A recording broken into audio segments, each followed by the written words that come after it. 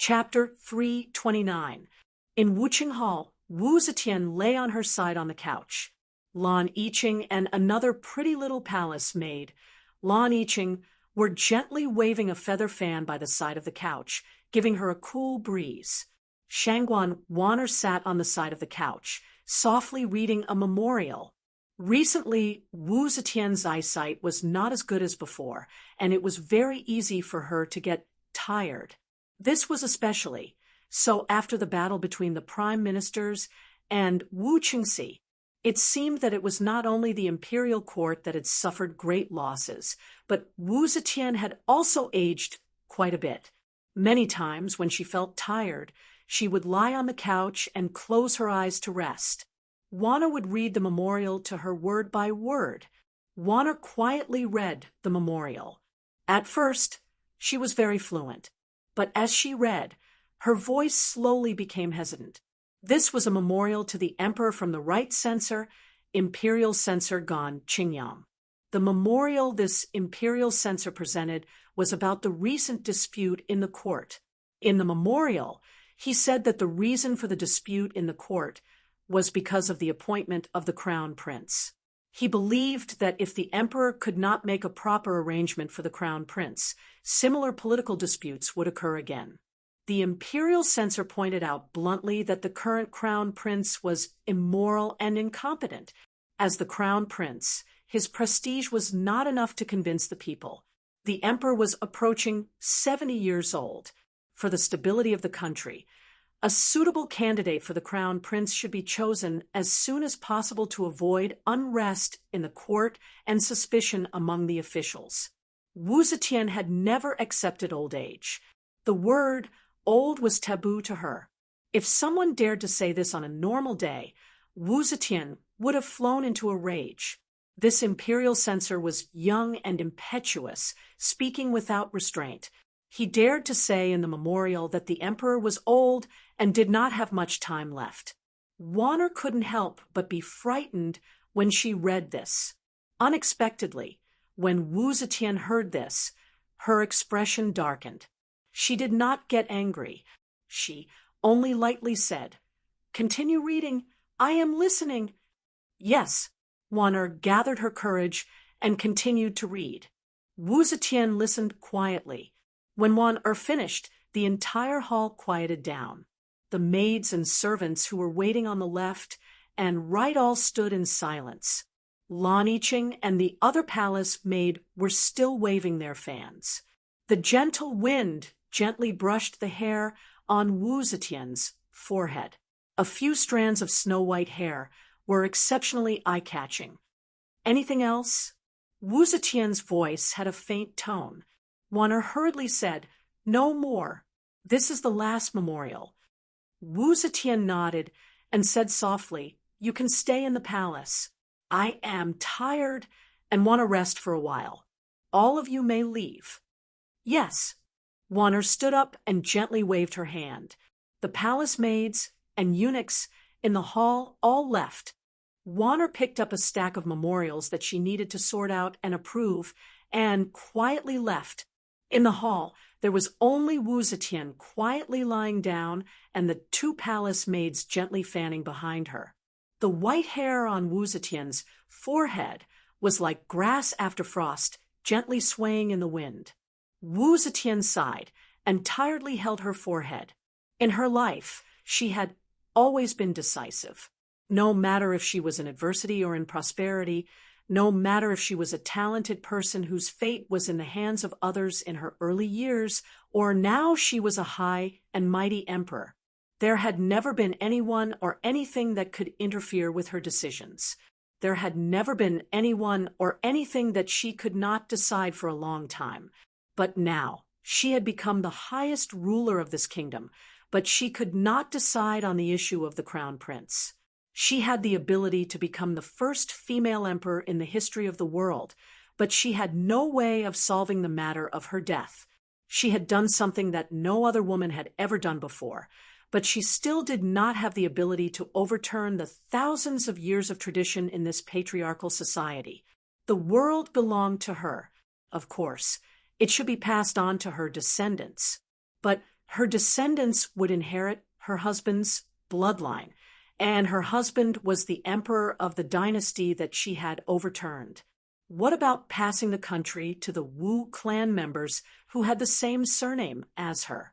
Among those with the surname Wu, the one closest to her was her nephew.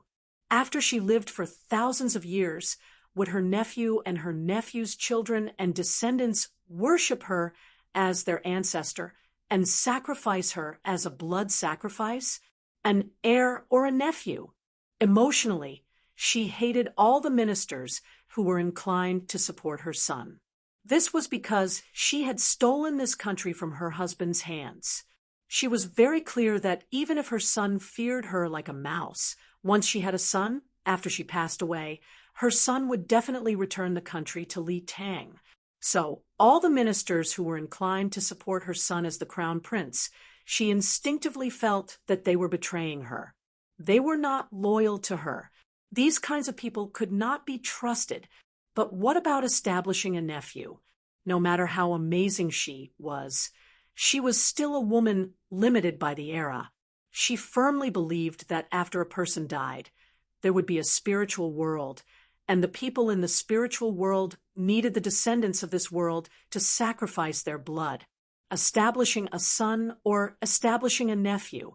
Wu Zetian was very clear that the continuation of the country and the stability of the country. So, whether it was those who were responsible for the world or those who were doing it for the glory and splendor of their family, they were most concerned about her heir. She had not died yet, but everyone was gradually moving their gazes away from her and focusing on her heir. Because of this, the battles between them would only become more and more desperate. But she could do nothing about it, because even she herself was beginning to feel that she was really old. She had defeated all her enemies, but time was the only enemy that she could not defeat. Establishing a son or establishing a nephew. Wu Zetian pressed her forehead. She had an incomparable headache. Waiting. General Yang Fan of the Left Feather Forest Guard has been waiting for you for a long time. Shang Guan had just returned to her residence in the Hall of History when a female official welcomed her and reported. This female official was called Fu Qingqing, and she was also one Er's confidant. Recently, Wu Zetian's energy was not as good as before, and the burden on Wan Er's shoulders was even heavier. Every day, there were large amounts of government affairs that needed to be dealt with, so Wan Er transferred a few confidant female officials to her side to help her deal with government affairs. The Hall of History had opened up a few rooms for these female officials and her to deal with government affairs. Her original residence was divided by a screen into a study and a bedroom, a place for her to rest and meet with guests. Oh, Shangguan Wan Er's heart was filled with joy, but she pretended to be calm on the surface. I called him over. There are some matters regarding the defense of the palace that need to be told to him. These memorials have already been approved by everyone. Take them, organize them, and then send them to the Hall of Governmental Affairs. Yes, Fu Qingqing replied, and took a stack of memorials from Shangguan Wan Er's hands. Shangguan Wan Er took the remaining memorials and walked gracefully to her residence. The door opened, and Shangguan Wan Er flashed in. She glanced at the desk, but when she did not see Yang Fan's figure, she couldn't help but be startled. Immediately after, a large hand suddenly reached out from behind her, wrapped around her slender waist, and pulled her into his embrace. At the same time, the door was tightly shut. Young master. Shangguan Wan Er happily raised her eyes. She had just clearly seen Yang Fan's handsome face when he kissed her on the mouth. Wan Er moaned and closed her beautiful eyes. She gently wrapped her arms around his neck, her lilac tongue docilely meeting his. A pile of memorials describing the state affairs of the Marquis of Xiong scattered on the floor. There was no time to care about them. After a series of soul-stirring kisses, Yang Fan looked at her moist and red lips and gently smiled. We haven't seen each other in a few days. Did you miss me? I didn't miss you, Wanner stubbornly denied. You've really been busy these past few days. White Horse Temple, the Liang household, golden hairpin drunkenness calling friends, and being so lively. When have you ever thought of me? Do you want me to think of you? Yang Fan laughed. Oh, one knows my whereabouts very well. Fortunately, I only went to see some fox and dog friends. If I had an affair, I would have been caught in bed long ago. Ha ha! In this case, you still say you didn't miss me? Blushed and fiercely punched him in the chest. I just didn't miss you, she said coquettishly. Yang Fan had really been quite busy these past few days.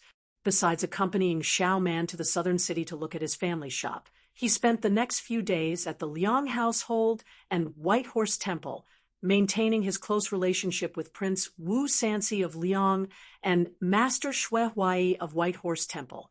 He also had many happy gatherings with Chu Kuanga, Ma Qiao, Yi Huli, Wei Yong, and other good friends from the army.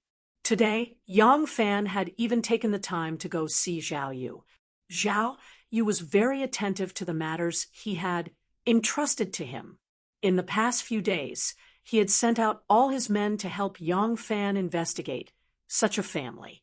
Although he had never found a noble lady in Luoyang whose husband's surname was Pei and whose family's surname was Gongsun. However, Zhao Yu had already heard that there was a first Madame Gongsun in Chang, and her husband's surname was Pei, and she was the current commandant of the prefectural army. Both husband and wife were skilled in swordsmanship. Her status and proficiency in swordsmanship fit the image Yang Fan had described very well. He had already sent people to Chang, and to confirm it, Yang Fan, who had only just entered the palace after receiving this news, was very happy at the moment. Yang Fan smiled and put his arm around Wan'er's shoulder. I've done so many things, he said softly. Isn't it because I want to one day be with my Wan? At the mention of this sore point, Wan'er couldn't help but knit her delicate brows. Langjun, Wan'er feels that His Majesty is becoming more and more temperamental. Given His Majesty's usual temperament, there was a memorial today. He would definitely be furious, but His Majesty just listened to it as if nothing had happened. Yang Fan said, Isn't it a good thing that His Majesty is no longer easily angry? Wan'er shook her head. People say that mountains and rivers are easy to change, but a person's nature is hard to change. Wan'er has served His Majesty for 10 years, and I know His Majesty's temperament. I always feel that things are not so simple. His Majesty was better when he was the Empress Dowager, but ever since he became the Emperor, his actions have become more and more unpredictable. I am very worried. Do you think we can really be together? Yang Fan said disapprovingly, 70 years of life is rare. How much longer does His Majesty have to live? I have never placed my hopes on him. Wan'er smiled bitterly. His Majesty is not dead yet, but everyone seems to be planning for after His Majesty dies. No wonder His Majesty. Langjun, do you think that after the new emperor ascends the throne, we will definitely be together? Yang Fan said, That is why I am working hard to fight for more connections and more power. Even if my Wan'er is the moon in the sky, as long as I have enough power, I can pluck you down. Don't you think so? Chapter 3:30. The night was as black as ink, the crescent moon was like a hook, and the stars in the sky were like the eyes of a beauty, twinkling and bewitching. It was a summer night, and the heat of the day had dissipated. A gentle night breeze blew through the palace, bringing with it a refreshing feeling that greatly boosted the spirits of the guards patrolling the night. There was a faint moisture in the wind. It looked like there would be a good rain tonight or tomorrow morning. The magnificent palaces during the day were like giant beasts hibernating in the darkness at this moment. However, The magnificent halls and heavens still stood majestically even in the night, giving off an aura that made people want to prostrate themselves and worship them at a glance. The guards in the palace wore bright military uniforms and carried standard long swords. They quietly patrolled between the halls and pavilions. In the darkness of the night, only the sound of their light footsteps could be heard, sometimes coming and sometimes leaving. The crown prince's palace was up ahead. There was only one master in this palace, and that was the current empress. No one had ever taken this crown prince seriously, not even the guards. Even though the crown prince's palace was a place they had to patrol every day, in the eyes of the guards, this place did not have any special meaning. When they passed by this place, they felt even less respect than when they passed by the Martial Accomplishment Palace, where the emperor usually worked, even though there was no one there at night. The one leading the group was a captain called Yi Jingqiu. Yi Jingqiu glanced at the crown prince's palace. Like every night, he would casually walk past the palace gates and enter the shadows of the high palace walls. Then he would continue forward and complete the first cycle of his patrol. But when he looked over, he suddenly stopped in his tracks. He was surprised to find that in this silent night, there was a person standing in front of the crown prince's palace. The person was bending over the crack in the door and looking inside. Yi Jingqiu was a bit shocked. He pressed down on his blade and shouted, "Who is it?" As he shouted, he quickly rushed forward. The person standing in front of the palace gates seemed to jump in fright. He suddenly straightened his back and turned his head to look in this direction. Then, like a leopard cat, he quickly fled into the distance along the shadows of the palace walls. "Chase, bring him back for me." Seeing that person flee, Yi Jingqiu immediately became alert. He immediately gave an order, and a few subordinates quickly chased after him. Yi Jingqiu hurried over to the crown prince palace. He looked at the tall and sturdy palace doors and pushed them open. The doors were tightly shut and didn't move at all. The palace security during the Tang and Song dynasties was far less strict than during the Ming and Qing dynasties. During the Ming and Qing dynasties, the palace was locked at night. Even if the sky fell, as long as the sky was not bright, the palace would not open. Even if someone came to snitch that someone was rebelling, they could only pass the memorial in through the small door on the main gate.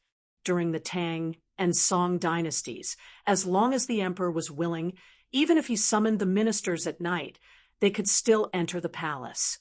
However, the current crown prince of the Great Zhou, Wu Dan, was different. His identity was too special. He knew very well that his position as crown prince was created by his mother to appease the people. There were too many people in the Wu clan who desired his position as crown prince, so he was usually very cautious. During the day, without the emperor's orders, he would not take a step out of the crown prince palace. At night, the palace doors would be tightly closed. There was no way for servants to come and go. This was what Yi Jingqiu felt suspicious about. There were 2 palace lanterns hanging on the 2 sides of the crown prince palace. Although the light was not very bright, it was still enough to see the ground. Yi Jingqiu rushed to the palace doors and pushed them. The palace doors did not budge. He looked up and down and suddenly found that there seemed to be something stuffed under the door. Yi Jingqiu's heart jumped. He quickly bent down and grabbed the thing. It was actually a letter. Yi Jingqiu looked at it under the light. There was nothing written on the surface of the letter. At this time, someone inside the palace yawned and lazily asked, "Who is it? Why are you knocking on the door in the middle of the night?" Yi Jingqiu calmly put the letter in his sleeve and said in a clear voice, "We were patrolling here and were resting for a bit. We accidentally bumped into the door knocker. Please forgive us, but please don't disturb the Crown Prince. We cannot afford to offend you." Crown Prince Wu Dan was usually very low-key. He didn't dare offend anyone in the palace. Since his master was like this, the servants serving him naturally couldn't raise their spirits. Hearing that the person outside was a guard patrolling the palace, the eunuch inside muttered a few words before turning to leave. At this time, the imperial bodyguards who had been chasing after him came back, panting. One of them said, "Captain, that person is more familiar with the palace's terrain than us." In just a few moments, he disappeared without a trace. We didn't catch him. Yi Jingqiu's eyes turned slightly, and he ordered his assistant, "Continue patrolling. Don't make a sound. I will immediately report to the inner palace. Everyone is already asleep. What urgent matter do you have that you would barge into the inner palace at night? Are you tired of living?" Wei Tuan was served by her lover, Eunuch Jing, and had just rested. She hadn't slept for long when she was woken up by a little palace maid. Wei Tuan was displeased. She casually put on some clothes and angrily came out. When she had slept at night, she had already taken off her bra. At this time, her clothes were a bit thin. She angrily walked out, her chest heaving up and down. It was a spectacular sight. Yi Jingqiu's eyes almost fell into a deep ravine. He was so scared that he quickly lowered his eyes and said humbly, "Miss Tuan, if it was a small matter, this he wouldn't dare disturb you.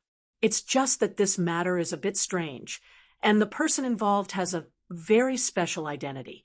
This he is on duty and has a great responsibility. I don't dare to delay." Wei Tuan glared at him in annoyance and stuck out her chest even more. She impatiently said, "Just what is it?" Yi Jingqiu quickly took out the letter from his sleeve and said, "This he is on night patrol. When I arrived at the Crown Prince Palace, I saw someone sneakily peeking into the palace. This he shouted, and that person fled. That person seemed to be very familiar with the layout of the palace and disappeared in a few steps. There are many noble people living in the palace, so this he couldn't search around and lost track of him." However, Yi Jingqiu held up the letter with both hands and handed it forward. He said, "This he found something like this in the crack of the door. I didn't dare to deal with it on my own. After thinking about it, I decided to report it to everyone." And when Wei Tuan heard that there was something strange in front of the Crown Prince's palace, the impatience on her face had disappeared. Hearing him say that, she immediately received the letter impatiently. She moved closer to the wall and took out the letter. Borrowing the bright candlelight, she read it carefully. Immediately her countenance changed as she said, "This letter, have you read it?" Yi Jingqiu said, "This he has never seen it." Wei Tuan said, "Good, good. Wait here, I'll go see everyone right away." Wei Tuan held the letter and hurriedly left. As she walked, her chest surged again, shaking Captain Yi until he was dizzy. In Wu Zetian's bedroom, there was only a candlestick in front of the dressing table. All of the grand and magnificent scenery in the bedroom was buried in the darkness. Wei Tuan stood in front of the bed, holding her breath as she looked at Wu Zetian, who was sitting on the bed. Under the light, Wu Zetian appeared even older than when she was neatly dressed during the day. At this moment, she looked like an old woman in her twilight years. But no old woman in her twilight years could have the kind of presence she had. The candlelight made her face half bright and half dark. It pulled out a long shadow of her body that shone on the tall and wide palace walls, turning her into a giant. Her face was old, and her hair was white without the wig, but in the flickering of the candlelight there was an awe-inspiring and murderous air between her brows. Wei Tuan was the person who took care of her, and was the person closest to her. She knew better than anyone that this high and mighty empress was just like any other ordinary person. She was tired and weak, and had desires and emotions. However, at this moment, when she saw the murderous look in her eyes, She actually felt uneasy and fearful. Yet Wu Zetian's hand was not as determined and murderous as her eyes. Her hand was trembling slightly. Wei Tuaner knew very well that although the Empress was old, her hands and feet were still very steady. The trembling hand holding the letter was not because she was old, but because of anger or fear. Immediately moved to 5 Phoenix Tower. Wu Zetian seemed to suddenly wake up. She suddenly raised her head and ordered Wei Tuaner. Yes, Wei Tuaner quickly moved outside the screen and ordered the servants to prepare a carriage.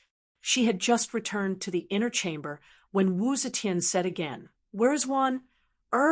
Quickly send someone to the Library of History and summon Wan to 5 Phoenix Tower to accompany the Emperor. In times of danger, everyone will think of Wan first." Wei Tuaner was jealous, but there was nothing she could do. She quickly went out to pass the decree, but Wu Zetian said again, "Wait, pass the decree. All guards in Jia City are to 5 Phoenix Tower to protect the Emperor. Also, immediately send someone out of the palace to summon Wu Yuyi and Wu Yuji to 5 Phoenix Tower to see the Emperor." Yes, Wu Zetian's nervous tone made Wei Tuaner nervous, and she quickly went out to pass the decree. In a short while, the eunuchs and palace maids swarmed in. Wu Zetian did not leisurely dress herself. She was wearing the cotton clothes she wore when she went to bed, hugged a thin blanket, and was helped onto the carriage. They left the palace in a hurry and rushed to 5 Phoenix Tower. 5 Phoenix Tower was built on top of the Gate of Heaven by Emperor Yang of Sui, and was called the Gate of Heaven. Before Wu Zetian built the Hall of Light and Heaven, the Gate of Heaven was the most magnificent building in Luo Yang's palace. This building was in the shape of a concave shape, consisting of a gate tower, a flower tower, and a watchtower. The lower part of the foundation was 400 feet from east to west and 200 feet from north to south. The city gate was more than 8 feet deep, and the city wall built on this foundation was 120 feet high. On top of the city wall, there were 9 main buildings with double eaves called 5 Phoenix Tower. In the entire palace, this place was the tallest and most sturdy, easy to defend, and hard to attack. As long as there were 100 people guarding the city wall, blocking the way up and down, even if there were thousands of soldiers, it would not be easy to break through before all the warriors on the city wall were killed. Therefore, this was the first place that Wu Zetian thought of as a safe place. The carriage was carried by 8 fat and strong eunuchs, speeding towards 5 Phoenix Tower. Wu Zetian hugged a thin blanket as she sat on the carriage. As the carriage moved, her body rose and fell, her heart was in a mess, and her lips were completely pale. Chapter 3:31. Early in the morning, the officials arrived at the Meridian Gate, waiting to enter the palace for the court meeting. The officials were chatting and laughing in groups in front of the palace gate. No one noticed that the security at the top of the city wall was tighter than usual. In Wufeng Tavern, Wu Zetian was dressed neatly and regained the majesty of an emperor. She looked down from above at the civil and military officials gathered in front of the Meridian Gate. Even though her vision was blurry and she could only see vermilion and could not see the faces of those people clearly, she still looked at them very seriously. "Warner, did you see clearly that Di Renjie is here?" "Yes, everyone. Di Renjie is here. He is standing with Pei Xingbin and Ren Jigu, chatting and laughing." Pei Xingbin and Ren Jigu were the prime ministers who were added after Wei Fangji, Su Liangxi, and Sun Zhangqian died in prison or died of illness. Although Warner was a close official of the emperor, she had always been very respectful to the prime ministers. Other than in public, she would call the prime ministers by their names according to some special etiquette requirements. She had always addressed them respectfully as certain prime ministers. Today, she was standing at the top of the Five Phoenixes restaurant and whispering to Wu Zetian, but she called them by their names. Yes, Pei Xingbin and Ren Jigu are here too. Wu Zetian sighed in relief and muttered to herself, "It seems that the news has not been leaked." Warner comforted her. That person failed to deliver the letter. Even though he managed to hide his tracks, the palace is heavily guarded. It will be difficult for him to escape. These people must not know that the matter has been exposed. Yes, Warner is right. A relaxed smile appeared on Wu Zetian's face. Suddenly, she thought of something and asked nervously, "Pei Xuanli, Lu Xian, and Wei Yuanzhong are here too?" Tuana hurriedly said, "Everyone, they arrived earlier than Di Renjie and Run Jigu." Wu Zetian scolded, "You are always in the palace. How can you recognize these officials?" Tuana shut her mouth in embarrassment. Warner confirmed carefully and said to Wu Zetian, "Everyone, they are here." "Good. All right." Wu Zetian closed her eyes and said, "I'm a little tired. Help me sit down." Warner and Tuaner helped Wu Zetian back to her seat and sat down. Wu Zetian panted for a while and steadied her breath. Then she asked, "How are the preparations for Wu Yuyi and Wu Yuji?" One said, "General Wu Yuyi is leading the Yulin Guard to lie in ambush on the north side of the palace. They are only waiting for His Majesty's command." Wu Zetian asked, "Where is Wu Yuji?" Just as she said this, a military officer dressed in the commander's uniform of the internal guards rushed up to the heavenly gate. Standing at the entrance of Five Phoenixes brothel, Little Hai carefully inquired about him before leading him in. "General Shenglong has been dispatched by General Wu Yuji to report to His Majesty that the right guards have been assembled and are ready to move at any time." Everyone. Warner looked at Wu Zetian and waited for her order. Outside the heavenly gate, more and more officials came to attend the court meeting. Usually at this time, the palace gates would be open and the officials would be told to wait in the courtroom. But today, the palace gates were still tightly shut. Many of the officials were surprised and gathered together to discuss. Some even raised their heads to look up at the city tower. At this time, a ray of sunlight broke through the clouds and shone on the golden walls of Five Phoenixes brothel. The officials suddenly realized that the bell and drum that they usually heard every day did not ring. Although they did not have accurate time-keeping devices, seeing that the sunlight was shining on Five Phoenixes brothel, the bell and drum should have sounded by now. The officials who gathered together to chat realized something was wrong and rushed to the front of the palace gates. Some impatient officials had already started to knock on the palace gates and shouted into the palace. Commander of the left guards, Shenglong, was still kneeling on one knee, holding his sword with his head lowered. Wu Zetian subconsciously rubbed the armrest of the dragon chair. Warner asked again, "Everyone?" Wu Zetian's body trembled slightly, and she said in a low voice, "Let's begin." Warner breathed a sigh of relief and waved her hand at the palace gates. Little Hai immediately waved his horsetail whisk, and two little servants rushed to the bell and drum tower.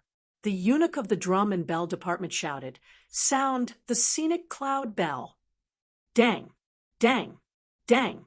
The 8 little eunuchs worked together to lift up the big log that was ringing the bell and rammed it against the huge bronze bell that was hanging in the bell tower. "Sound the heavenly drum. Dang, dang, dang, dang, dang, dang, dang." 8 fat and strong eunuchs also hit a row of drums in the drum tower at the same time. The 8 of them moved as one. Every hit brought a kind of rhythmic beauty. The servants in charge of beating the drums and bells in Luoyang City had been waiting for a long time. The moment the bells and drums on top of the heaven gate and beside the Five Phoenixes pavilion rang, the bells and drums in the city echoed in unison. For a moment, the sound of bells and drums echoed throughout the city. Dang, dang, dang, dong, dong, dong, dong, dong. The officials in front of the Meridian Gate had their doubts dispelled. They straightened their clothes and lined up neatly, ready to enter the palace when the Meridian Gate opened. Dang, dang, dang, dang, dang, dang, dang, dang, dang. On the north side of the palace, the Yulin royal guards who were lying in ambush in UNB City, Yaoi City, and the warehouse came out in full force. Dang, dang, dang, dang, dang, dang, dang, dang, dang. The right sentinels lying in ambush in Shangyang Palace were armed with spears and halberds, their blades reflecting the sun. The right sentinel, General Wu Yuji, was fully armed as he mounted his horse, drew his sword, and swung it forward. Countless soldiers and horses surged out of Shangyang Palace like a tidal wave. Sitting on the throne, Wu Zetian's face twitched as she listened to the continuous beating of the drums and bells. She clenched the secret letter until it was crumpled into a ball. Suddenly, she threw it on the ground. This secret letter was presented to the crown prince. It was to force the emperor to abdicate and help Crown Prince Wu Dan recover Li Tang's empire. There were many people in the letter. There were 3 prime ministers, Di Renjie, Pei Xingbin, and Ren Jigu. There were also Minister of Rights Pei Xuanli, left Minister Lu Xian, and Vice Minister Wei Yuanzhong. Whether she believed it or not, she had to take precautions immediately, and she believed it. Wei Fangji was dead. Su Liangxi was dead. Chen Zhangqian was dead. How could these prime ministers not feel sad? To protect themselves, to avoid following in the footsteps of Wei Fangji, Su Liangxi, and Chen Zhangqian, it was not impossible for them to take the risk. Moreover, Di Renjie, Wei Yuanzhong, and Ren Jigu had always been loyal to Li Tang. Wu Zetian was an empress, the likes of which had never been seen before. She was wise and domineering, but behind her strength was a strong lack of confidence. The reason was still the same. She was a woman. A woman had never been the ruler of the court. Would the court really accept her? Would these men really be willing to grovel at her feet? Di Renjie was not one of the officials she had persuaded to enter the palace. He was also not one of the officials who sent congratulations to her after she ascended the throne. Was he really loyal to her? Ren Jigu was Chen Zhangqian's assistant when she was the Minister of War. The two of them had always been on good terms. Did he not have any thoughts about Chen Zhangqian's tragic death in prison? And Wei Yuanzhong? He had been involved in the Xiao Qiangjin case. Zhou Xing had once said that Wei Yuanzhong was an accomplice of the rebels. Although Zhou Xing had done some treasonous things for his own benefit, he was still very capable. Could it be that what he had said back then was true? Wu Zetian had been a talented person. Step by step, she had ascended to the position of empress. She had been obstructed by the officials of the court in every way. In the process of her ascension to the throne, she had encountered the fierce counterattack of Li Tang's royal family and the civil and military officials. Those princes of the royal family, those officials who prided themselves on being loyal to Li Tang, and those like Su Jingye made her feel like a bird startled by the mere twang of a bough. Behind the fact that she was far more powerful and domineering than those male emperors, hidden was a fear and lack of confidence that was far stronger and more sensitive than those male emperors. When Xiao Qiangjin defected, Gong Sai and Zhang Siming, whom she had personally promoted and regarded as her trusted aides, had actually secretly helped her. In addition, she had encountered an assassination attempt in the palace. It was very clear that there were imperial army generals secretly cooperating with her. All of these made her more and more sensitive. She, who had always been known for her shrewdness and wisdom, was often used by those groundless rumors of rebellion. This was a strong reflection of her mentality. Especially in the past 2 years, her health had been deteriorating, and her old age could no longer be concealed. This kind of fear was even more obvious. She was very clear that there were many officials who were like vultures waiting for their prey to die, waiting to peck at her corpse. She knew that those surviving members of Li Tang's royal family, including her 2 biological sons, were also waiting for her to return to heaven. Those sons of the Wu family who relied on her for glory and wealth were also impatiently calculating the time of her death. They were scheming to seize even more power and even her throne. She was afraid of the arrival of death. She was afraid of losing power. She was afraid of the betrayal of her officials. She was afraid that everything she had obtained would be abandoned in an instant. She wanted to firmly hold on to everything. Only by slaughtering, only by shedding blood and dying, could she let everyone remember that she was still the ruler of this empire. She felt fear, and she wanted others to feel more fear than she did. Because she was Wu Zhao, she was the unprecedented empress of this generation. In front of the Meridian Gate, the civil and military officials watched as the 3 prime ministers and many officials were arrested one by one. The scenic cloud bell and the Wen Tian drum rang 800 times. This was a long process. The civil and military officials watched dumbfoundedly as Prime Minister Di, Prime Minister Pei, Prime Minister Ren, and Deputy Minister Wei were taken away one by one. They watched the dust fly in the distance as thousands of soldiers and horses suddenly emerged from Shangyang Palace and charged into the distance. Lai Junqian was also tongue-tied. This was the first time he had seen such a dramatic scene. He had just killed 3 prime ministers, and in just a few days, he has arrested another 3 prime ministers. How generous! His Majesty is still the best. Lai Junqian thought in admiration. At this moment, the Meridian Gate opened slightly. Eunuch Xiao Hai walked out and looked at the crowd. He raised his voice and said, "His Majesty has a decree. Imperial Censor Lai Junqian is summoned to 5 Phoenix Pavilion." This official obeys the decree. Lai Junqian's spirit was lifted. He immediately knew that business had come knocking on his door.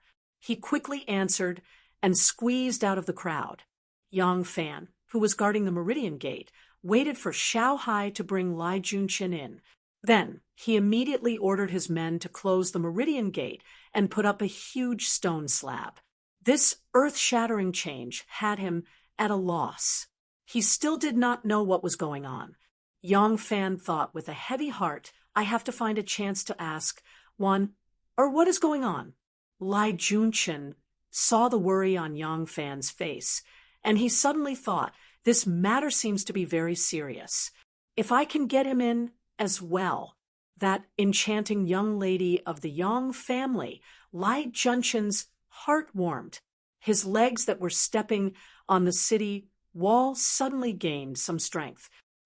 Chapter 332. Lai Junqian hurried to 5 Phoenix's brothel and saw Wu Zetian. Lai Junqian saw that Wu Zetian was calm and unruffled, as if she was completely unaware of the sudden arrest of the 3 prime ministers outside the Meridian Gate. That kind of calmness made Lai Junqian feel a sense of submission and awe from the bottom of his heart. That's right, this high and mighty old lady was a female emperor. There had never been a female emperor in the history of Yanhuang. However, in Lai Junqian's eyes, he had never seen her as a woman. He found it strange that some seemingly wise and intelligent officials did not approve of the emperor just because she was a woman. Lai Junqian had never been troubled in this aspect. He did not think that there was anything wrong with a woman being the emperor. Could it be that the sky would collapse? He only knew that this woman was the most powerful person in the world. He, Lai Junqian, was originally a prisoner. Today, he could turn countless nobles and ministers into his prisoners. This power came from this incredible woman. Therefore, he deeply respected this woman. Lai Junqian entered 5 Phoenixes' brothel.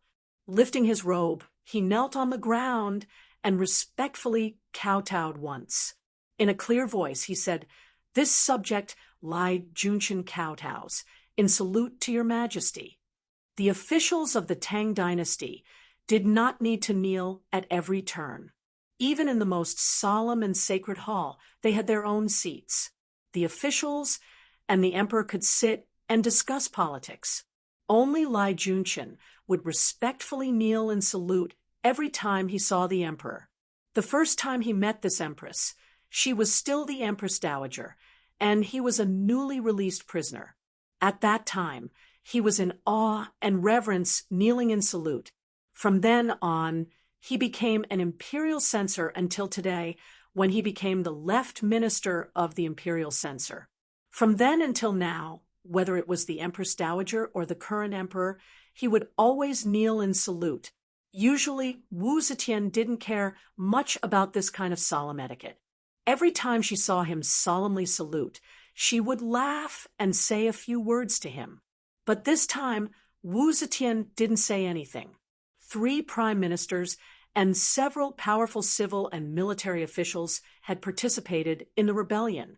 If she had not luckily intercepted the secret letter that these people had sent to the Crown Prince's palace, it was very likely that a few days later, in the middle of the night, the ministers who had suddenly rebelled would have seized her country and imprisoned her in the cold palace. This still made her somewhat afraid. At this moment, looking at Lai Junqian, who was so respectful that it was as if he had seen a god, Wu Zetian felt somewhat comforted in her heart. There were still loyal subjects, after all. Thus, Wu Zetian's tone softened, which was rare for her. "Minister Lai, there are court officials plotting a rebellion. Last night, they sent a letter to the Crown Prince's palace, agreeing that in 3 days they would rebel and force Shun to abdicate the throne and support the Crown Prince to restore Li Tang's glory. We have already captured some people. We will hand them over to you. This subject obeys your majesty." Lai Junqian, who was kneeling on the ground, immediately kowtowed heavily. His face was full of sincerity, but his heart was wild with joy. He liked to torture people, and he especially liked to torture those important officials who were originally in high positions and had hundreds of promises. He liked to see these powerful and influential people cry bitterly under his torture rack, screaming miserably and begging for forgiveness without any dignity. When he thought of this, he felt his blood boil. Wu Zetian said, "We want you to investigate clearly. Most importantly, if the rebellion is true, how many people are their accomplices?" Wu Zetian leaned forward slightly and said in a serious tone, "This matter is of utmost importance. We do not want to live in fear every day. We do not want to have a rebel army break into our palace and force Shun to abdicate while we are asleep." Lai Junqian kowtowed again and solemnly said, "This subject obeys your majesty. This subject will definitely uncover all the accomplices of the rebel party so that your majesty can sleep in peace, and our great Zhou dynasty will be as stable as Mount Tai." Wu Zetian said in a deep voice, "Better in vain than in leniency." "Yes, your majesty." Wu Zetian waved her hand, and Lai Junqian kowtowed again. He stood up and retreated step by step with his back bowed. He only turned and left when he was out of the hall. Wu Zetian looked at Lai Junqian's departing figure and was lost in thought for a while. She said with shame, "There are always people who want to betray Zhen, Di Renjia, Ren Jigu, and these people were only lowly officials back then. They were cultivated by Zhen. It was Zhen who raised them from lowly status to noble status. They were dressed in scarlet and held high positions. Who would have thought that they would want to seize Shun's country just after they have grown their wings?" Shanghai Warner cautiously said, "Everyone, the truth has not been ascertained yet.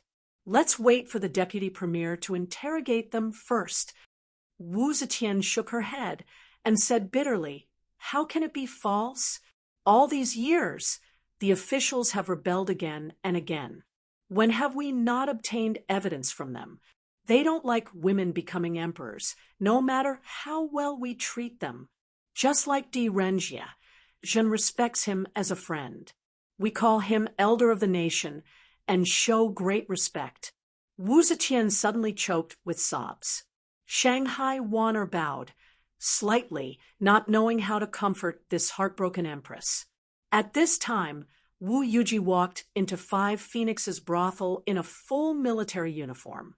Although this Princess Taiping's son-in-law had been indulging in wine and women, his foundation was not bad. In front of Wu Zetian, he did not dare to show any signs of laziness or laziness. Thus, he looked very valiant.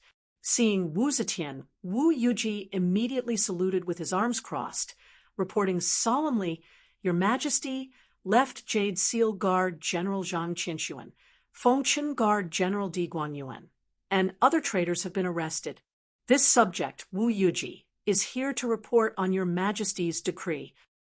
Wu Zetian happily said, "Bring them to the censorate hall immediately and hand them over to Left Deputy Premier Lai Junshan." Wu Yuji replied, "Yes, your Majesty." Hearing that the traitor's accomplices have been arrested, Wu Zetian's expression relaxed a lot. She extended her hand to Shanghai Wanner, saying, "Wanner accompanies Jean back to Martial Achievement Hall." "Yes, your Majesty." Shanghai Wanner quickly stepped forward and supported Wu Zetian's arm. She felt that the Empress's arm was especially weak today. Walking down from Five Phoenixes brothel, Shanghai Wanner saw Yang Fan, dressed neatly with a sword strapped to his ribs. Yang Fan also saw her. Their eyes met, and Shangguan Wanner shook her head imperceptibly in the face of Yang Fan's questioning look. She glanced at the Empress, and then gave Yang Fan a look. Yang Fan understood tacitly, and knew that this was not the time to ask, so he nodded and quietly retreated to the side. When Lai Junshan returned to the censorate hall, he heard that the officials arrested at the Meridian Gate had arrived. He excitedly ordered the court to begin. He could not wait any longer. After Di Rengia, Pei Xingbin, Ren Jigu, and the others were arrested, they already knew their crimes. They were still trying to guess who framed them. Was it the cornered Wu Qingxi or Wu Sanxi, the last hope to become the crown prince? When they were brought to the censorate hall, they immediately knew that the situation was not good. The censorate hall was a prison that belonged to the censorate hall. Those who entered this door would not survive. Thus, the officials called it the Gate of the End, meaning that once one entered this door, it would be the end. Now that they were brought here, it seemed that they did not even have a chance to defend themselves in front of the emperor. Soon, they were brought to the main hall. Lai Junshan looked at them eagerly.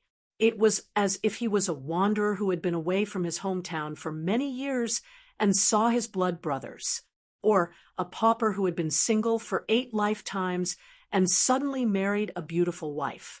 Seeing his eager and greedy eyes, the officials felt a chill in their hearts. They had fallen into the hands of this madman and lost their power. Lai Junshan sat behind the trial platform and saw the officials being brought to the main hall. He smiled proudly and ordered, "Guards, verify their identities." Magistrate Wang Desho brought along 2 officials with him and asked for the names of each person. He then turned around and reporting to the middle minister, "6 people have been brought here and verified." Assistant Minister Ji, Assistant Minister of Land Affairs, Di Rengia, Assistant Minister of Land Affairs, Ren Jigu, Pei Xingbin, Minister of Agriculture, Pei Xuanli, Left Minister Lu Xian, and Middle Minister Wei Yuanzhong.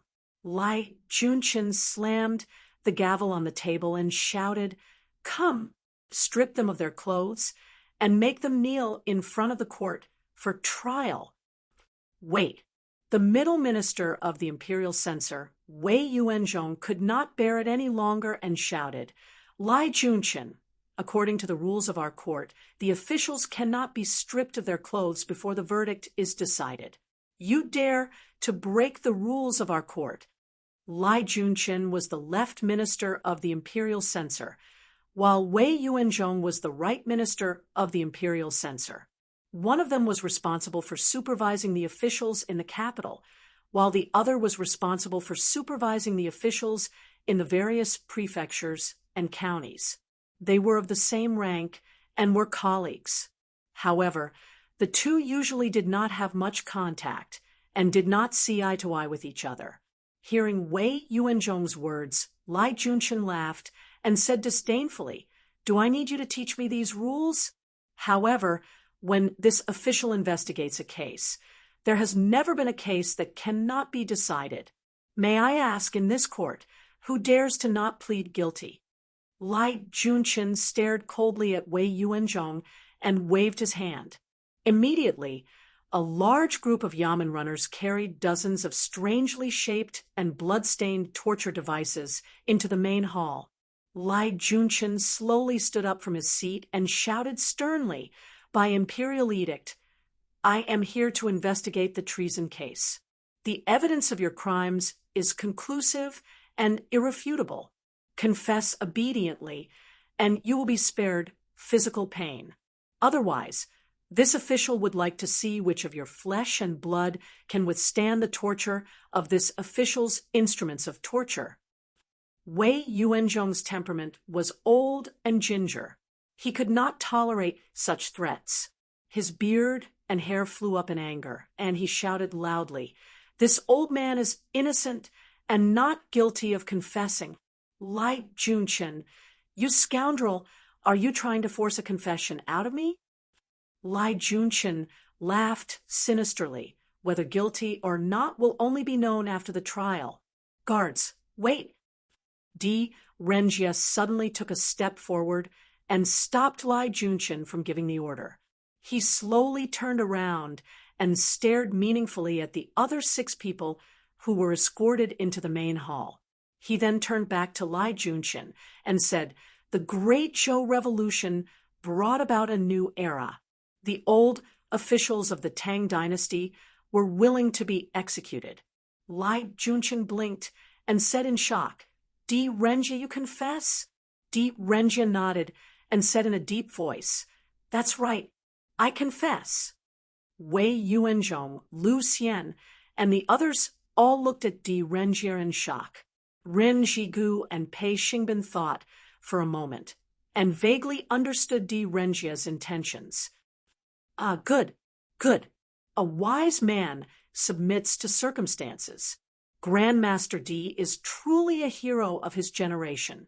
Lai Junqian laughed awkwardly and turned to Ren Jigu.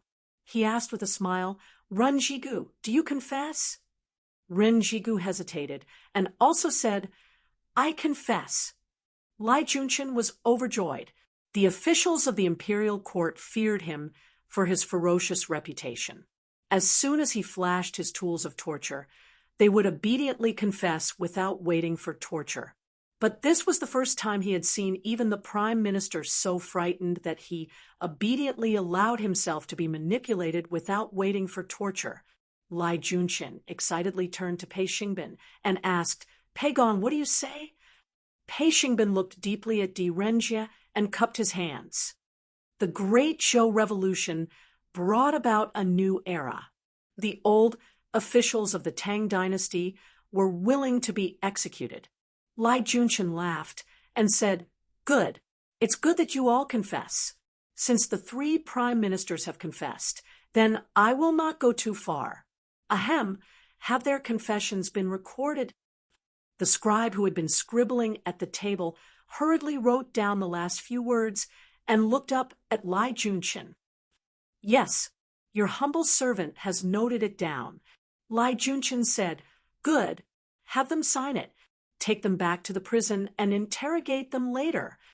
The officials signed and were taken to the prison. Imperial censor Ho Siji was Lai Junqian's confidant. Seeing the officials being taken away, he asked in confusion, "Deputy Prime Minister, it's rare for them to confess so readily. Why don't we strike while the iron is hot and interrogate their accomplices instead of ending it so hastily?" Lai Junchen smiled darkly and said, "Idiot! Do you think that old fox Di Renjia is so easy to deal with? He is willing to confess because he knows that my methods of torture are powerful and doesn't want to suffer for no reason. Moreover, he probably hopes that I will see him confess and relax my supervision so that he can find an opportunity to save himself. I will not give him this opportunity. It is enough with this handwritten first trial record." Hosiji said, "There is more to Di Renjia's confession than meets the eye." He said something like, "The Great Zhou Revolution, the reform of the world, the old Tang officials are willing to be executed." This is clearly saying that the Great Zhou Revolution was established and the Tang officials were wiped out, implying that Di Renjia was wronged for no reason. Then he said something like rebellion was true. With His Majesty's shrewdness, won't he be suspicious? Lai Junchen laughed and patted his shoulder. "Not bad, old Ho. You are very shrewd.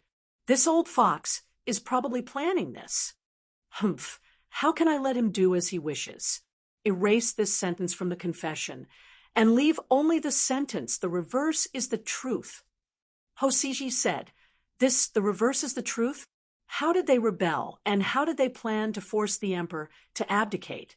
When and where the plan was made? Who participated in it? If we don't explain these things clearly and get a detailed confession, I'm afraid we won't be able to explain it to His Majesty. Lai Junchen said, "Di Renjia, Run Shigu, and Pei Xingbin are all prime ministers. Their positions of power are too high, so we can't easily use heavy punishment. If we don't use heavy punishment based on their experience in the bureaucracy for most of their lives, I'm afraid we won't be able to make them submit easily. If we push them too hard and they retract their statements, I won't even be able to say that I'm telling the truth. Let's first put these difficult bones aside and start with Wei Shigu, Pei Xuanli, and Lu Xian." Hosiji said happily, "You are wise. I understand." Lai Junchen said with a smile, "You will be in charge of interrogating that old fellow Wei Yuanzhong." Hosiji said, "Yes." Lai Junchen then said to Magistrate Wang Desho, "Keep a close eye on those three old fellows, especially Di Renjia. Back then, he was the chief official of the Supreme Court. Now his old subordinates have spread out and are spread all over the various prisons. There might be some of his old subordinates in the imperial censorate. Keep a close eye on them, and don't let him use them to spread the news and collude with outsiders to retract their confessions." Wang Desho hurriedly said, "Yes." Lai Junchen instructed and waved his hand to dismiss them, leaving only his trusted guard Suizhong behind. He said, "Suizhong, go and interrogate Lu Xian. If he doesn't confess, use torture on him. Make sure to pry open his mouth and confess their accomplices. At the same time, ask him to help me bring 2 people in." Wei Suizhong hurriedly pricked up his ears. Lai Junchen said, "These 2 people, one is Secretary Junior Supervisor Li Sun. My residence is a little small, and on the right is River Yi, so there's no way to expand it. His residence is right next to mine and doesn't look bad." Wei Suizhong smiled knowingly and asked, "What about the other one?" Lai Junchen lightly licked his lips and slowly said, "Do you remember that Yang Fan I asked you to investigate?" A cold light flashed in Wei Suizhong's eyes. He bowed and said, "I understand. Within 3 days, these 2 people must be brought to the censorate courtyard and handed over to the vice minister to be dealt with." Chapter 333. Magistrate Wang Desho escorted a group of criminals into the prison. Magistrate Wen Ao heard the news and quickly came forward.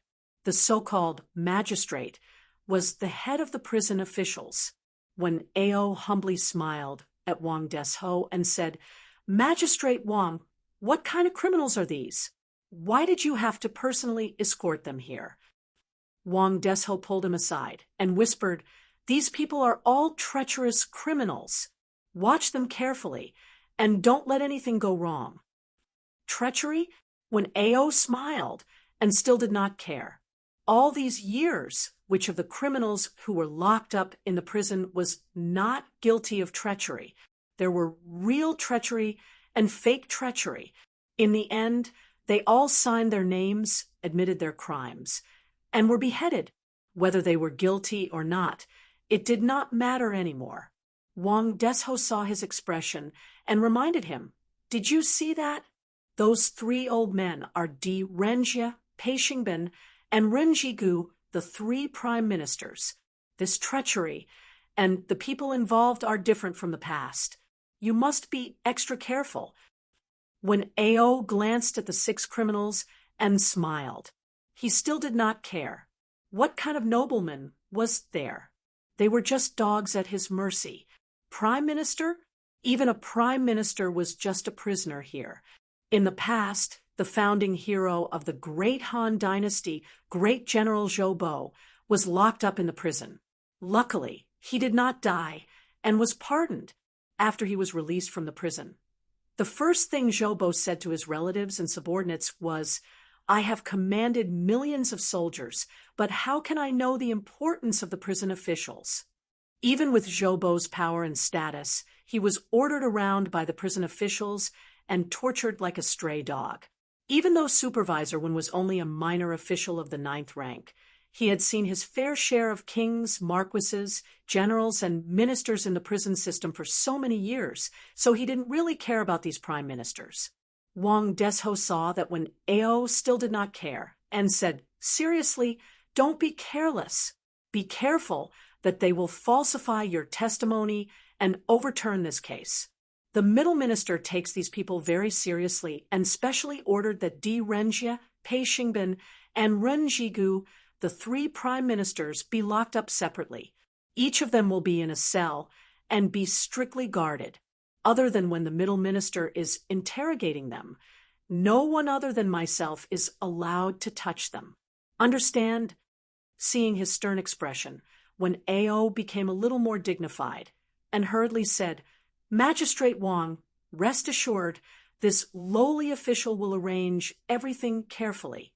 There are still a lot of empty cells in the prison. Do you want to place all of them separately to prevent them from colluding?" Wang Desho said coldly, "There's no need for that. Just arrange for the 3 prime ministers. I'm afraid this prison cell won't be enough very soon." When Ao was overjoyed when he heard this, it seemed that many ministers were going to be unlucky. The more people that were locked up, the more benefits he would be able to obtain. When Ao glanced at the ministers again, it was as if he had seen a money tree. It was shining with golden light and was covered with pure gold coins. When Ao smiled again, very happily, on the other side, while they were talking, Wei Yuanzhong, the right deputy imperial censor, angrily said to Di Renjie, "Master Di, Wei Yuanzhong is loyal to the imperial court and has never had the intention to rebel. Based on Duke Di, Duke Run, and Duke Pei's character, Wei Yuanzhong doesn't believe that you would rebel. Why did you confess to your crimes just now?"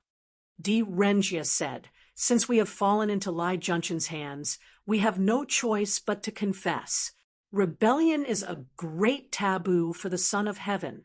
Even if Lai Junchen hardens his heart and tortures us to the point of taking our lives, even if the Son of Heaven doesn't like it, he won't punish him. Since that's the case, why should we force him into a corner?" Wei Yuanzhong said, "Don't listen to his nonsense. What does he mean by confessing to his crimes and being spared from death? All along, there hasn't been a single rebel who was pardoned from death. If we confess to our crimes, we can't avoid death." Renjigu sighed and said, "Deputy Imperial Censor Wei, we are old. Even if Lai Junqian doesn't want to torture us to death, I'm afraid that our bodies can't withstand normal punishments. Master D is right. Even if we don't confess to our crimes, we will still die. The only way is to confess to our crimes and preserve our lives temporarily. Then, we might have a chance to live. Pei Xingbin said dispiritedly, I also understand what Master D means. If we want to escape, we will have to go to heaven and complain to His Majesty about our grievances. However, now that we are in prison, how can we have a chance to go to heaven and complain to His Majesty? Di Renjie glanced at Wang Desho. Wang Desho gave Wen Ao some instructions and turned around. Di Renjie immediately lowered his voice and said hurriedly, There's only a slim chance of survival. We can only act according to circumstances. Acting administrator, Wen received Magistrate Wang's orders and made a register for them. He recorded their names, positions, time in prison, and other information. Then, he assigned them to their respective cells. The 3 prime ministers each had their own cell, far away from each other. Wei, Yuanzhong, Lu Xian, and the others were locked in the same cell. In order to prevent prisoners from escaping, committing murder, or committing suicide, the prisoners had to be punished with torture tools. There were 4 main types of prison tools in the Tang dynasty: the kang, the wrench, the pincer, and the kang. Each type had different lengths and weights to deal with prisoners of different statuses, ages, constitutions, and crimes. The kang was the type of wooden shackles used to bind the neck and hands. Wearing this type of torture tool, the prisoner could not lie down or rest. After sitting for a long time, the head, neck, and hands would suffer unbearable pain. The wrench was the type of prison tool used to bind the hands. The pincer was a type of iron hoop used to bind the neck.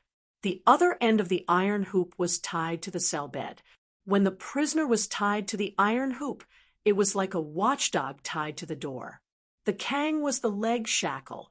It was mainly used to tie the ankle to restrict the prisoner's freedom. Only prisoners below the age of 10 or above the age of 80 could be released without torture tools.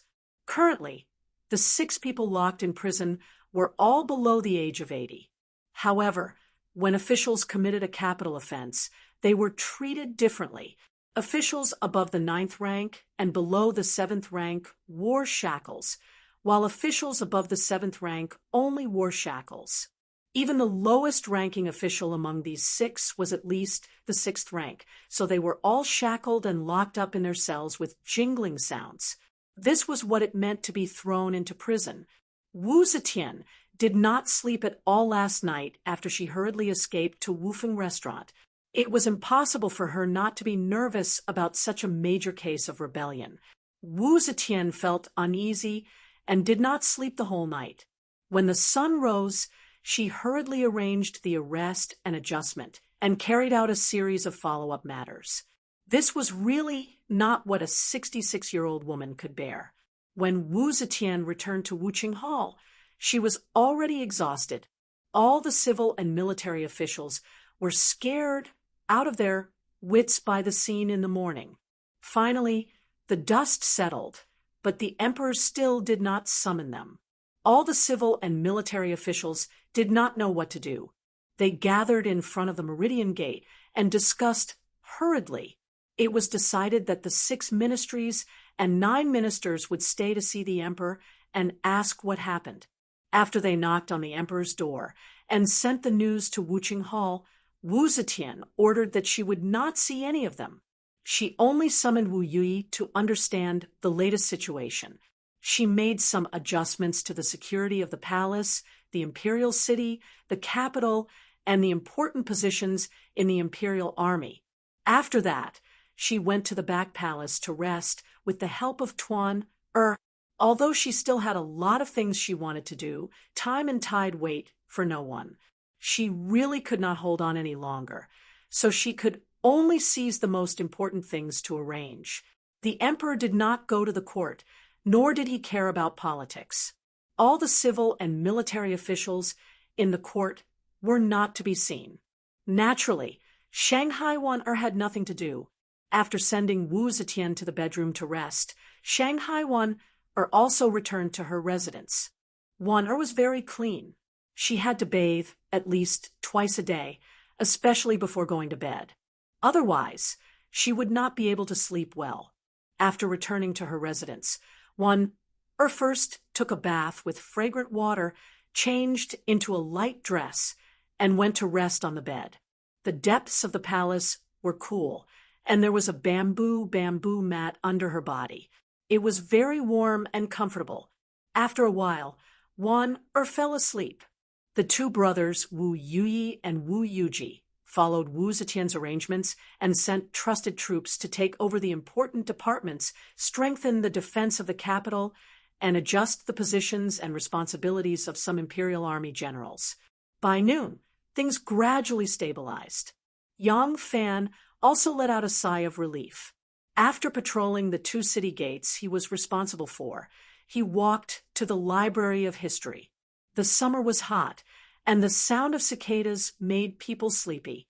Because of last night's torment, almost no one in the palace could sleep in peace. At this time, it was finally settled. Other than those who had duties, most people rested for the afternoon.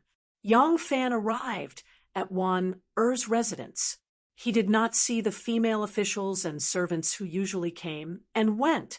If it was someone else who wanted to see Shanghai Wan-er, they would have to find a female official to go in and report to Shanghai Wan-er to get permission. Yang Fan and Wan-er's relationship was different, so he did not have that many misgivings. Along the way, seeing that no one was moving, Yang Fan quietly went directly to Wan-er's residence. Yang Fan gently knocked on the door and pushed. The door opened. There was no one in the study. Yang Fan gently closed the door and slowly walked in. The room had a quiet and elegant feeling. There were a few official letters scattered on the bookcase with curled ears and 2 ancient styling stones. Hanging from the brush rack were a dozen or so purple brushes, from thick to thin. Next to the table was a large green lotus urn with a dozen or so scrolls in it. On the shelf next to the window, there were 3 lilies of different heights in a slender vase. On the snow-white wall hung a spring mountain misty rain painting painted by Wan-er. There were also a few banners and vertical stickers written by Wan-er herself. It gave off a scholarly atmosphere. Yang Fan stood for a while and then turned into Wan-er's bedroom behind the screen. On the dressing table was a bronze mirror with water caltrip patterns. A large red lacquer jewelry box with plum flowers was open. Inside were a few hair ornaments and pearl earrings. Next to it was Wan-er's bed.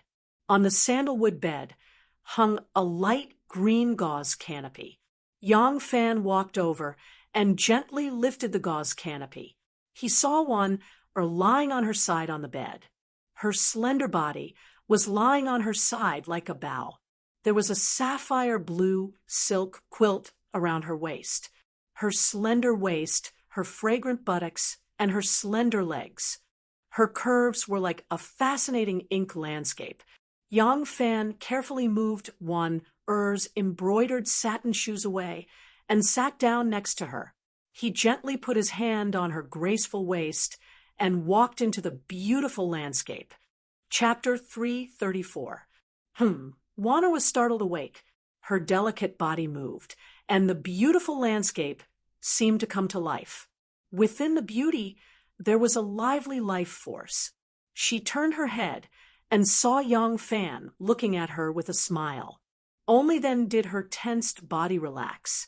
She glared at Yang Fan coquettishly and said in a sweet voice, Why didn't you say anything before barging in? You scared me." Yang Fan kicked off his boots and lay down next to her body. Wan-er wanted to turn around, but with Yang Fan pressed so tightly against her, she couldn't turn around.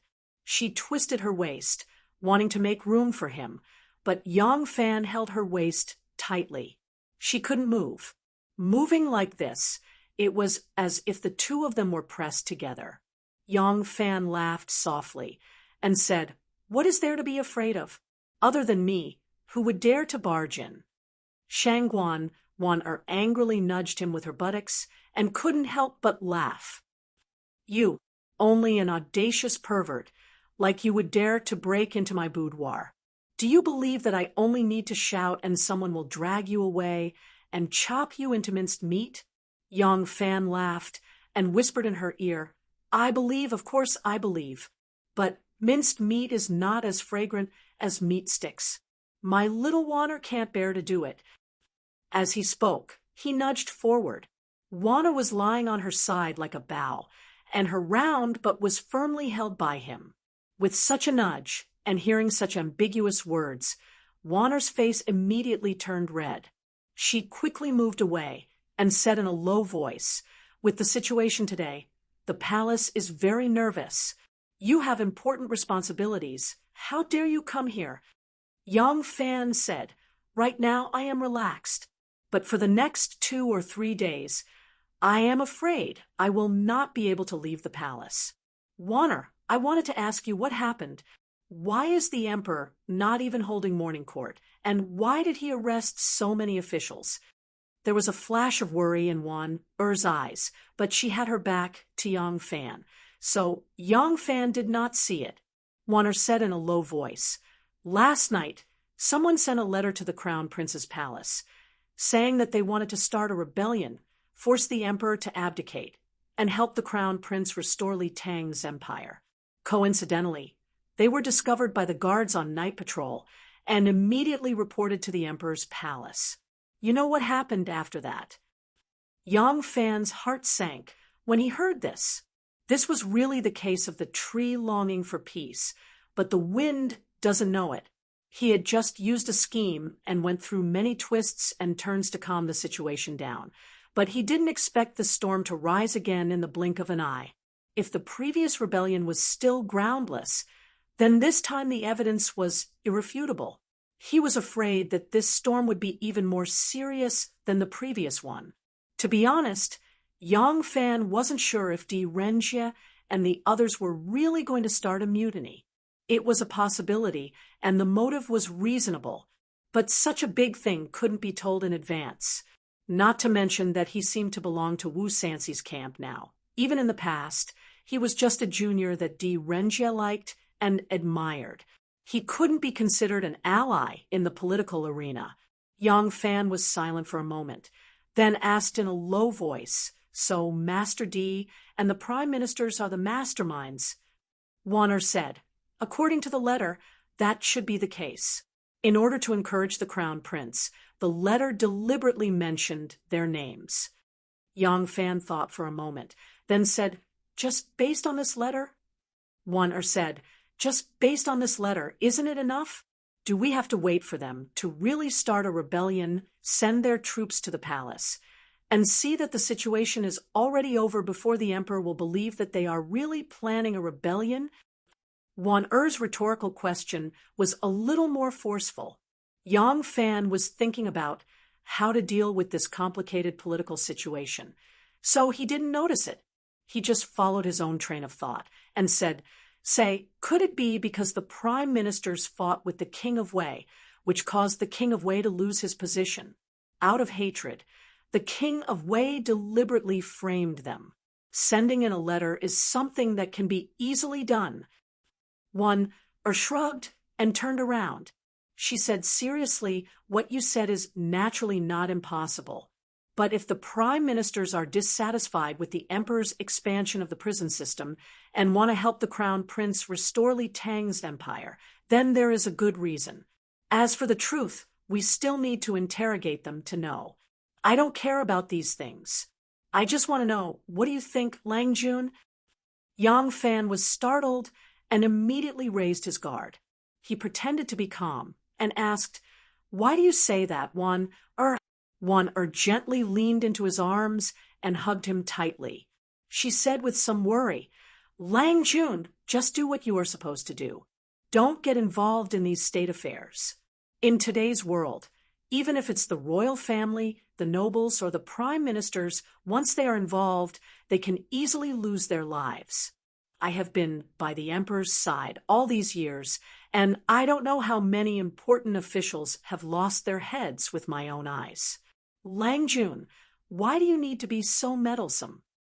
Yang Fan was secretly shocked and thought, not good.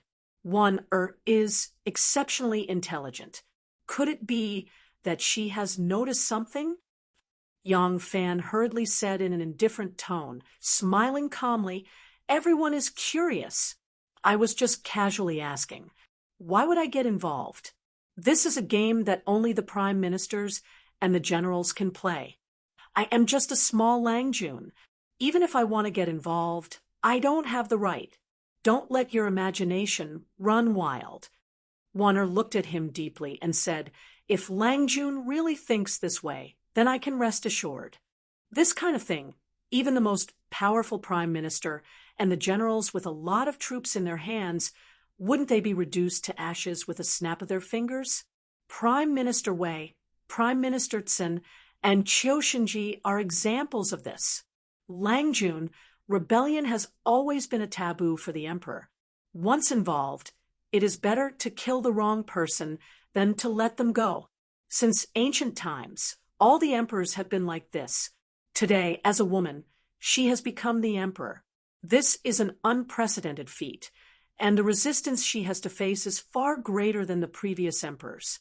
Naturally, she is even more concerned about this. You see, now there are 3 prime ministers and so many civil and military officials involved in the rebellion. In such a critical moment, the emperor can only rely on the Wu family's sons and nephews.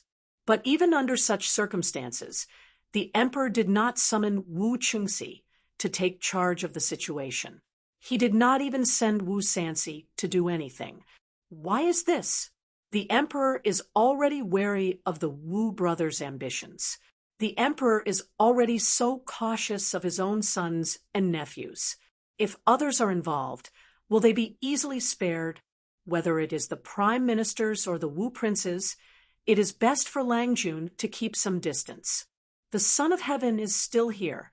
Lang Jun only needs to be loyal to the Son of Heaven. You can advance and retreat as you please. Isn't that good? Why take the risk? Yang Fan hurriedly said, I know. One, you don't have to worry. I won't be involved in these things.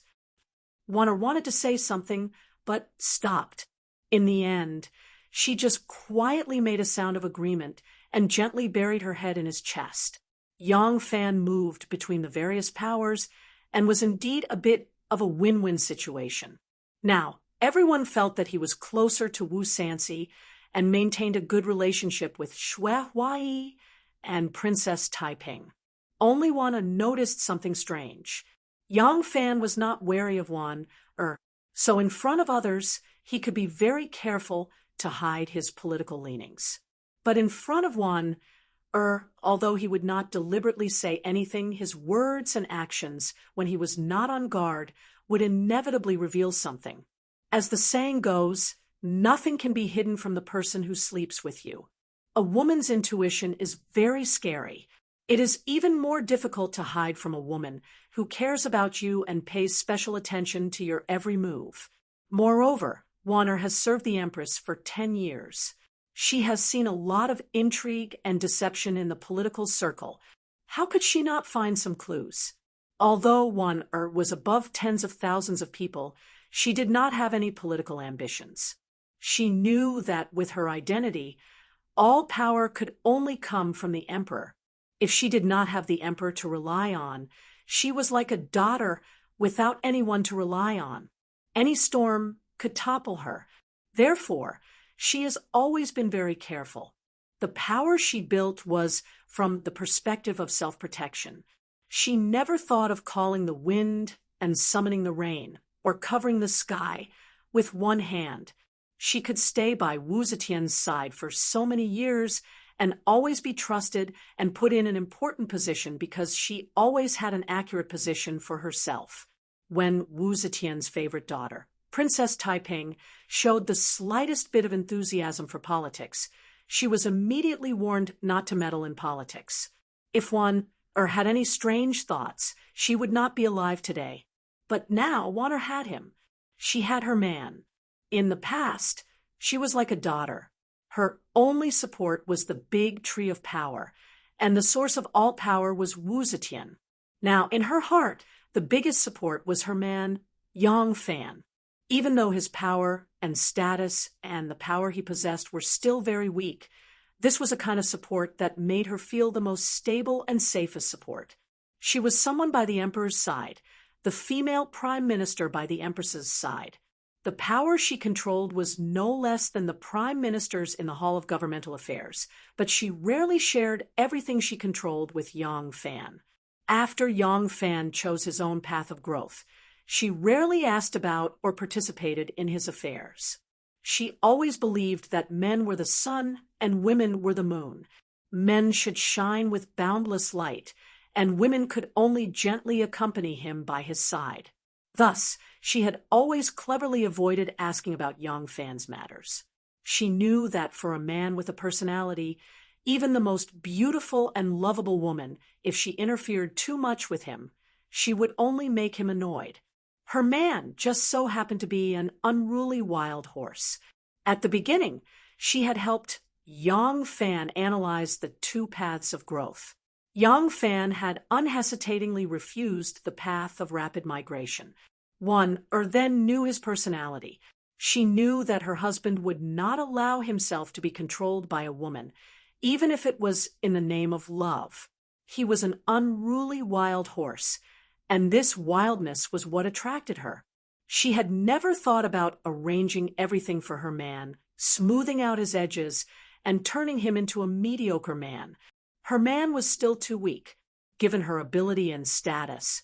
If she interfered too much, she would inevitably steal away his light and confidence. He would either gradually become accustomed to relying on her and obeying her, or he would leave her far away. Thus, she would rather silently wait and accompany him on the path he chose than arrange everything for him. But now, she sensed that her man was stepping onto a very dangerous path. She could not fail to admonish him, like a loyal courtier admonishing the king he served. Chapter 335. Yang Fan said, "What Warner said is correct. When it comes to knowledge of officialdom, you are much more knowledgeable than me. Don't worry, I cannot afford to get involved in this mess, and I will not get involved. I will only watch from the side, and will not get involved. Don't worry." Yang Fan held Warner in his arms. As he comforted her, he thought to himself, "Warner is too smart. In the future, when I speak and act in front of her, I will have to be extra careful." In reality, Yang Fan was so careful not because he did not trust Warner, but because he was afraid that if she knew his plans, she would tell Wu Zetian. He knew that Warner loved him deeply. If she had to make a choice between him and Wu Zetian, she would not hesitate to choose him. This meant that she would choose to give up all the honor, power, wealth, and even her life. But because of this, he did not want to mix other things between her and Warner. He did not want Warner to be involved. He knew that Warner had a lot of power, and he also knew that Warner was by the emperor's side. She knew many secrets that others did not know. If he could get her help, he would be like a fish in water. However, at the same time, there was also a risk. If Warner became Wu Zetian's biggest spy for him, would she still be able to be as calm and natural as she was in the past? Her words and actions would definitely be different from before. Would she give herself away? From the fact that Warner knew nothing about love, and that her knowledge in this area was not even as good as a young girl, it could be seen that under Wu Zetian's nurturing and influence, her handling of state affairs, politics, and military affairs was remarkable. She was almost as good as any prime minister in the court. But her growth in this special environment made her have a very special kind of innocence towards the ways of the world. However, once she became his eyes and ears by the emperor's side, he needed this kind of ability. Yang Fan could almost foresee that before long, Wanner would give herself away. She would be discovered by the female emperor, who had struggled out of the palace full of deceit, who had made the great leap, and who had the heroes of the world crawl at her feet. Because he loved her, Yang Fan didn't want to use her. Of course, it might also be because of a man's pride. He had won the heart of a proud woman. Even though Wanner had always been careful in front of Yang Fan, not letting him feel the huge difference in status and identity between them, the pressure in his heart could not be erased because of this. Wanner had already opened a door for him. He had to walk the rest of the road by himself. Yang Fan held Wanner in his arms and cautiously changed the topic. He tried to divert her attention with tenderness. Under his caress, Wanner's body gradually warmed up. She just hugged him docilely and enjoyed his gentle caress. She seemed to have gradually forgotten about this matter. Yang Fan secretly relaxed, but with this caress, Yang Fan couldn't help but feel aroused. Her plump, soft, and boneless body, even an immortal's heart, would be moved under this kind of intimate caress, much less Yang Fan, who was a hot-blooded youth. Her soft and warm, round and perky snow-white buttocks were in the shape of a perfect honey peach. At this moment, they were tightly pressed against Yang Fan's lower body, separated by a layer of soft gauze, giving off an indescribable feeling. Yang Fan reached into Wanner's tunic and grabbed the soft ball. His rubbing hands couldn't help but increase the strength. His body also pressed tightly against Wanner. "No, I can't. I didn't prepare today." Wanner grabbed his mischievous big hand, and a faint blush stained her delicate face. She was also a little unable to control herself, but the last shred of reason she had was reminding her that she could not let go of herself today. This was not the first time Yang Fan and Wanner had intercourse. When the passion was strong, a man naturally didn't have time to think about the consequences. But after the storm, it was impossible not to think about the problem of pregnancy. If she became pregnant in the royal palace, it would be impossible to hide it from others. So when Yang Fan worriedly asked, Wanner had already told him that she had used a secret medicine from the palace. Today, Yang Fan had come without notice, so Wanner didn't have time to brew the medicine. Hearing Wanner's words, Yang Fan's mind couldn't help but clear. Resisting his desire, he let go of Wanner. Lying on the bed, he wanted the tide of desire to subside. Wanner secretly glanced at the large tent where his robes were raised. With a red face, she angrily said, You already have a girl as beautiful as a flower and jade at home, and you still act like an evil spirit that can't eat enough." Yang Fan bitterly smiled and said, "Are you talking about Xiao Man?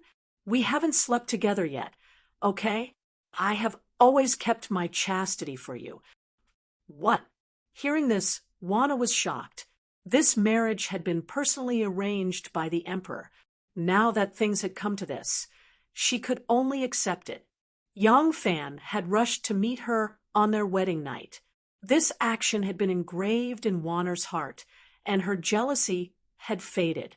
Thinking about it carefully, Xiao Man was also a pitiful person. Besides, her relationship with her had always been good, and it was a fact that Yang Fan had married Xiao Man. She had to accept this sister whether she wanted to or not, so she had long acquiesced to this fact. Of course, she knew that Yang Fan had not consummated the marriage with Xiao Man on their wedding night, but she only thought it was because Yang Fan wanted to express his love for her. She didn't know that there was another reason.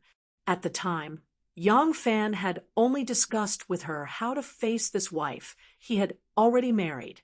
Of course, he could not even tell her the secret that Xiao Man was afraid of a man's closeness and did not dare to accept sexual intercourse. If the two of them had to discuss such things, wouldn't it be awkward? Hearing Yang Fan say this, Wanner couldn't help but be shocked. She looked at Yang Fan in disbelief. Yang Fan's expression did not seem to be fake at all, and he did not need to fake it. Wanner's heart burned, and she suddenly had the feeling of wanting to cry. Of course, Yang Fan loved her deeply, although she had never been in contact with love before, and was completely inexperienced when it came to love. Her intelligence far surpassed that of most people. Her pure heart and emotions, coupled with her icy intelligence, could immediately sense whether someone's love for her was sincere or not. Perhaps in the process of human evolution, the heavens also felt that women were weaker than men, so they were given this natural animal instinct, a woman's intuition. Therefore, when she saw the look in Yang Fan's eyes, she completely believed in Yang Fan's words. Because she believed, she was moved beyond words. Chastity was for women. Whether or not Yang Fan loved her deeply, it would not affect him having other women. In the thousands of years of human development, it had always been like this. Whether it was men or women, they all thought of this as a matter of course. Xiao Man was Yang Fan's official wife. No matter if he was willing when he married Xiao Man, this was a fact that no one could change. Yang Fan was a young and strong man, and Xiao Man was also so young and beautiful. If Yang Fan slept with her, it was natural. However, the two of them had not slept with each other yet. Naturally, Wanner would not think that Xiao Man had a strange habit. The only reason she could think of was Wanner stared at her man. The more she looked, the more she loved him. At this moment, she was willing to do anything for Yang Fan. Wanner suddenly threw herself into Yang Fan's arms and said emotionally, "Lang Jun, Wanner already knows your heart. After all, Xiao Man is your official wife. You can't blame her for this. When you and I talked, didn't we say that we would try to accept her in the future and live together? Wanner can't always be by your side to serve you. Xiao Man is a good girl. If you make her stay alone, she will inevitably feel resentful. Besides, if you marry her, but don't become a real husband and wife with her, won't you let her down for the rest of her life? Lang Jun, accept her. Wanner doesn't blame you. Wanner knows the feeling of longing. It's not good." Yang Fan stroked her soft hair that had the fragrance of honey locust. He didn't know what to say. He hesitated for a moment, and then said, "It's a long story. I will tell you in detail later. Don't roll over me. Let me calm down first. Tell your disappointing little brother to calm down." Wanner glanced at his lower body and suddenly bit her lips. She didn't say anything and blushed. She lowered her head and didn't dare to look at Yang Fan. She only said in a voice as soft as a mosquito, "Look at your uncomfortable look. I will use other ways to serve you." Wanner had read many ancient books on bedroom techniques and erotic paintings. Although she had no practical knowledge, she had indirectly learned a lot. She had also tried it before, but that was just an entertainment before the big fight.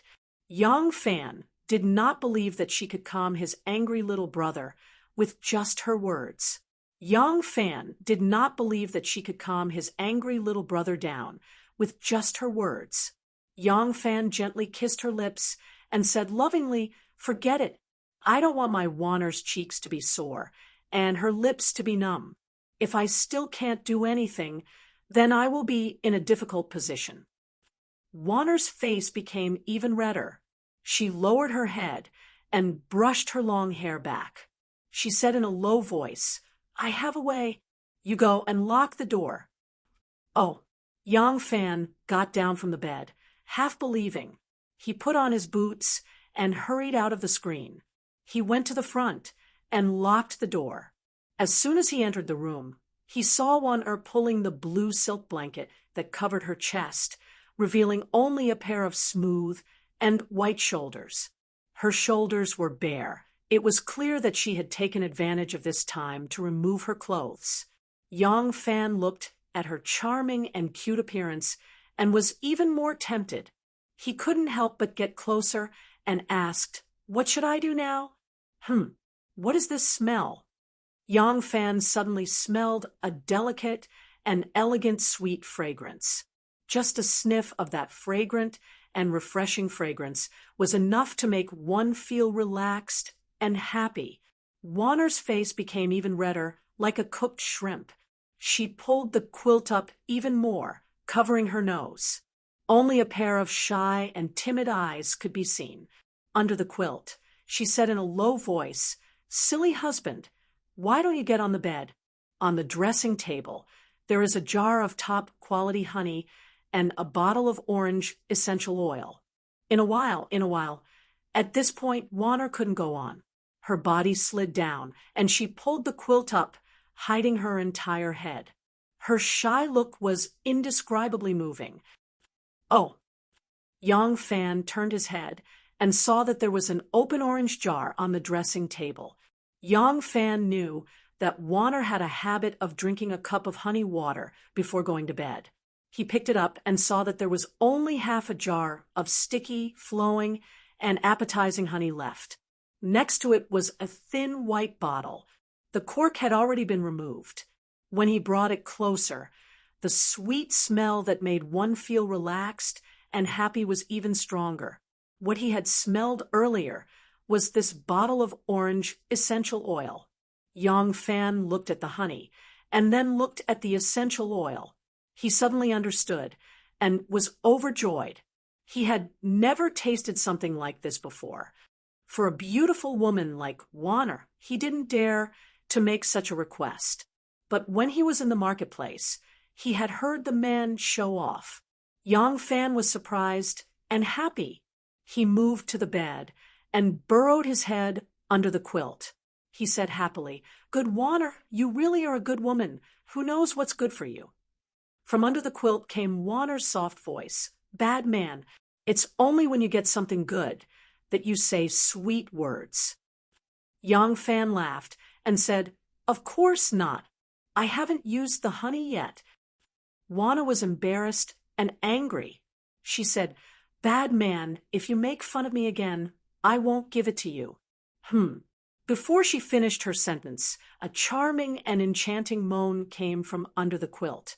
It was unknown which vital part of her body was attacked by Yang Fan. Soon, the quilt under the quilt twisted like two snakes. The sapphire blue quilt twisted into all kinds of shapes. After an unknown amount of time, the quilt was finally lifted by Yang Fan, revealing two different beautiful bodies. One was masculine, the other feminine. Warner was sweating profusely. Her hair was messy, and her lips were wet. She looked even more charming. A strange charm came from the depths of her bones. She was indeed a woman who was extremely charming on the inside. Warner was panting and lying on the bed. Her black hair was scattered on her smooth and white back, hanging down to her round and plump buttocks. Her delicate and round body was half covered and half exposed. Yang Fan propped himself up with his elbow and reached for the essential oil and honey on the dressing table. The lines of his fit and beautiful body appeared even more obvious. His robust and powerful body was as sturdy as a wild leopard, full of strength. His muscles were tough, yet flexible, fierce and brave and masculine. Looking at her man's strong and healthy body, Warner's beautiful eyes were so wet that water was about to drip out. Suddenly, the delicate and elegant sweet smell of citrus became stronger and filled the whole room. "Ah, lighter. Ah, bad man. Lighter. Ah." The voice was delicate and timid, and the alley was narrow and quiet. The front of the hall was crooked, and no one could enter. Yang Fan was willing to hit, and Warner was willing to take it. Other people couldn't be jealous, but they couldn't blame. In the torture chamber, Wei Suizhong sat with his legs crossed, picked up a mouthful of food, and took a sip of wine. Then he glanced coldly at the person being tortured and asked lightly, "Are you going to confess or not?" Left Minister Lu Xian was bending his body and sticking out his buttocks. a thin iron chain went through his nose and was tied to an iron ring that was nailed to the ground. The iron chain was only 2 feet long, and he couldn't even straighten his body. He could stand like this for a while, but it would be unbearable for a long time. The sweat on Lucien's forehead dripped down like soybeans. He wanted to squat down, but it was impossible. There was a small weapon rack on the ground, and there was a row of sharp knives on it. The handles of the knives were all inserted into the grooves, and the tips of the knives were pointing up. If he bent down, the sharp tips of the knives would be able to pierce through his chest and abdomen. His hands were like the wings of a phoenix, and they were tied to 2 iron chains. The iron chains were tied to the iron rings on both sides of the prison wall. A jailer was holding a red-hot steel needle, and the needle was moving towards the gap between his fingers. When the needle got close, Lucien was so frightened that he struggled with all his might. However, he couldn't dodge at all. In the midst of his struggle, the sharp tip of the knife cut through his swollen belly, and blood immediately flowed down the edge of the knife. Lucien cried bitterly, "Confess! Confess! I will confess everything. Don't torture me. I have already confessed to rebelling. There really is no need to torture me." Wei Suizhong snorted and indifferently said, "Left Minister Liu, I think you are scared silly. Your confession of rebelling has already been signed. Why am I still asking you? I want you to confess to your accomplices. According to the information I found, Li Sun is one of your accomplices, right?" Lucien hurriedly said, "Yes, yes, yes. Li Sun is my accomplice. Li Sun is my accomplice." Wei Suizhong smiled in satisfaction. He bared his teeth and said, "MHM, then confess. How did the 2 of you get together? And how did you conspire? This official wants conclusive evidence." Lucien was beaten to the point that he already had the experience of confessing. It was just that the torture had made his mind a little muddled. He blankly thought for a while, and only when the red-hot steel needle neared did he suddenly cry out, I remember, I was originally a scholar of the same imperial examination, and we have always been close friends. A few days ago, when I returned to the capital, he even held a banquet for me. Yes, it was that time. We discussed that we would support the Crown Prince to restore Li Tang's empire. When our troops surrounded the Emperor's palace, I was the left minister of Wenchang, and he was the junior eunuch. The 2 of us would forge an imperial edict, add the Emperor's seal, and announce to the world that the Emperor would abdicate the throne, and the Crown Prince would succeed. Wei Suizhong snorted, "You won't shed tears until you see the coffin." He turned his head to the scribe and asked, "Did you write it all down?" The scribe nodded. Wei Suizhong knocked his fingers on the table twice and said, "There is also a Yang Fan. As far as I know, he is also your accomplice. Confess together." Lucien was at a loss. "Yang Fan?" Lucien asked, "Who is Yang Fan?" Wei Suizhong coldly glanced at him and said, "Yang Fan is a general of the left Imperial Guard, and the Emperor had arranged a marriage for him. You don't even know this kind of glorious matter." With a sullen face, Lucien said, "Wei Taiyuan, I am at home and have just returned to the capital 10 days ago. I really don't know who this person is. How should I confess?" Don't use torture. If Wei Taiyuan wants me to confess, I will confess, but I have never met this person. I don't know how to confess." Wei Suizhong angrily said, "You are a Buddhist monk from the Phoenix Pavilion, and you often walk around the palace. Don't tell me you don't even know the high-ranking military officers in the palace?" "The high-ranking military officers in the palace?"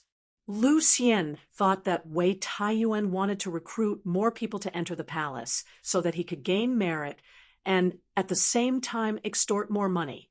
As for who he was trying to recruit, it was not important.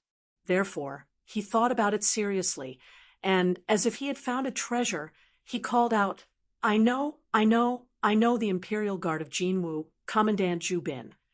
Wei Suizhong flew into a rage and shouted, You know, Zhu Bin, what I want you to confess is. At this point, Wei Suizhong's voice suddenly stopped. He had received orders from Lai Junchen to conduct a detailed investigation on Yang Fan, so he knew that Yang Fan had been in the Imperial Guard. Wei Suizhong suddenly had a bright idea. He thought, Lu Xian has never met Yang Fan. If I force him to confess, it will inevitably be full of loopholes. I might as well let him bite out Zhu Bin, and after catching Zhu Bin, let Zhu Bin bite out Yang Fan. This way, I can guarantee that nothing will go wrong.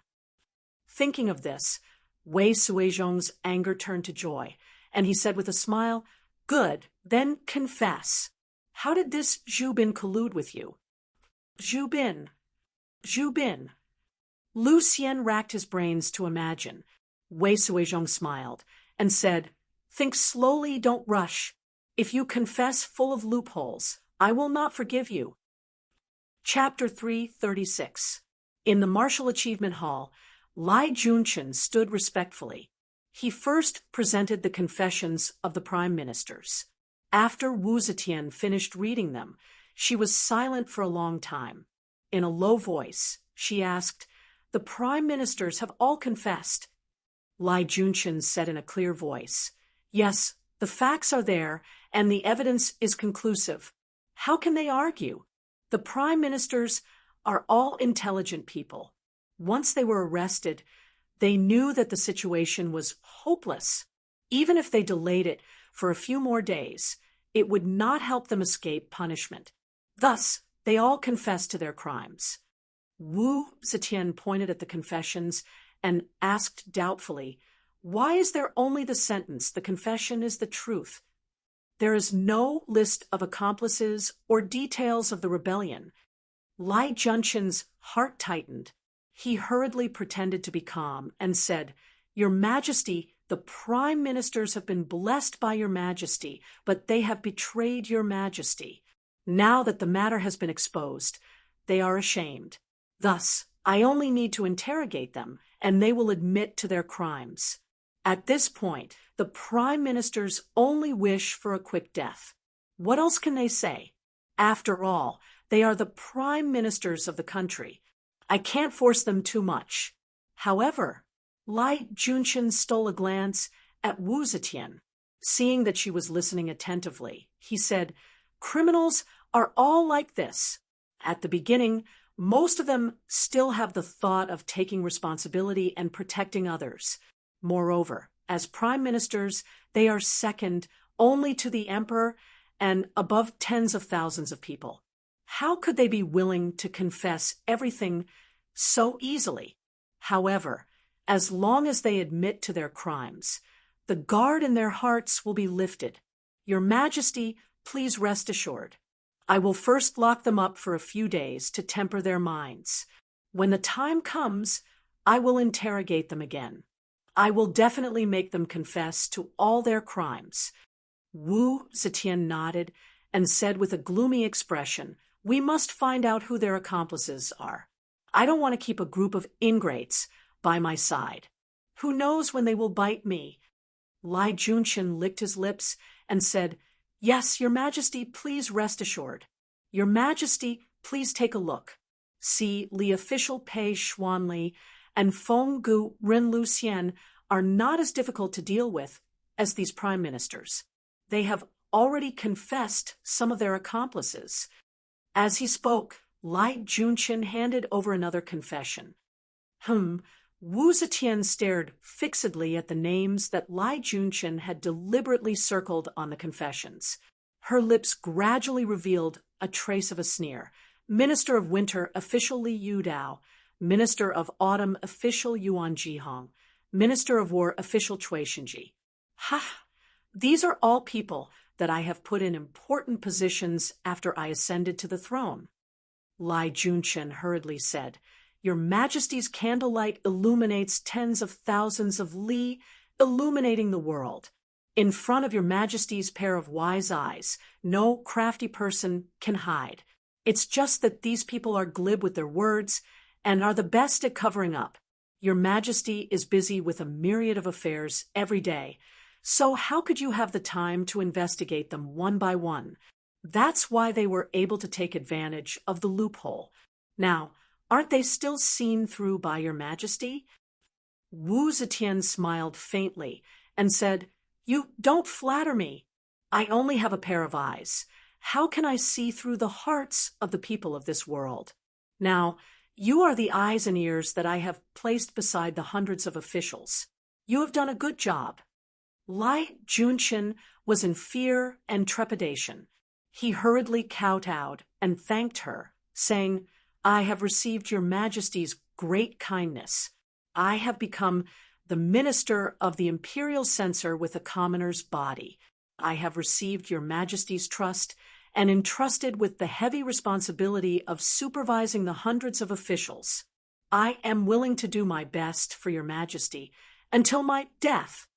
Wu Zetian lightly said, "Get up. There's no need to kneel down for no reason. Capture all these people and interrogate them carefully one by one. However, how many demons and monsters are there? I want to sweep them clean and clean my imperial court." "Yes." Wu Zetian looked at the signature at the bottom of the confessions and said, "Is the person in charge of interrogating this Pei Xuanli imperial censor Lai Zixuan?" Lai Zixuan was Lai Junqian's cousin. Both families lived on Vermilion Bird Avenue in Chang and City and grew up together. They were a pair of bad guys who got along very well. However, because Chang and City was divided by Vermilion Bird Avenue, the east was under the jurisdiction of Wanyan County, and the west was under the jurisdiction of Chang and City. The two families lived on the east and west sides of Vermilion Bird Avenue respectively. Therefore, in terms of birthplace, they belonged to two different counties. After Lai Junqian made his fortune, he needed a large number of trusted aides. Naturally, he also brought this cousin who grew up with him to be his confidant. Hearing Wu Zetian's words, Lai Junqian hurriedly said, "Yes, Pei Xuanli originally refused to tell the truth. It was Lai Zixuan who guided him patiently and used the great way of ruler and minister to influence him. Only then did he suddenly repent and confess to his crimes." Wu Zetian nodded and said, "Yes, Lai Zixuan is a capable official. He is now an imperial censor. Promote him to a supervisory censor." Lai Junqian hurriedly said, "I thank your Majesty on behalf of Lai Zixuan. Your Majesty, here is the confession of Lu Xian from the Phoenix Pavilion." Wu Zetian took over Lu Xian's confession. After a few glances, her face darkened. Just now, Pei Xuanli's confession only confessed to officials in the capital, but in Lu Xian's confession, the number of people he confessed to was much more complicated. Lu Xian had been in mourning for his father for 27 months. Now, Dingyu had just returned to the capital. He had only been in the capital for less than 10 days, but he was already involved in such a matter. The changes in the capital in the past 2 years were too great. Officials rose and fell, and Lu Xian really didn't understand such frequent changes. If he were to confess to officials in the imperial court, he was too familiar with the situation in the capital. It would be very difficult for him to give a convincing confession. Hence, under the torture, other than being induced by the cruel officials to confess to some of the enemies that the cruel officials wanted to get rid of in order to avoid suffering, Lu Xian could only randomly confess to some of his close friends and colleagues in the officialdom. He confessed to Imperial Censor Renji, who had been promoted to the imperial examinations in the same year, and Steward Fan Yunxian, whom he had met in the Phoenix Pavilion, as his accomplices. He was also induced by Wei Suizhong to confess the Secretary Li Sun and the imperial military officer Zhu Bin. The other two people were the provincial governor of Lu Province, Li Xizhen, who had a close personal relationship with him, and the chief administrator of province, Run Ling Hui. Among these people, the ones that Wu Zetian cared about the most were Zhu Bin and Fan Yunxian. Although the senior supervisor of Imperial Censor was not the main general in charge of security in the palace, he still had hundreds of men in his hands. He was responsible for the ceremonial duty of the ordinary posts and the inspection of the ceremonial guards. If he was an accomplice of the rebels and was in the palace, he would be a force that could not be ignored. Fortunately, they had discovered their conspiracy in advance. Otherwise, the consequences would be unimaginable. There was also the inner palace steward, Fan Yunxian. He used to serve the former emperor. Although Wei Tuaner was now in charge of everything in the inner palace and Fan Yunxian was no longer in charge, he still had a certain amount of influence in the palace. If the rebel army entered the palace, and he acted as a spy, opened the palace gates, and led the rebel army in, he was afraid that he would be turned upside down in his sleep. As for Li Sun, the provincial governor of Lu Province, and Run Ling Hui, the chief supervisor of Yi Province, they were clearly their accomplices in the various prefectures outside the capital. The secret letter said that if the forced abdication was successful, the local officials would coordinate with each other to build momentum for the crown prince's ascension to the throne.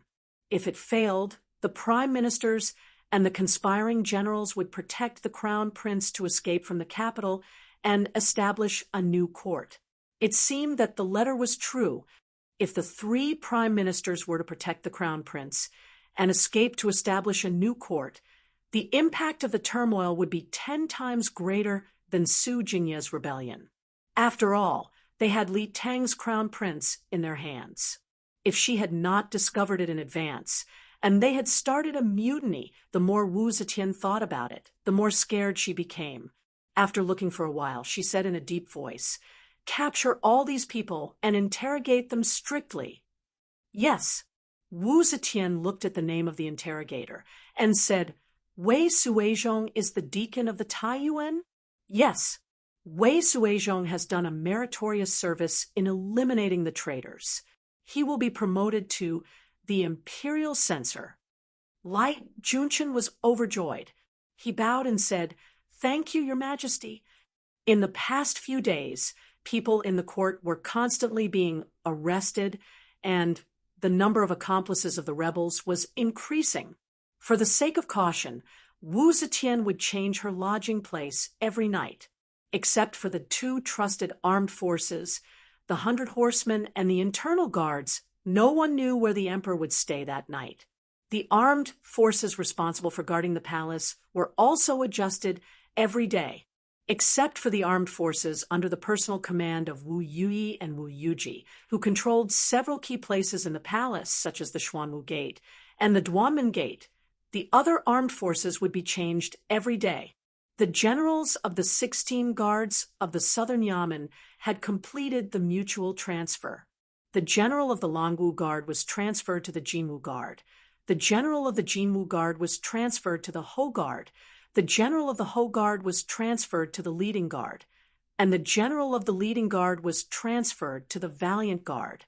Through this unconventional emergency rotation, Wu Zetian separated the generals from their subordinates so that the soldiers did not know the generals, and the generals did not know the soldiers to cope with the current dangerous situation.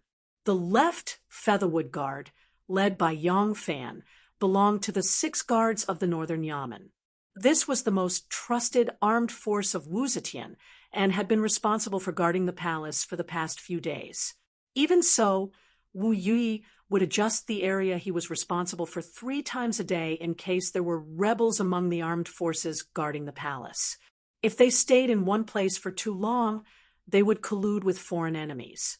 With such frequent adjustments, it was difficult for people inside and outside the palace to collude with each other.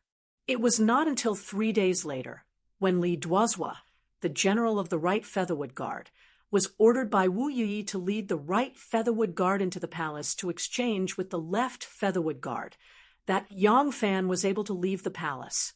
Yang Fan could not stay at home for a long time. At such a critical moment, He had to stay in the army and be on standby. However, because his home was in Luoyang and he had a special relationship with Yi Huli, he asked for a leave. He just went home to visit and give a few instructions so that his family would not be worried. He had to report back to the barracks before evening. After handing over the defense, Yang Fan was about to leave the palace through Zwoye Gate when he suddenly saw a group of officers and soldiers and servants of the censorate coming over with two people in custody. One of them was nearly 60 years old, with gray hair, a thin face full of wrinkles, and no beard on his chin. It could be seen that he was a eunuch of high rank. Yang Fan had met him several times, but had never talked to him, so he did not know his name. However, Yang Fan recognized the other person. With just a glance, Yang Fan was shocked. This person was Commandant Zhu Bin. "I'm not guilty. I'm not guilty. You bastards, you even dare to frame me, Eunuch Fan. Do you know who hubby is?" Hubby is someone who served Emperor Gaozong. Back then, when Emperor Gaozong was still a young prince, hubby had accompanied the emperor, studied, and served the prince. Later, when the prince became the crown prince, hubby became the chief steward of the crown prince's palace. You dare to capture hubby? Hubby served the late emperor and worked hard and made great contributions. When the current empress became a monk at Ganya Temple, it was hubby who went to Ganya Temple to bring her back to the palace by the late emperor's decree. Hubby has worked hard for so many years. Hubby, slap, slap, slap. One of the censorate's attendants jumped up and gave him a few big slaps on the face, hitting this husband until his cheeks were red and swollen like a monkey. A few of his remaining teeth also fell out, and his mouth was full of blood foam. Immediately, he could not get up from his husband anymore. Zhu Bin was tied up and shackled. His expression was extremely dispirited. Seeing husband Fan being beaten, his face turned pale. Seeing this, Yang Fan was also secretly shocked.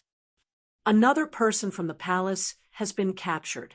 Even a eunuch and Zhu Bin are involved. Looking at this situation, could it be that there really is a rebellion? Zhu Bin turned and saw Yang Fan standing on the side of the imperial road.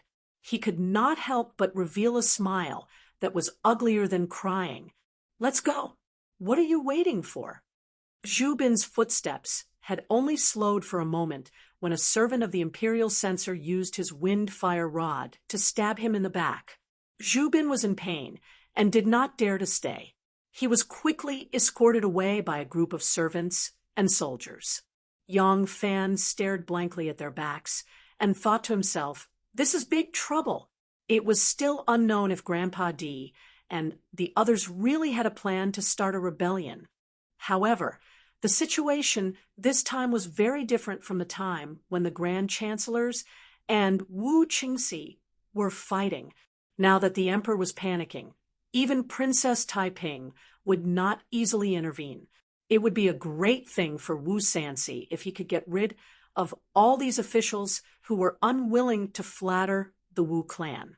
It would be good enough if he did not add fuel to the fire. He would definitely not intervene to stop it. Moreover, if Grandpa D and the others did not have the intention to rebel, this matter might have been orchestrated by him. This person could not be used either. Shenmu was not in Luoyang now. Even if he was here, he might not have the ability to intervene in such an important matter. His hidden sect had always been operating in the western region. His hands might not be able to stretch so far. Moreover, he was a representative sent by the aristocratic families, after all. His ultimate goal was for the interests of these aristocratic families. Their usual method was to silently guide the direction of the imperial court. As long as the development of the imperial court was in line with their interests, these aristocratic families who hid their forces in the 9 Earths would be fine. It was impossible for them to go into battle and directly participate in the imperial court's struggle. Moreover, Shun Mu and Grandpa D had only formed a temporary alliance because of common interests. Such an unforeseen event in the imperial court would not affect his strength. Even if he was here and had the ability to intervene, the current situation was unclear. He might not be willing to get involved in this mess. What should I do? Seriously speaking, I am considered to be on Shenmu's side. So many influential figures in the imperial court have been harmed. Those who can intervene are all watching from the sidelines. What can I, Yang Fan, do as a mere Lang general? Could it be that I should really listen to one, and stay out of this matter to protect myself? Yang Fan pondered for a long time, but could not think of a solution. He couldn't help but let out a long sigh. What he didn't know was that while he was sitting at home, trouble came from the sky. Even if he didn't want to participate in this matter, he would soon be involved in it. Wu Qingxi, Wu Sanxi, Princess Taiping, and the other influential forces would never have thought that just because Lai Junchen coveted Yang Fan's wife, he had conveniently dragged Yang Fan into this political whirlpool that had engulfed countless influential figures. This added the biggest variable to this storm. Not only would this political storm, which was already destined to end, be changed because of this, but there would also be another unpredictable variable in the Battle of Zhulu in the next few years. Although the weight of a steelyard was small, it weighed 1,000 caddies. Chapter 337. Yang Fan left the palace and walked along the imperial road. In his heart, he was still thinking about whether or not he should do something in such a complicated situation. As he crossed the Tianjin Bridge, there was a sudden commotion in front of him. A man in his 50s wearing 2 pieces of clothing called out in panic, "My raccoon! My raccoon! Io, my dear friend, be careful with your carriage. Don't run over it." Yang Fan looked up and saw a carriage parked on the side of the road. There was a cage on the carriage. The cage's mouth had been opened for some reason, and a few raccoons had escaped from the cage and were scurrying around on the ground. The man and his 2 assistants chased after the raccoon in a flurry. The raccoon was very nimble and weaved in and out of the crowd. The 3 of them were so tired that they were gasping for breath and were in a sorry state. The 3 of them spent a lot of effort to catch a few raccoons with the help of passers-by. However, one raccoon had scurried to the roof of a house on the side of the road. The 3 of them were so anxious that they jumped up and down, but were helpless. Yang Fan had wanted to ride past them when he suddenly saw that the man in 2 pieces of clothing looked somewhat familiar. He couldn't help but rein in his horse. Seeing that the raccoon had jumped onto the roof and was about to escape along the roof, the man was so anxious that he stamped his feet and shouted. However, he didn't have the ability to run up the roof. In his anger, he couldn't help but pounce over and viciously grab one of the assistants by the collar. He shouted, "Trash! You really are trash. You can't even lock the cage door properly. What else can you do? If you can't catch the raccoon, I'll deduct 3 months of your salary." Yang Fan looked at the man's exasperated expression and felt a sense of déjà vu suddenly. A scene flashed through his mind. He remembered that he had seen this man in 2 pieces of clothing at the Lantern Festival 2 years ago. At the time, this man was selling firecrackers. Because Ma Qiao and the female guards had a quarrel, this man had accidentally set off a few carriages of firecrackers and caused a big fire on Ding Ding Street. Yang Fan's ability to remember people was not strong, but what happened that night was really not easy to forget. Especially that night, on top of the 100-foot-tall flowering tree, he and Li Lingyue, the flower of Luoyang, had an extremely fragrant taste. That was the first time in his life that he had tasted a woman's lips. How could he forget everything that happened that night? That day, this man had also pounced on him like a hungry dog trying to snatch food, angrily grabbing his collar and demanding him to pay up. Now, seeing the same action and the same expression, Yang Fan couldn't help but laugh, his mood suddenly becoming somewhat agitated. At that time, his only desire was to sneak into the palace, capture Shanghai Wanner, and force her to reveal the whereabouts of Miaoshenka. His only goal in life was revenge. Who would have thought that in just 2 years there would be such a huge change? This person was Lu Mo, a small businessman who wanted to make a fortune by selling firecrackers at the Lantern Festival 2 years ago. That night, he suffered heavy losses. The person who caused the trouble escaped, and he was worried that he would be caught by the officials to take the blame. Seeing that the situation was out of control, he could only run away. Although his firecrackers became famous because of this, not all of the firecrackers scattered on the street that night were ignited. Some were trampled by the fleeing tourists, revealing the saltpeter stuffed inside. This secret was discovered by other merchants who sold firecrackers, and they immediately followed suit. In Luoyang, Lu Mo wasn't the only one who sold firecrackers. In the next few days, although he also made a small profit, in the end, he couldn't recover his losses. Firecrackers were seasonal goods. After that, Lu Mo changed to helping people buy and sell pets. In the past 2 years, his business gradually grew. Although he still couldn't be considered one of the top pet merchants in Luoyang, he had already made a name for himself. Today, he had bought a few precious cat breeds, but he didn't expect that before they could be shipped home, something like this would happen. Ordinary house cats weren't worth much, but these mutant breeds trained by mountain cats, once they met a suitable customer, they could be sold for a good price. How could Lu Mo not be anxious? Yang Fan turned his head to look at the leopard cat on the roof. Suddenly, he leaped up and stepped onto the horse's back. Using the horse's back as leverage, he leaped up like a rock. In one step, he flashed to the top of the wall. His toes tapped on the top of the wall again, and he shot up like an arrow to the roof. His movements were swift and agile. The green tiles on the roof were quite old, and a light step could easily shatter them. However, when Yang Fan leaped into the air and landed on the roof, he didn't break a single tile.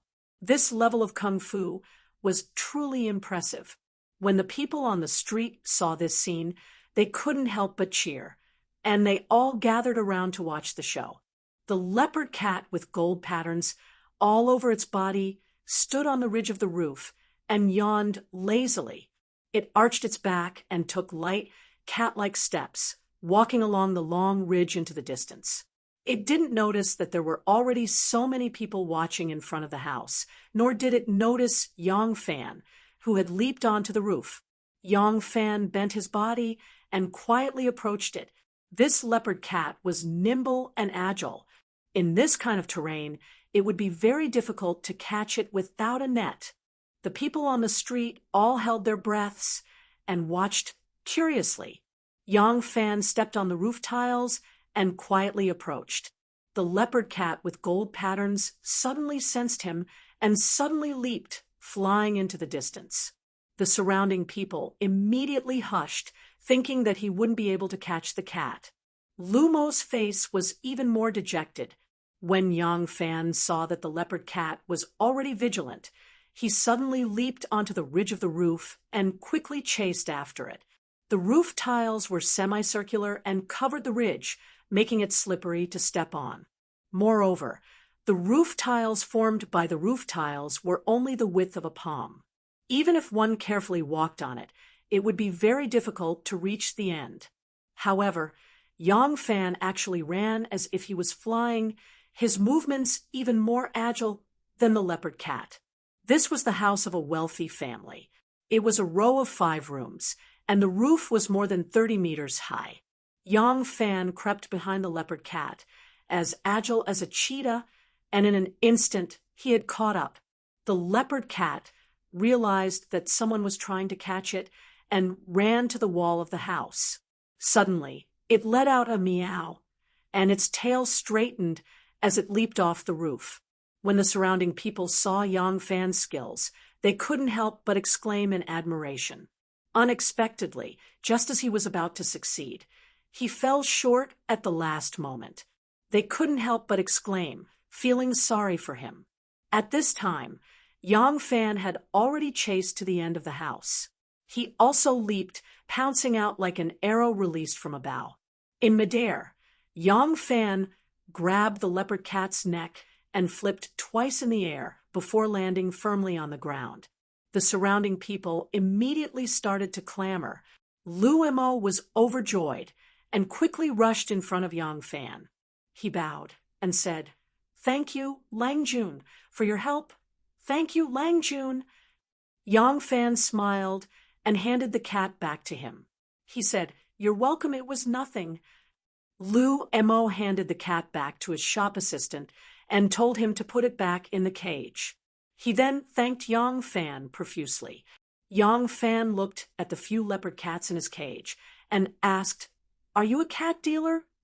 Lu Mo said, "I specialize in small pets in Luojing, but I don't just sell cats. I spent a lot of money to buy these leopard cats. It's a small business. If one of them ran away, it would be a big loss to me. Thank you, Lang Jun, for your help." Yang Fan waved his hand and smiled. Suddenly, his eyes were fixed on a cat. He clicked his tongue and praised, "This cat looks so mighty. It's as mighty as a big worm." Lu Mo said, "Lang Jun, you have a good eye. This cat is called Black Eye Golden Silk, and it's a very famous breed. Look at its black body. It's as black as charcoal and as bright as silk. What's special is that from its eyes to its back to the tip of its tail, there's a gold coin hidden in its black hair. You can only see it if you look carefully under the sun." Yang Fan said with a smile, "I'm a layman when it comes to leopard cats. I'm just watching the fun, but after listening to you, I've learned a lot. Does this white cat have anything to say about it?" Lu Mo said, "This one is called the Crossing Water Gourd. Its hair is as white as snow, its beard is golden, its head is round, its claws are short, and its body is as fat as a ball. This kind of cat is the best at swimming. Even if there's a big river with huge waves, it can easily swim across it because of its cute fat body. It's most loved by the ladies in the capital." When Yang Fan heard that he was very popular with court ladies, he suddenly thought of Xiao Man at home. After being married for so long, other than not fulfilling the duties of a wife in bed, Xiao Man couldn't be blamed in other aspects. She took care of the house, took care of the shop, and served him. She was worthy of the title of a good wife. But other than a title, what had he given her? The two of them had been respectful to each other up until now. Although Xiao Man had some quirks, he might not be completely free of responsibility. Thinking of this, Yang Fan couldn't help but think and looked carefully. Lu Mo was a businessman. After observing his expression, he couldn't help but ask, "Lang Jun, you like cats too?" Yang Fan said, "I'm a government official and busy, so I can't always be at home with my wife. This cat is very cute, so I want to buy one for my wife to relieve her loneliness." Lu Mo heard this and quickly said, "In that case, what do you think of this golden jade slave? There are naturally yellow and white spots on its fur. The yellow spots are like real gold, and the white spots are like beautiful jade. Its fur is smooth, and its eyes are bright and full of spirit.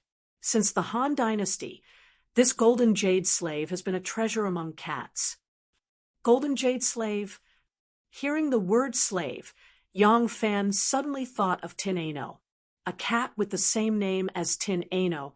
Yang Fan felt very uncomfortable. He shook his head, and his eyes suddenly focused on the leopard cat with gold patterns that he had just caught.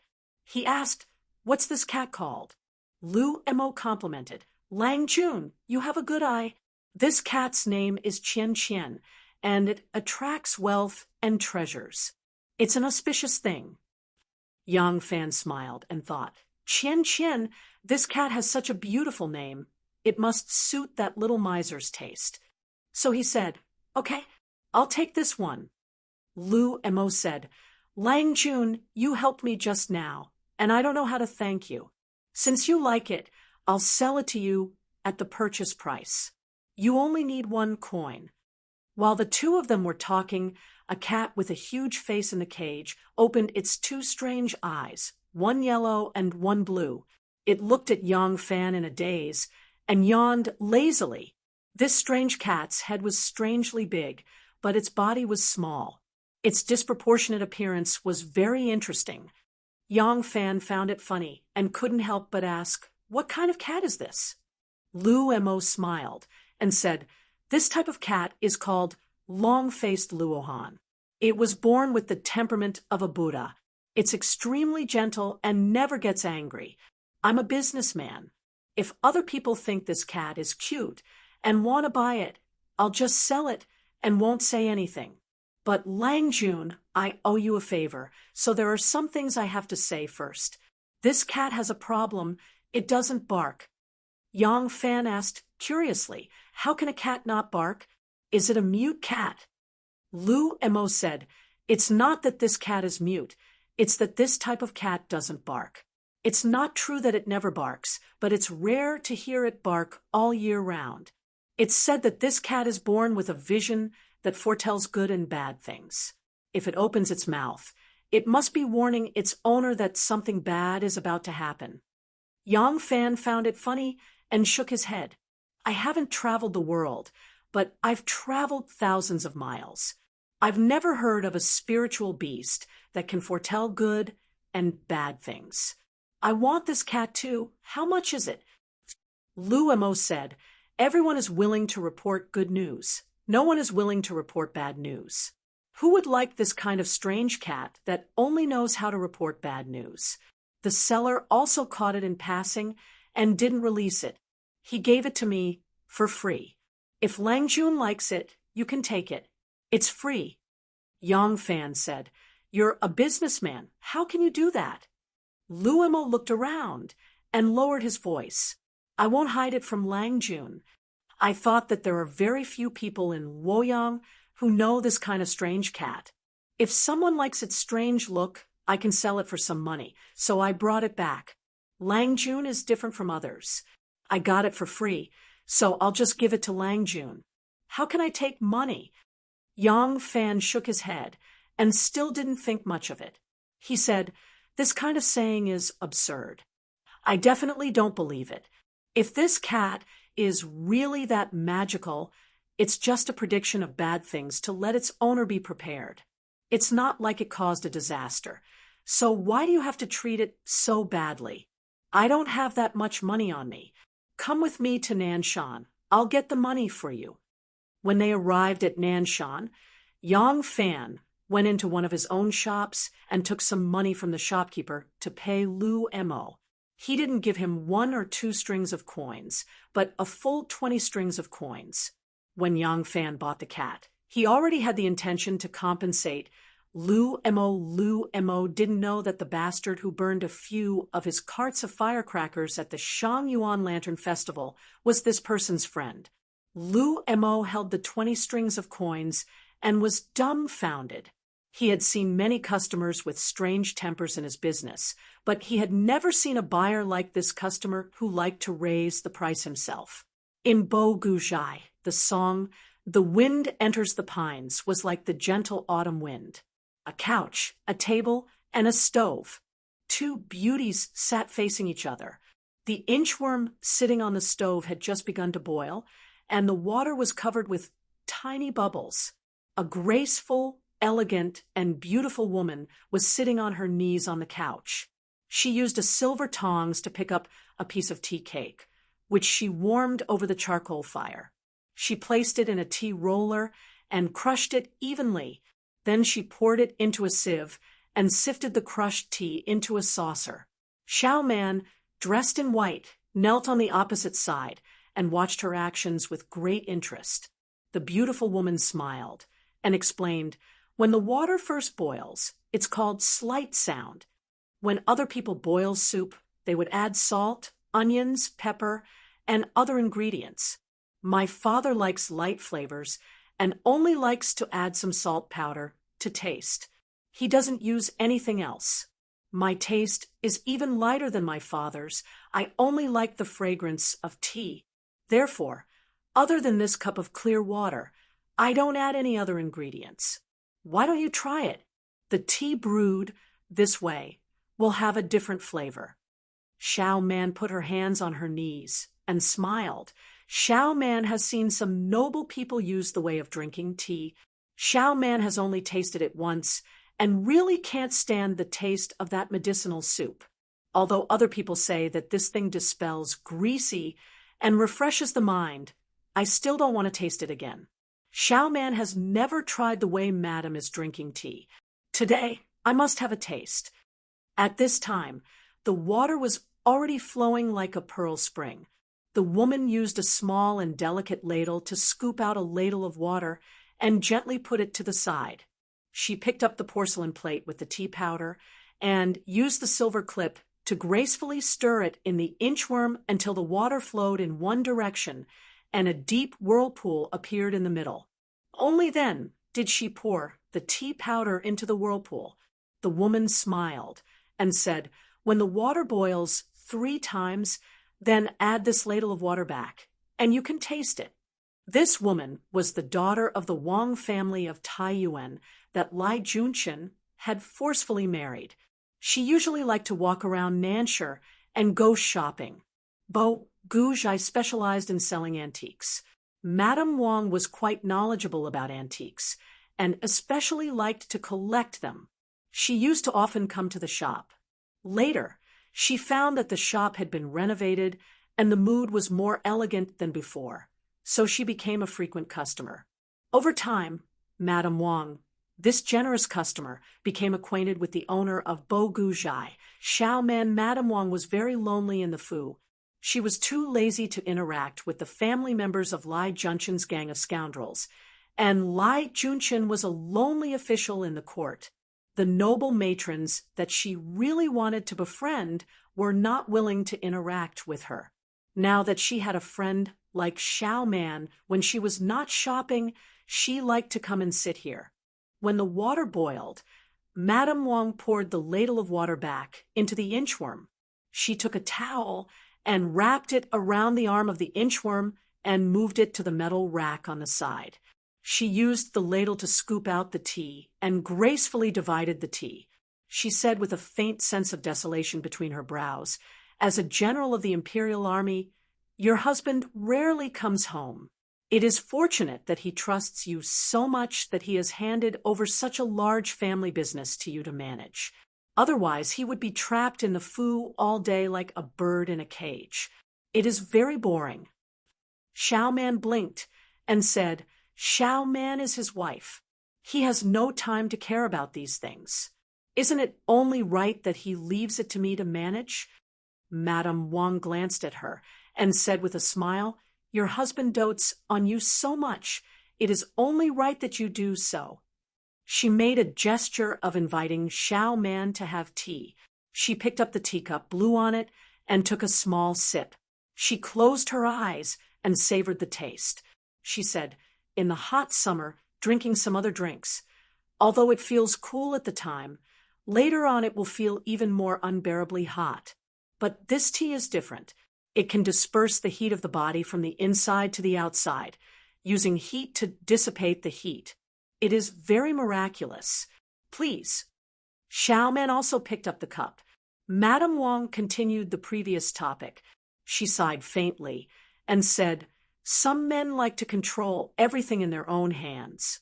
How can they let women make decisions? Some men don't want their wives to show their faces in public, especially businessmen. They are afraid that they will lose their identity. Some men, even though they are husband and wife, are wary of their wives. There are also some men who are very jealous and are deeply afraid that their wives will interact with all kinds of people and do things that will let him down. Listening to what you said just now, your husband not only believes in your ability to do business, but he also believes in your character. What makes people especially envious is that he left this shop to you to manage. It is not because there is no one to use it, but because he is worried that you will stay in the mansion all day with nothing to do. You will be bored and depressed. Such a good match. It really makes people envious. If a man is guarding against you like a thief, then no matter how much he loves you, he will only see you as a rare bird in a cage. He will not be happy. Xiao Man took a sip of this tea, without any seasoning. She carefully tasted it. There was indeed a special fragrance that made people feel relaxed and happy. She was about to praise it when she suddenly heard Madame Wang's words. She couldn't help but be startled and thought about it. The two chatted for a while. A servant girl came over and said, "Madam, it is getting late. We should return to the mansion." Madame Wang indifferently responded and said to Xiao Man, "I should go. This tea set is for you. Tomorrow afternoon, if I have time, I will come find you again for tea." Xiao Man stood up to send her off. She returned to her original seat and sat down. She picked up the teacup and brought it to her lips. Thinking of what Madame Wang had said, she suddenly became a little absent-minded. Is it really like what Madame Wang said? Yesterday, I even laughed at myself for being his free worker. Now that I think about it, all this money has only passed through my hands, but he has never asked about it. He really thinks of me as his most trusted family member. Am I not aware of my good fortune? Just as Xiao Man was lost in her thoughts, Yang Fan found out from the shopkeeper of a shop that Xiao Man was currently in Bo Guzhai, so he carried the two kittens into the shop. When he saw Xiao Man sitting there in a daze, he couldn't help but laugh. "Wife, Lang Jun, how did you manage to come back? I thought it would be a few more days." When Xiao Man saw Yang Fan, she immediately stood up, her heart full of joy. Yang Fan smiled bitterly and said, "You already know about these things in the court? With my status, how could I leave at this time? It's just a temporary change of guard, and I still have to stay in the barracks to wait for orders. I was worried about you, so I asked for leave to come back and have a look. I will be leaving in a while." When Xiao Man heard this, the joy in her heart was swept away. She responded in a low voice and turned to see the two cats in Yang Fan's arms. She couldn't help but ask in surprise, "Lang Jun, where did you get these two leopard cats?" Yang Fan said, "Oh, I saw someone selling cats on the road. I thought that you were alone at home and might be bored, so I bought two for you to relieve your boredom." If it was any other time, Xiao Man wouldn't think too deeply about it.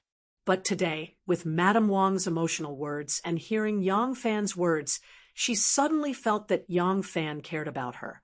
If he doesn't have me in his heart, would he ask for leave at this time just to see me? If he doesn't care about me, as a man, would he have the thought to buy cats to make me happy? Xiao Man's heart was filled with a kind of warmth, but she couldn't tell what kind of feeling it was.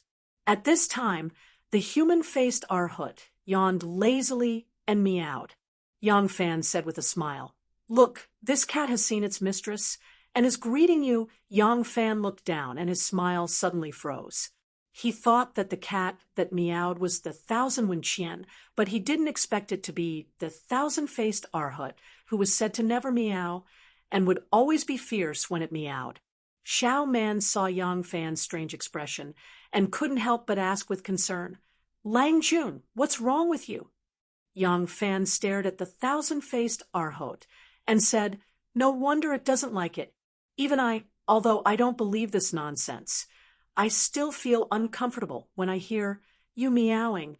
Xiao Man was amused and said, "Lang Jun, why are you talking to this cat?" Yang Fan said with a smile, "Nothing, I suddenly thought of something." As he said that, he handed the two cats to a servant to take away. Xiao Man carefully looked at his face and said with some distress, "Lang Jun, you must have been working day and night for the past few days. It's rare for you to rest, and your face is full of fatigue." Yang Fan touched his cheek and said blankly, "Really? I think it's okay." As soon as he said that, he suddenly felt a little sleepy and actually yawned. Xiao Man suddenly remembered the refreshing tea and quickly sat down behind the table. She poured a cup of tea and said softly, "Lang Jun, this is a tea that I have just learned from a lady.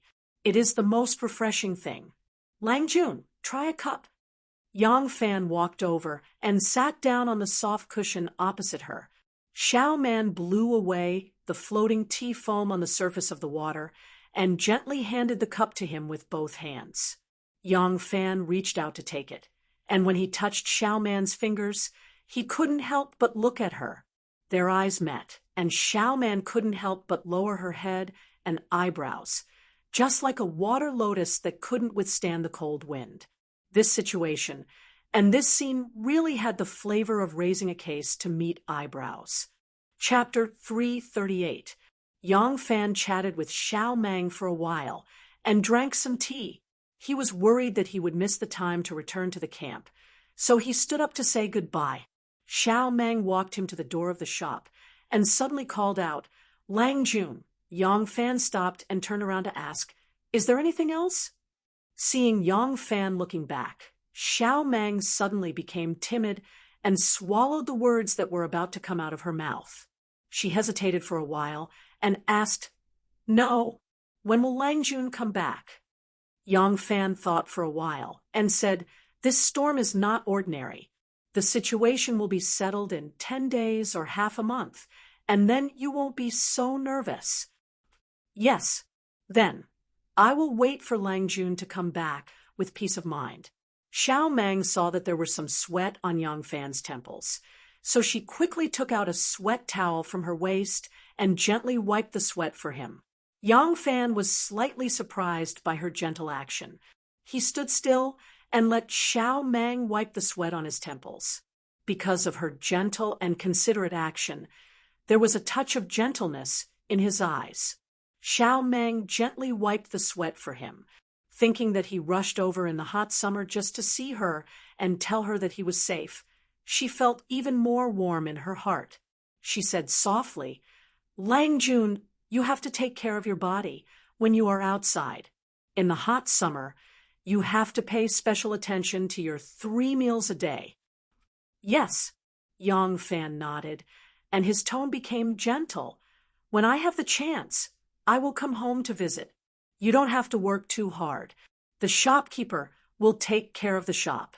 When you feel tired, you can rest in the mansion. When you feel bored, you can go play and relax." "Wife, I'm leaving."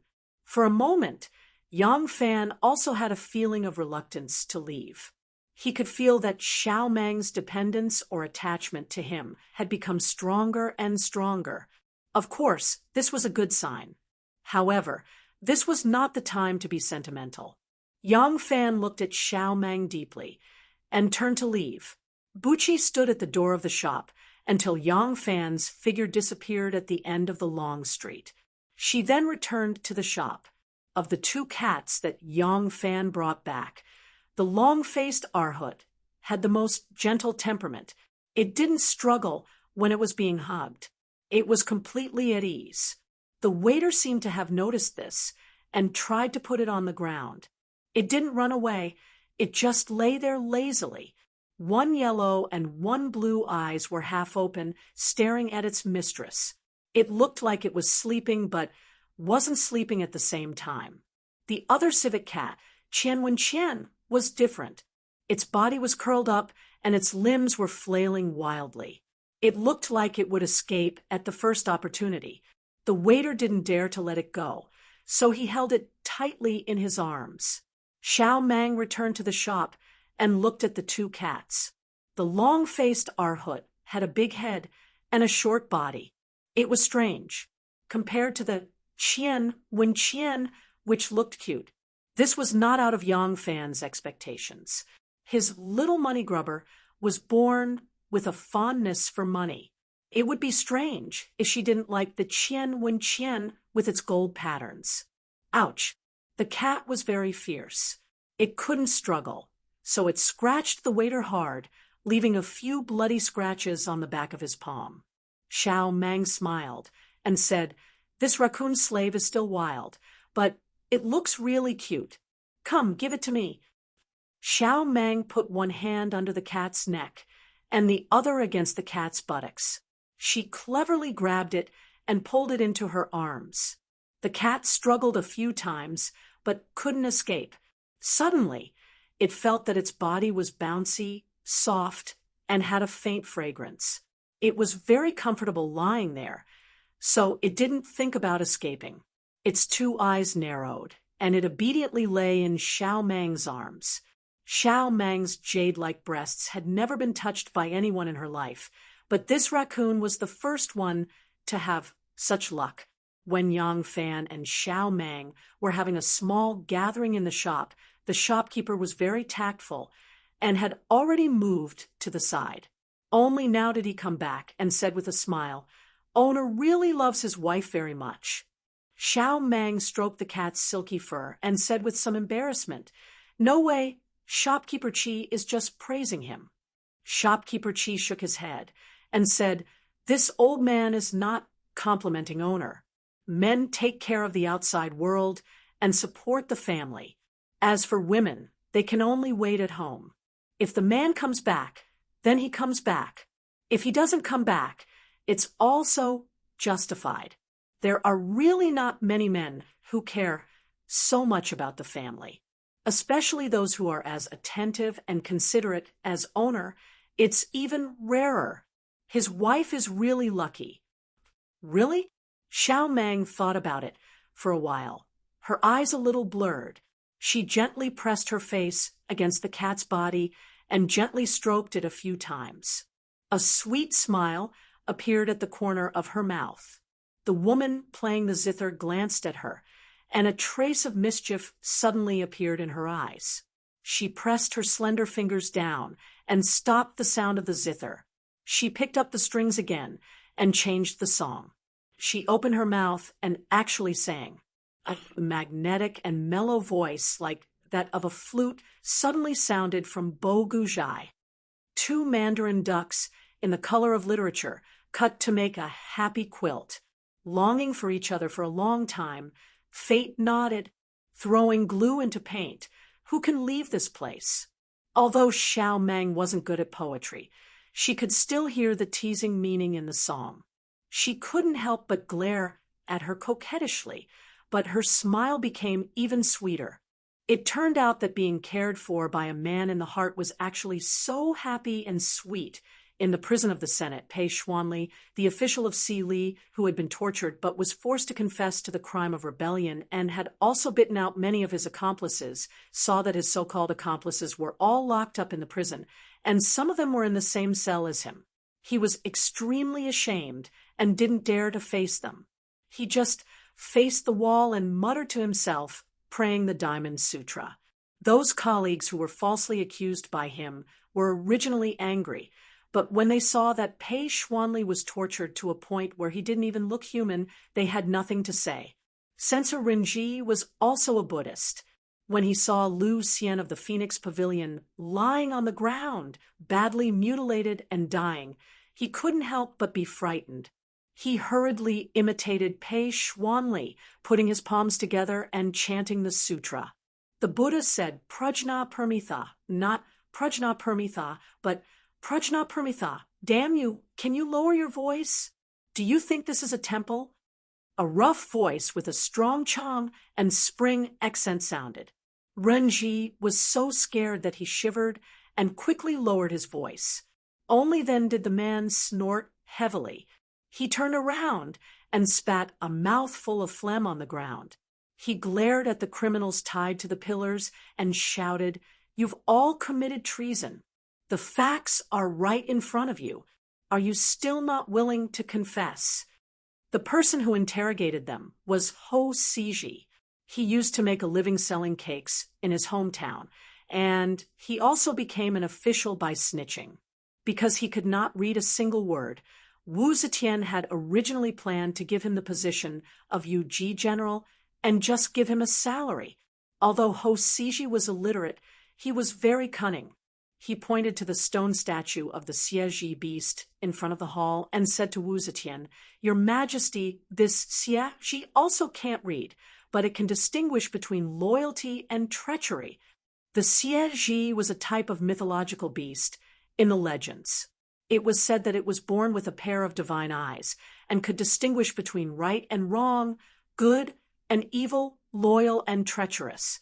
Once it discovered someone who was treacherous, it would use its horn to knock him down and eat him. Hearing this, Wu Zetian was very happy. She felt that although this person was illiterate, his knowledge was not ordinary. So she gave him the position of a court official and the left imperial censor. Imperial censor, Ho saw that Wei Suizhong and Lai Zixuan were promoted because they found out about the conspirators of the rebels. He was very envious and rushed to interrogate Wei Yuanzhong. He wanted to pry open Wei Yuanzhong's mouth and dig out a few traitors so that he could also be promoted. Wei Yuanzhong had been an official in the judicial system for many years. Before he was imprisoned, he was the right minister of the imperial censor and was on the same level as Lai Junchen. How could he care about this illiterate country bumpkin?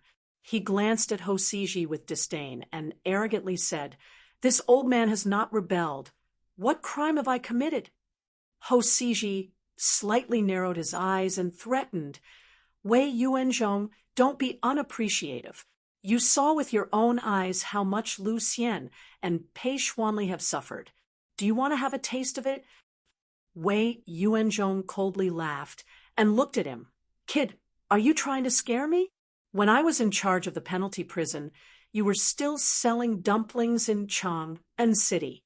Who are you to threaten me? The right imperial censors are all my subordinates. If you dare to use torture on me, and let one of them know, they will report you to His Majesty and accuse you of using torture to extort a confession." Ho Siji did not expect to meet such a prick. He was angry and anxious. He wanted to use torture, but he was afraid that Wei Yuanzhong would be injured all over and the right imperial censor would have something on him. If he were to send Wei Yuanzhong back to prison, he would lose face. Ho Siji thought for a while and angrily shouted, "Someone hang this old man upside down." Wei Yuanzhong mocked, "This old man has tasted the feeling of hanging upside down. Once when I was riding home on a donkey, I accidentally fell off the donkey's back. One of my feet was caught in the stirrup, and I was dragged by that stupid donkey for a long time." "Ha ha, ha ha." Ho Siji was furious and shouted, "You old man, don't be arrogant. Where do you think you are? This is the censor yard, not your right imperial censor. In a place like this, those who recognize by Sima do not recognize Meng Qingdu. No one has ever been able to walk out of this place unscathed. Do you still think that someone will save you?" Ho Siji's words were slang in Luoyang. The so-called Bai Sima was because there was a place in Luoyang called Bai Sima Ban. People used Bai Sima Ban to refer to the beating board. Meng Qing was a military general who used a cudgel. When Prince Li Chong rebelled, he died under Meng Qing's cudgel. Putting these two sentences together, it means that in my censorate, even if someone is willing to obediently confess, he will be beaten with a paddle, beaten until his buttocks bloom. If he is not willing to confess, he will end up like Li Chong, beaten to death with a big stick. Do you think you can walk out of this place unscathed? Wei Yuanzhong looked up and laughed. Ho Siji, you admire Zhuzi. As the imperial censor, you should be familiar with etiquette, know what is important and what is not. What by Sima, Meng Qing, such vulgar slang. If your colleagues knew about it, they would laugh at you for being ignorant. But if His Majesty knew about it, he would definitely punish you. Ho Siji jumped in fright. These two phrases were his catchphrases when he threatened prisoners. He had said them many times before. He was illiterate and didn't know what taboo he had violated. He was truly intimidated by Wei Yuanzhong. Wei Yuanzhong was a scholar and had been in charge of the imperial censor for many years. He must have his reasons for saying this. Thinking of this, Ho Siji restrained his arrogance and anxiously asked, "Is there something wrong with this official's words?" Wei Yuanzhong sneered. since you are asking for my advice. You are sitting there while I am tied up here. What kind of logic is this? Hosiji quickly stood up and ordered, "Come, untie Zhongqing Wei." The two jailers untied Wei Yuanzhong. Hosiji respectfully said, "Zhongqing Wei, please take a seat." Wei Yuanzhong rubbed his wrist and boldly sat down on the chair. Hosiji stood beside the desk and carefully smiled. Zhongqing Wei, may I ask if what Siji said offended the imperial court?" The so-called rebel was sitting on the judge's seat, but the judge was standing at the side like a lowly clerk. The two prison officials saw this scene and didn't know whether to laugh or cry. They thought of how they, who were well-read and talented, were now under the control of such an ignorant village scoundrel. They couldn't help but feel sad. Originally, Wei Yuanzhong only wanted to ridicule Hosiji. He never expected that Hosiji would have such a reaction, causing him to be extremely surprised. With his knowledge, it was naturally easy to fool this illiterate country hooligan. Wei Yuanzhong immediately began to explain in a bold and unconstrained manner. Wei Yuanzhong knew that Hosiji was illiterate, so his explanation was easy to understand. He also gave many examples that he had encountered in the process of enforcing the law, making Hosiji dizzy. Hosiji didn't expect that there were so many rules and knowledge to be in charge of the prison. The more he listened, the more unfathomable he felt. Wei Yuanzhong spoke for a while and licked his lips, saying, "This old man is a little thirsty." Hosiji hurriedly said to his subordinates, "Quickly pour water for Zhongqing Wei. How can you be so blind?" In the meditation room of the abbot of the tranquil sect, Madame Yu, the wife of Li official Pei Xuanli, couldn't help but cry again. "Abbot, my husband and I have always been devout to Buddha. My humble husband is an honest official and has never done anything illegal. I eat vegetarian, pray to Buddha, give porridge, and do good. I am not inferior to others.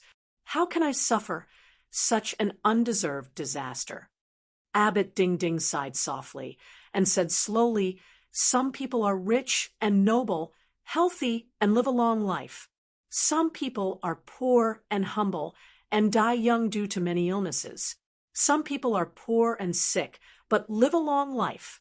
Some people are rich but live a short life. These are all caused by the karma of each person in the past.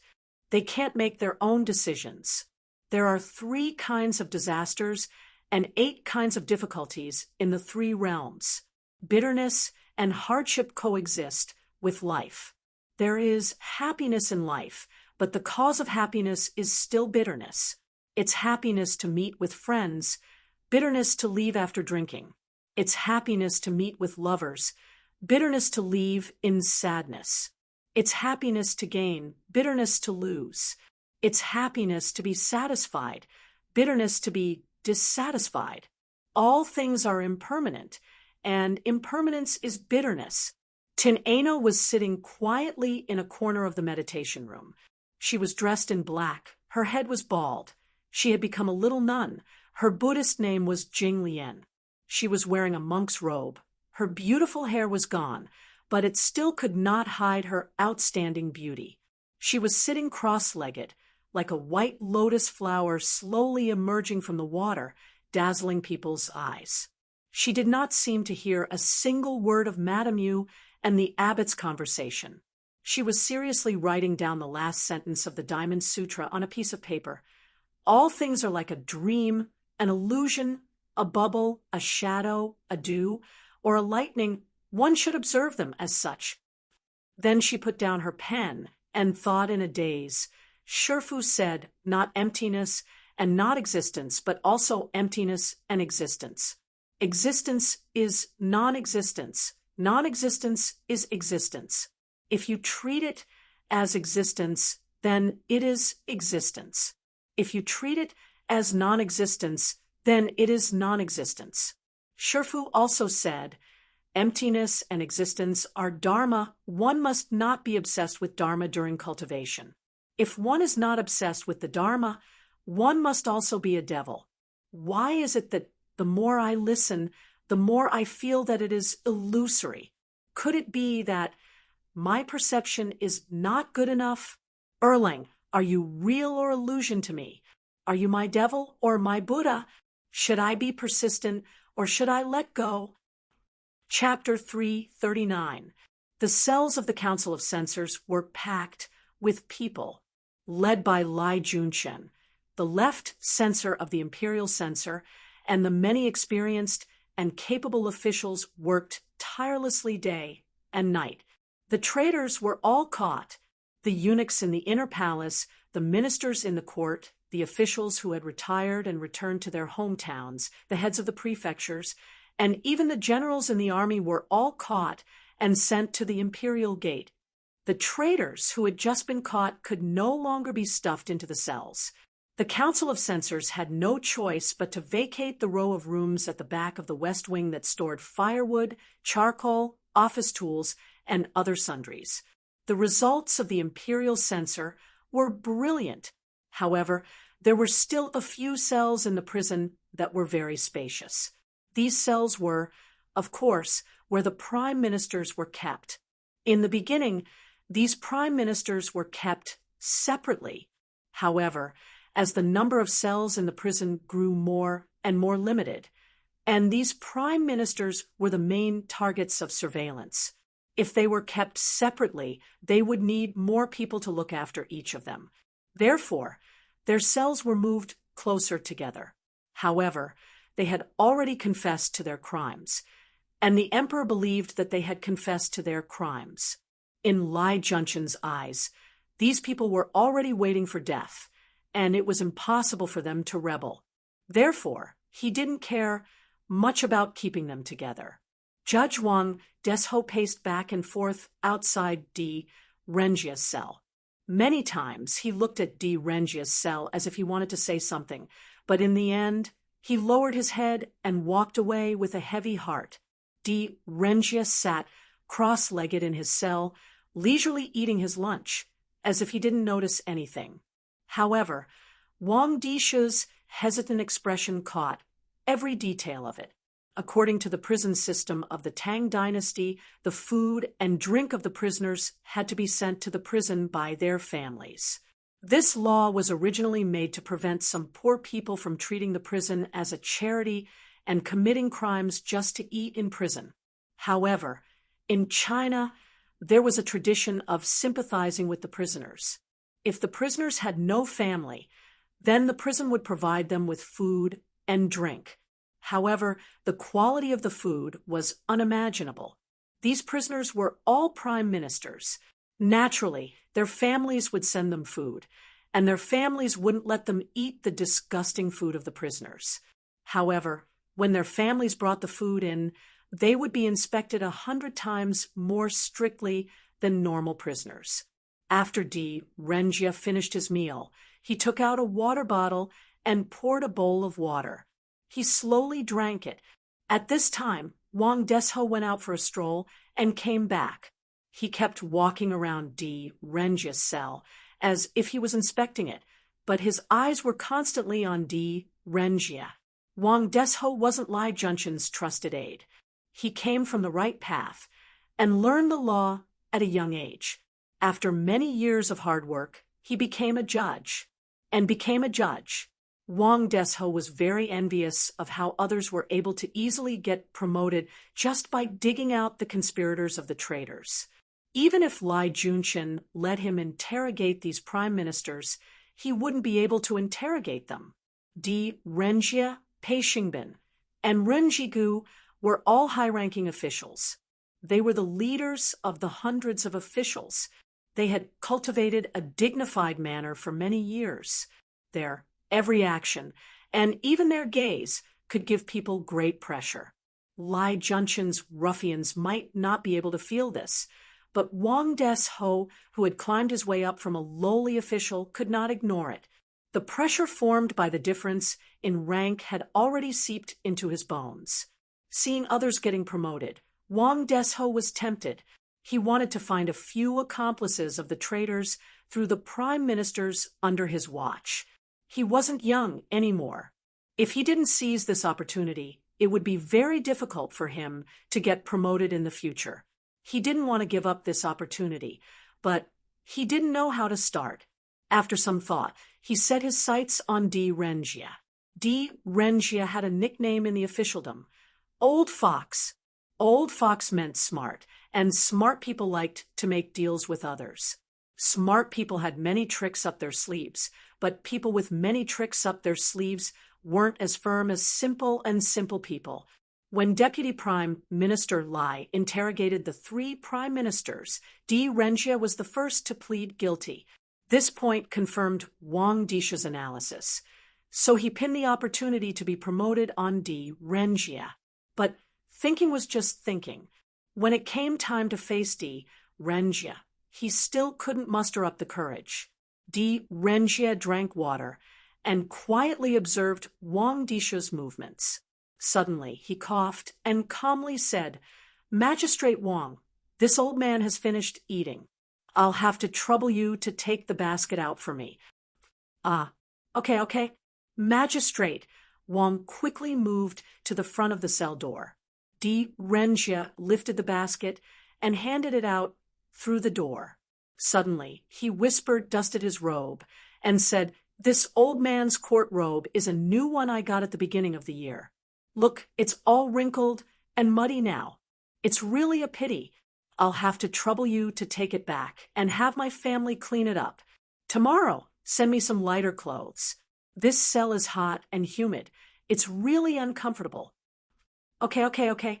It's really inconvenient for Prime Minister D to sit and lie down in this court robe. Wang Desho finally talked to him, so he quickly agreed. D. Rengia slowly took off the clothes and handed them to him.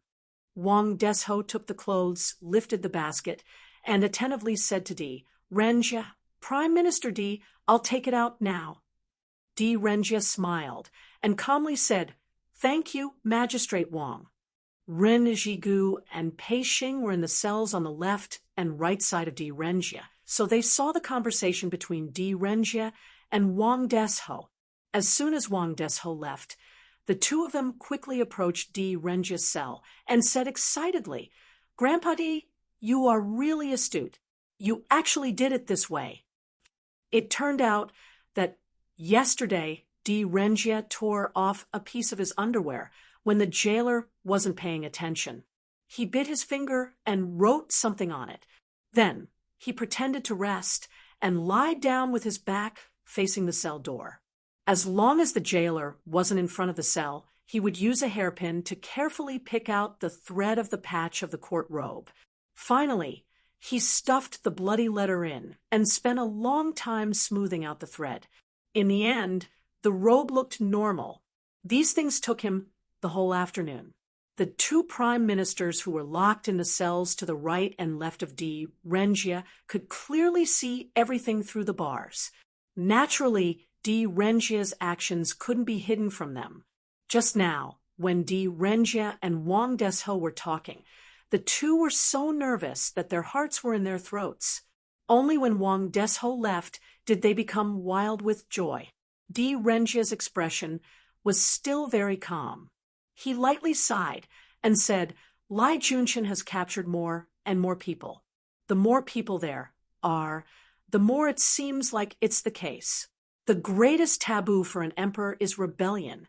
Lai Junshin is not the only one stirring up trouble here. There are also the kings of the Wu clan. Even if they don't show up themselves, they will take this opportunity to incite others to stir up trouble in front of the empress. I'm afraid that with all of them working together, the empress will no doubt believe it."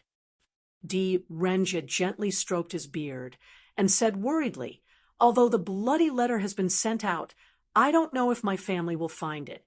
If my family finds it, will they have a chance to send it to the emperor? If not, we won't even have a chance to live. Now, we can only do our best and leave it to fate." At this moment, Lai Junshin was personally interrogating the general of the left Jade Seal Guard, Zhang Qinshuan. Zhang Qianxuan's feet were shackled, and his hands were also shackled.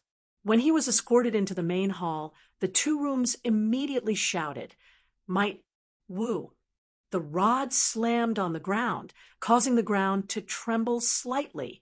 Zhang Qianxuan was a veteran general who had been through hundreds of battles. How could he care about such a situation? He stood there steadily and looked at Lai Junchen with a cold smile. Lai Junchen slammed the gavel and shouted, "Sinner Zhang Qianxuan, kneel!" Zhang Qianxuan curled his lips and said proudly, "This marshal has swept across the battlefield and made countless contributions to the empire. This great empire is partly due to this marshal's contributions. Who do you think you are? In terms of contributions, you are not even 1/10,000th of this Zhang. In terms of official position, you are also far behind this Zhang. This Zhang was imprisoned unjustly. What crime did I commit? Why should I kneel to a lowly person like you who only knows how to flatter others?" Lai Junchen had arrested so many people, but he had never seen such an arrogant one. He couldn't help but fly into a rage and shouted sternly, "Zhang Qianxuan, this official is here to interrogate you. You are a criminal who is guilty of treason, yet you dare to roar in court with such arrogance? If you don't plead guilty, this official will have to serve you with torture." Under Lai Junchen's order, his subordinates rumbled as they pulled out those strange-shaped, blood-stained torture devices. Zhang Qianxuan didn't even look at them. Looking up at the sky, he coldly said, "Who doesn't know of your infamy, Lai Junchen? If you want to interrogate this marshal, you can, but this marshal doesn't trust the censorate. If you want to interrogate me, you will have to be interrogated by all three departments." After saying that, Zhang Qianxuan turned and walked down the hall. As he walked, he coldly said, "When all the officials from all three departments are here, invite this marshal to the court." Lai Junchen was so angry that his entire body was trembling. He thought that he was already arrogant enough, but he didn't expect to meet someone even more arrogant than him in his territory. Lai Junchen slammed the wooden block in front of him and roared, "Men, seize Zhang Qianxuan and serve him with torture." "Who dares?" Zhang Qianxuan's leopard eyes widened as he roared, scaring the servants who had just surrounded him into taking a step back.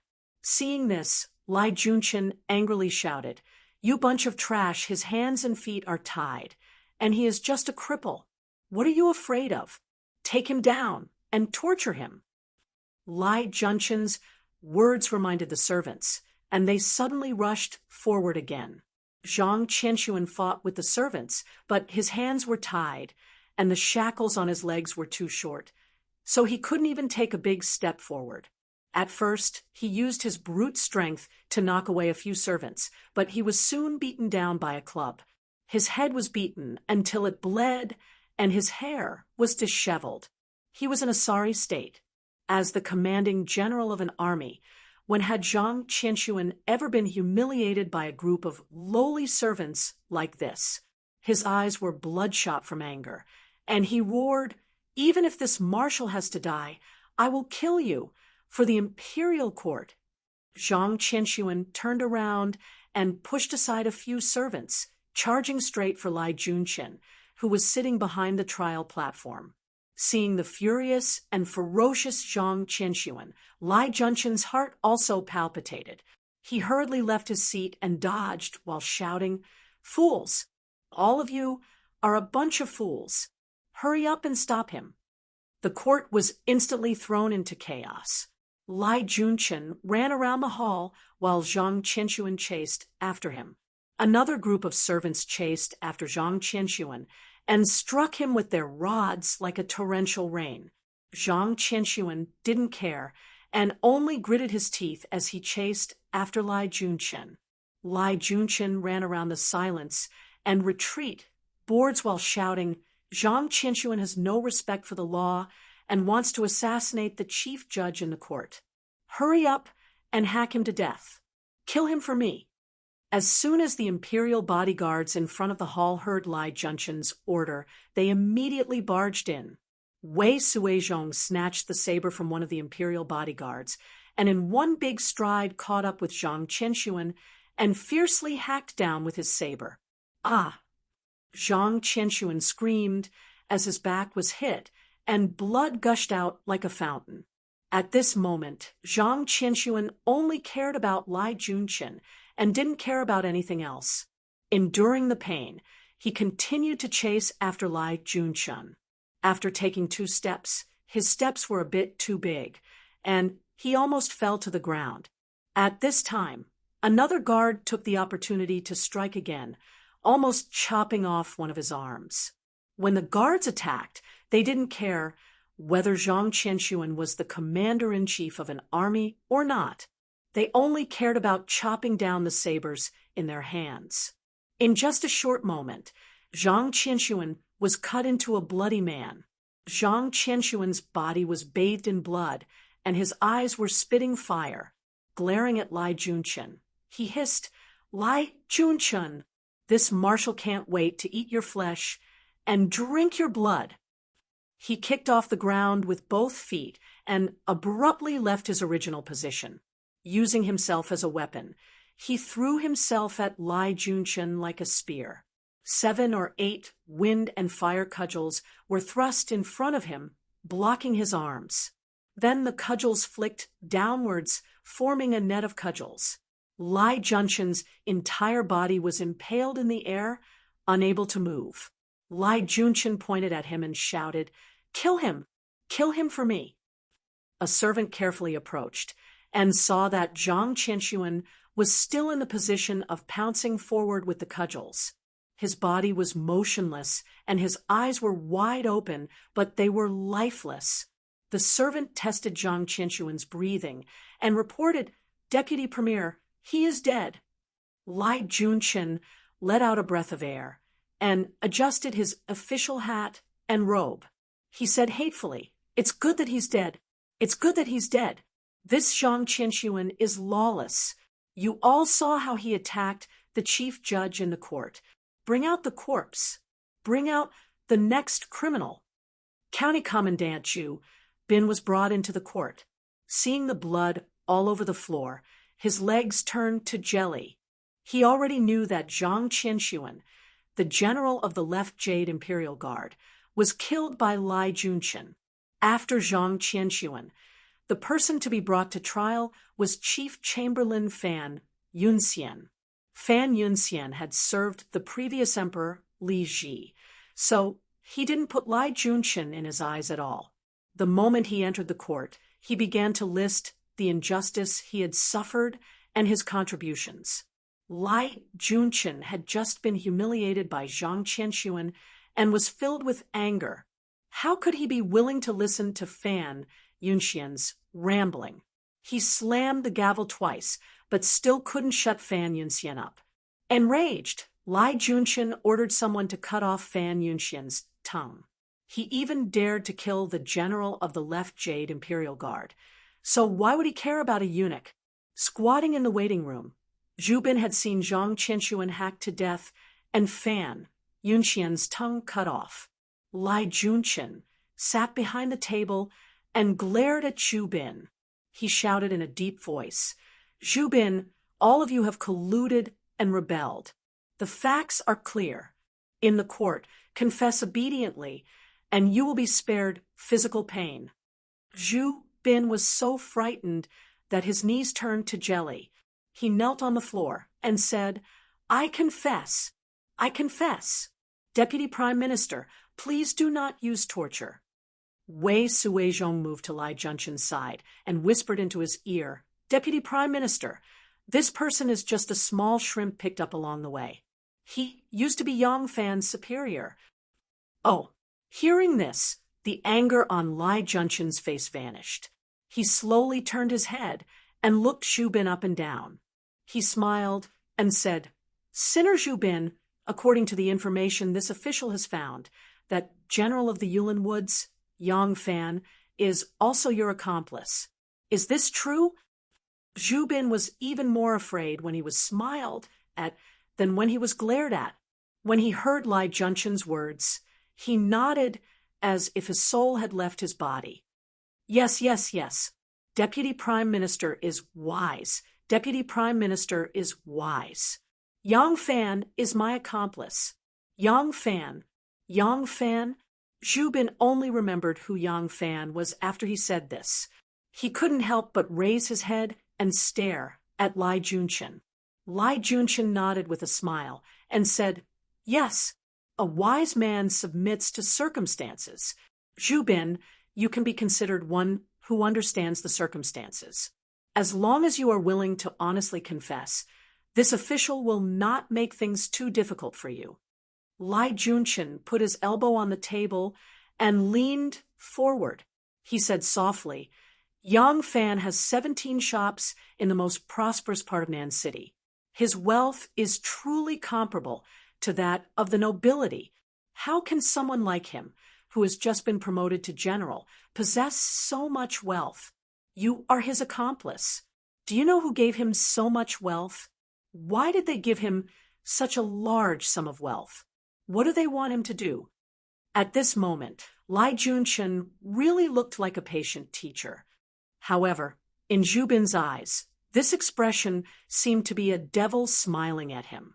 Zhu Bin was even more afraid. He trembled and thought for a long time before hesitantly saying, According to what this sinner knows, this Yang Fan is highly appreciated by Shangguan Weiji. Lai Junshin's expression immediately changed. His goal was only to bite Yang Fan to death. He did not want to bite out such a great bodhisattva. Shanghai was His Majesty's favorite. Even when His Majesty went to 5 Phoenix Brothel at night, he did not forget to bring her along. This person was not so easy to bring down. Not waiting for Zhu Bin to finish, Lai Junshin slammed the gavel on the table and shouted, How dare you! Shangguan Weiji is loyal to His Majesty. How can he be an accomplice of a rebel? You cannot indiscriminately accuse others. Zhu Bin jumped in fright and quickly corrected himself. Yes, yes, yes. This sinner did not say that Shangguan Weiji is Yang Fan's accomplice. I only said that Yang Fan used glib words to seek Shangguan Weiji's appreciation in order to get close to His Majesty. He did not have good intentions. Lai Junshin impatiently said, All right, don't mention Shangguan Weiji anymore. You just need to tell me who used so much money to bribe him. This, Zhu Bin swallowed. After thinking for a long time, he carefully said, Assistant Minister D. Renj. Lai Junshin coldly glared at him. Zhu Bin immediately shut his mouth. Lai Junshin endured and endured, but finally he could not take it anymore. He muttered loudly, You idiot! Everyone knows that D. Renjia has no money. If he had that much money to give to Yang Fan, would he need to move to the southern part of the city and wake up early every day to come to the palace? Zhu Bin hurriedly said, Yes, yes, yes. This sinner was afraid of the deputy minister's might and was momentarily confused. Please give this sinner some time to think about it. Zhu Bin thought to himself, This person needs money. Xue Huai is rich. When Yang Fan got married, Xue Huai even gave him a huge gift. No, even Shangguan Weiji is not enough. If I give up Xue Huai, Lai Junshin will tear me apart. Who else? Even King Liang is not enough. Zhu Bin couldn't think of a suitable candidate even after thinking for a long time. He wanted to cry, but no tears came out. It's hard for others not to confess, but it's hard for me to confess even if I want to. Just who should I recruit? Lai Junshin looked at his stupid expression. He closed his eyes and steadied his breathing. Then he suddenly opened his eyes and tried his best to maintain a pleasant expression. He patiently said, Among the rebels that I have arrested, there is a minister of works, Li Yudao. This Li Yudao comes from the Li clan of Zhao Commandery, and his wealth is comparable to that of a noble. Moreover, as the Minister of Works, he is in charge of engineering, water conservancy, salt ponds, gardens, weapons, farming, mining, and coinage. He has a lot of money in his hands. Zhu Bin was a good student. He immediately understood what Lai Junqian was trying to say. He hurriedly said, "Deputy Minister, this Yang Fan holds an important position and commands the Yulin army. No, it's us. We want to rebel, but we won't be able to open the palace gates without a capable person like him." That's why Li Yudao promised him great benefits and also promised to make him a great general once the rebellion was over. That's why he bribed Yang Fan to act as a spy in the palace. Once the army arrives, he will coordinate with Yang Fan from the palace and lead his trusted aides to open the palace gates, welcome the rebel army into the city, and force the emperor to abdicate. Lai Junqian sat on his side and raised his head with a smile. He stroked his beard in a leisurely manner. His eyes gazed at the dust on the ceiling.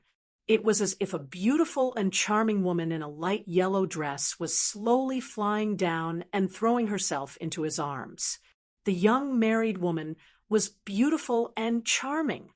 She was like a fresh flower after the rain, and also like the most plump grape on the branch. He raised his head and closed his eyes slightly. It was as if he could pluck that juicy grape with a single stretch of his hand. Even though the great hall was still filled with the stench of fresh blood, his nose seemed to catch a whiff of the beautiful woman's faint, enchanting body fragrance. Lai Junqian's soul was intoxicated. Everyone had their own pursuits.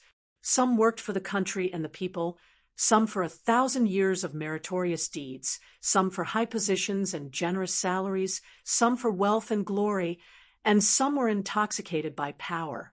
Lai Junqian felt that compared to these people, he really didn't want much. In fact, he just liked to moan. He wanted men to moan under his torture tools, and he wanted men's women to moan under his penis. Chapter 340. Today, the sky was gloomy. It had been gloomy since the morning. You couldn't see any dark clouds, but they had already covered the entire sky. The sky was dark, but there was no rain. Every now and then, a gust of wind would blow. It was damp, heavy, and annoying. The swallows would either skim across the ground or quickly fly into the sky. It looked like a heavy rain was inevitable, but no one knew when it would come. The Empress's expression was gloomy. If the gloomy sky was said to make people feel vexed, then the gloomy sky of the Empress would make people feel fearful. Everyone in the Hall of Martial Accomplishment was very careful, afraid to offend the Emperor. Wanner, who was always cautious, was no exception. She was even more careful than usual. Wu Zetian was in a bad mood.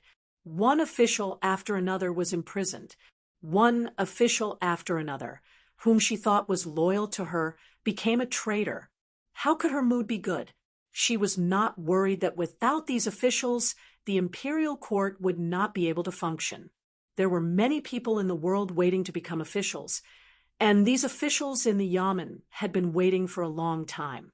If no one made room for them, they might have to wait for a very, very long time. This storm was an excellent opportunity for them, but for Wu Zetian, who could guarantee that the newly appointed officials would be loyal to her? She was very old. Even if she didn't want to admit it, she knew that she was too old.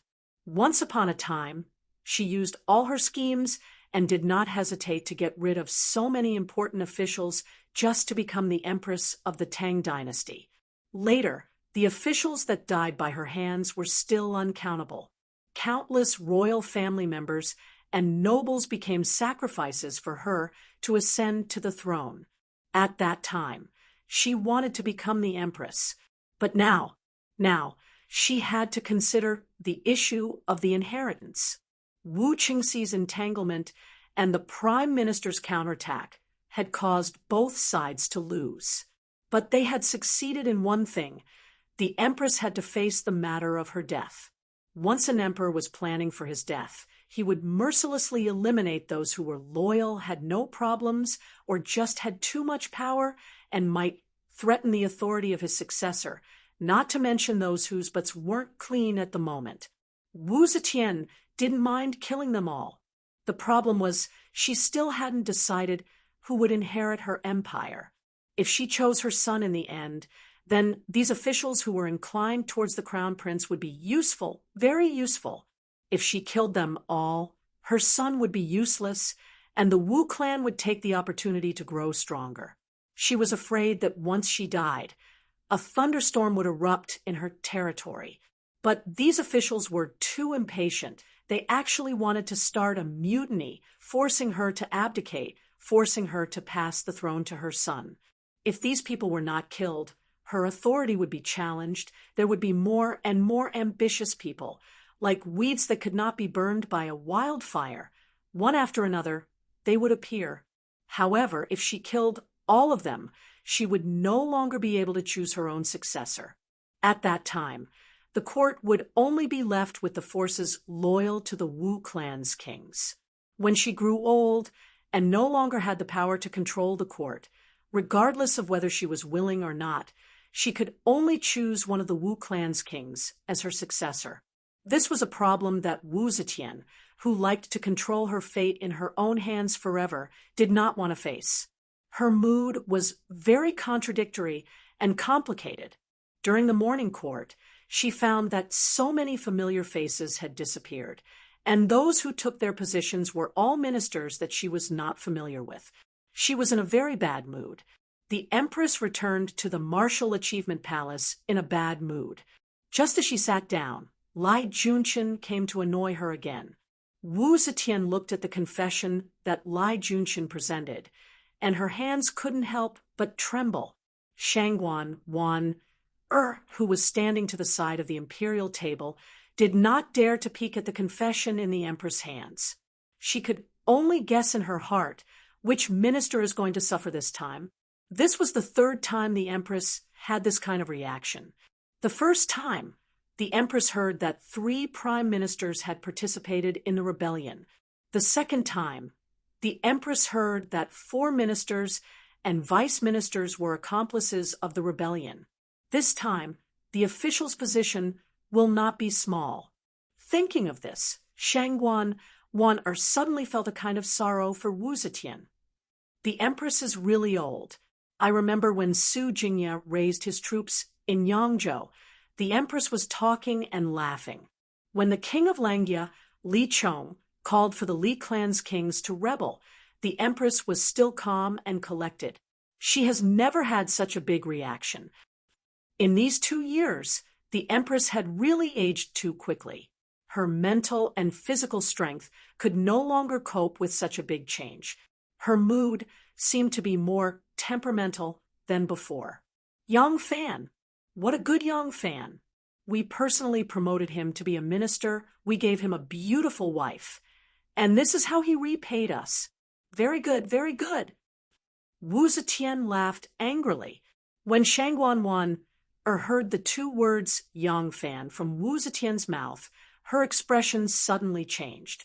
Her pretty face became as white as paper. Fortunately, Wu Zetian did not notice her. Lai Junqian was focused on watching Wu Zetian's expression. Everyone thinks that I won't live long. They are all busy looking for a way out.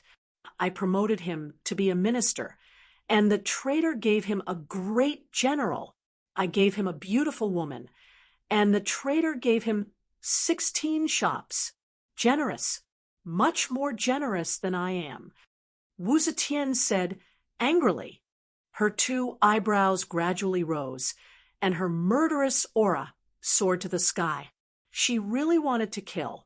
It must be known that even if they were all on duty in the palace, different positions played different roles. There was more than one chamberlain, and there were no less than dozens of chamberlains in the palace. Each of them had their own responsibilities, and Fan Yunxian's role was limited. Leading Commandant Zhu Bin's role was also limited. Although he had 600 bighorn warriors under his command, They did not play much of a role other than the ceremonial review and daily sentry duty. At night, they had to camp in Jiaqing, not to mention that Zhubin might not be able to incite all 600 Bighorn warriors to rebel with him, even if he could. If they wanted to break through the gate between Jiaqing and the palace, they would not be able to do so until dawn. The gate was also locked and guarded at night. But Yang Fan was different. He was the emperor's most trusted general of the garrison troops, guarding the most critical places. He was even qualified to carry his sword to the palace hall and meet the emperor. He controlled one of the most critical forces that could decide the fate of the emperor and the lifeline of the dynasty. If he participated in the rebellion, as long as he could incite dozens of people to rebel with him and open the palace gate unexpectedly, the great Zhou dynasty would collapse overnight. Wu Zetian gritted her teeth and ordered, "Arrest him and immediately execute him." No, death by 1,000 cuts. Everyone, don't. Had been so shocked by Wu Zetian's words that her vision had darkened. Now that she had come back to her senses and suddenly heard such a decree, she didn't care about anything else and immediately spoke. Why not? Wu Zetian coldly glanced at her. Wana knew how to protect herself, and she never interfered in these kinds of matters. She had taken the liberty to speak up today, which was a very strange thing to do. However, in her anger, Wu Zetian had forgotten about it. Always planned before she acted. If she had something to say, she would have thought about how the emperor would ask and carefully thought about what to say. This time, she spoke in a hurry and did not have time to think. When the emperor asked, she thought quickly and slowly answered. Yang Fan has always been loyal to everyone. He may not have rebellious thoughts. Before she finished, Wu Zetian interrupted her and said indifferently, "Not necessarily? Can something not necessarily be done accurately? The Yulin Guard is a treasured sword that I use to protect myself. It is also a dagger that cuts my throat. This weapon cannot be used by the hands of others. If there is even a hint of suspicion, it is enough." Was scared witless. At this time, she only wanted to slow down and think of a good plan. She casually said, "Everyone, at least, we should ask how many accomplices this person has in the army. Killing him in a hurry is actually helping him." These words moved Wu Zetian. Wu Zetian thought about it and nodded. "Yes, the Yulin Guard is where my safety lies. There can be no mistakes. Lai Junchen, capture him and interrogate him. I want to know how many accomplices he has." At this point, Wu Zetian angrily slapped the imperial table and shouted, "Tell that idiot Wu Yi to personally accompany you to capture him." "Humph! I gave him such an important task, and he can't even watch over his own people. He really gives me face." When Lai Junchen heard the emperor's decree to execute Yang Fan, he was already overjoyed. He didn't think that Shanghai would suddenly interrupt and lose a thread of hope. He was annoyed. Now that he heard Wu Zetian's decree, he quickly agreed and hurriedly left Wuqing Hall. Lai Junchen left Wuqing Hall and stood on the steps. He thought, "It seems that this Yang Fan really climbed up the high branch of Shangguan Weiji. There is an 80 to 90% chance that he was recruited by Shangguan Weiji. Unfortunately, this is a major case of rebellion. You can protect him for a while, but you can't protect him forever. This person is dead, for sure." When Lai Junchen left Wuqing Hall, gently leaned against the imperial table. Her small hands under her sleeves tightly held onto the table. If she didn't do this, she would have fallen to the ground. Her heart was beating wildly, and her legs were trembling. She felt a chill in her heart. She had long sensed that there was something wrong with her Langjun, but she didn't expect Langjun really participated in the rebellion. Wu Zetian turned to and suddenly saw that Shanghai Wan-er's face was gray and her forehead was covered with a fine layer of sweat. She couldn't help but be startled and asked, Wan-er, what's wrong? Ah, everyone Shanghai Wan-er wiped away the cold sweat on her forehead and forced a smile. She said, I was frightened a few days ago, so I haven't slept much. Today's weather is hot and stuffy, so my chest feels stuffy. I am old, but you are still young. Your body can't take it anymore. Go and rest for a while. Yes, Wan-er will leave now. Shanghai Wan-er moved her trembling legs and forced herself to walk out of Wuching Hall. As soon as she left the hall, she took 2 quick steps and held onto a pillar. She took a few deep breaths and said, whether or not my Lang Jun is an accomplice of the rebellion, I can't let him die. I can't. Inside the hall, Wu Zetian watched Shanghai Wan-er's somewhat weak back disappear through the door. She gently shook her head and waved her hand to summon the chamberlain. Little Hai, she ordered, pass on my decree. Transfer the right guard into the palace.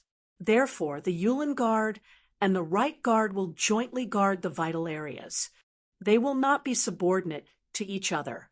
Outside the Black Tortoise Gate, Great General Wu Yuyi of the Yulin Guard had a gloomy face.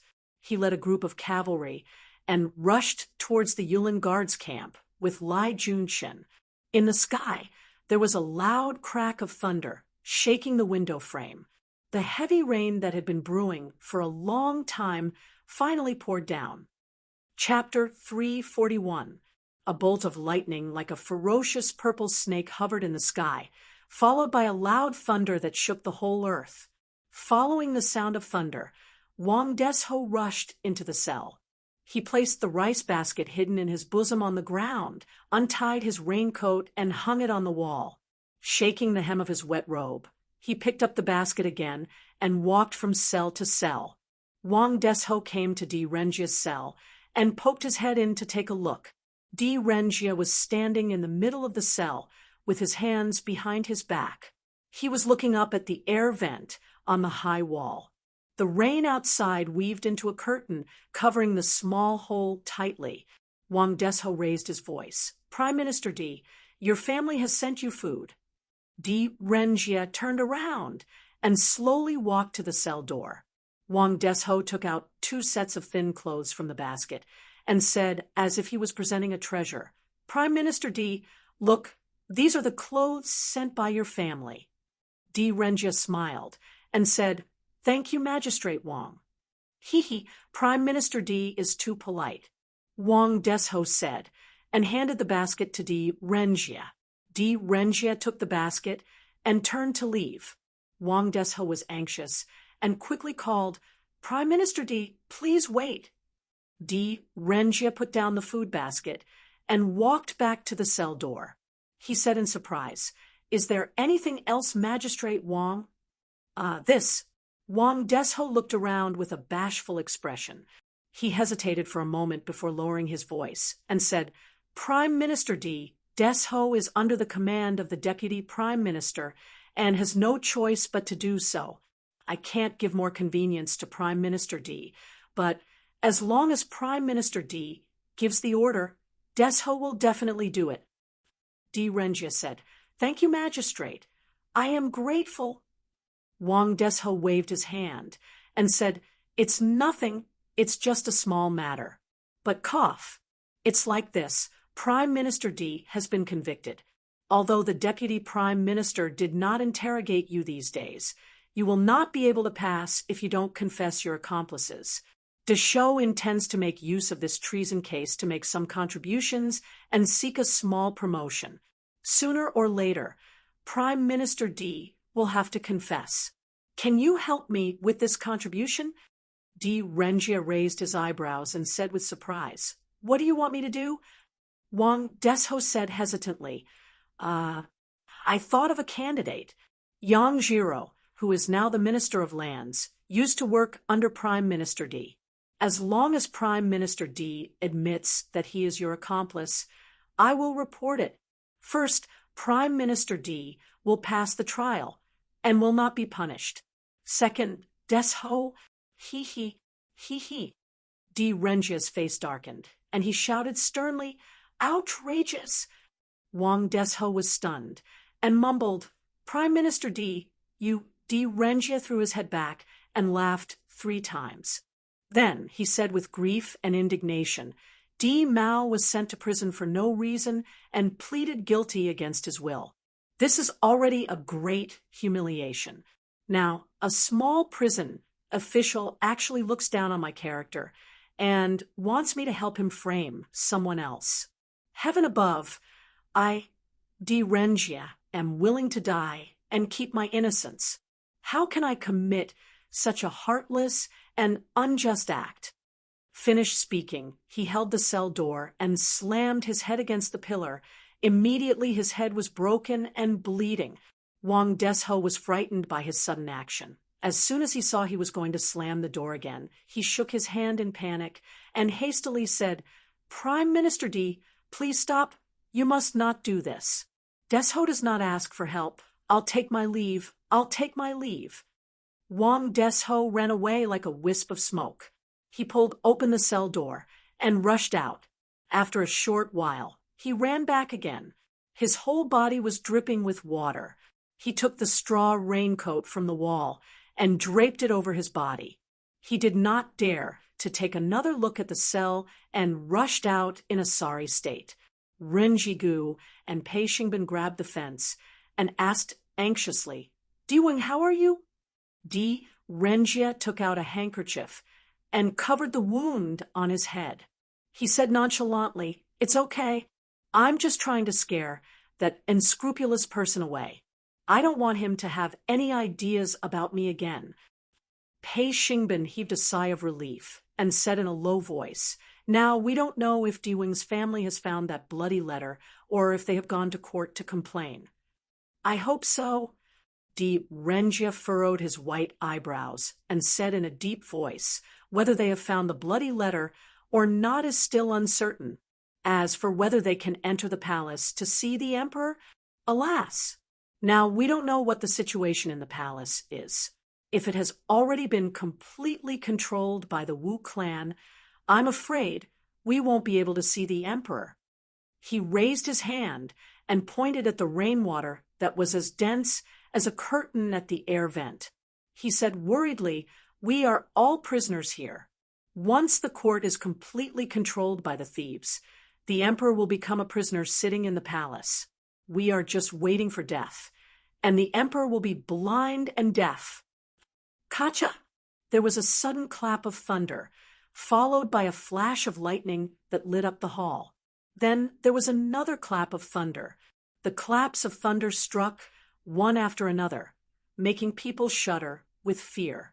When the first clap of thunder exploded abruptly, Princess Taiping was startled, but after that, she didn't pay much attention to it. Princess Taiping walked around the room in a hurry amidst the deep claps of thunder. Her heart was churning as if it had exploded. My little enemy, have you really rebelled with old Fox D? I'm not even in a hurry about the affairs of the Li clan. Why are you joining in the fun? Now that you have been caught and sent to the Jing Gate, do you still have a way out? Princess Taiping had been paying close attention to the series of events that had happened in the imperial court recently. Lai Junqian had some taboo in biting others. Aside from Yang Fan, who was determined to kill Yang Fan, no matter who he was because he coveted his wife, there was no need for him to carelessly offend others. Therefore, he didn't dare to offend people who were more troublesome like King Liang, King Wei, and Xue Huai. If the criminals made careless confessions and tried to accuse these people, he wouldn't be able to get away with it. Therefore, these major factions were not implicated at all. Princess Taiping took advantage of this opportunity to promote some of the officials she had recruited to more important positions. It could be said that she was also a beneficiary of this political storm. Therefore, she had been very concerned about how long this struggle would last and who would be implicated. She had placed many spies in the palace.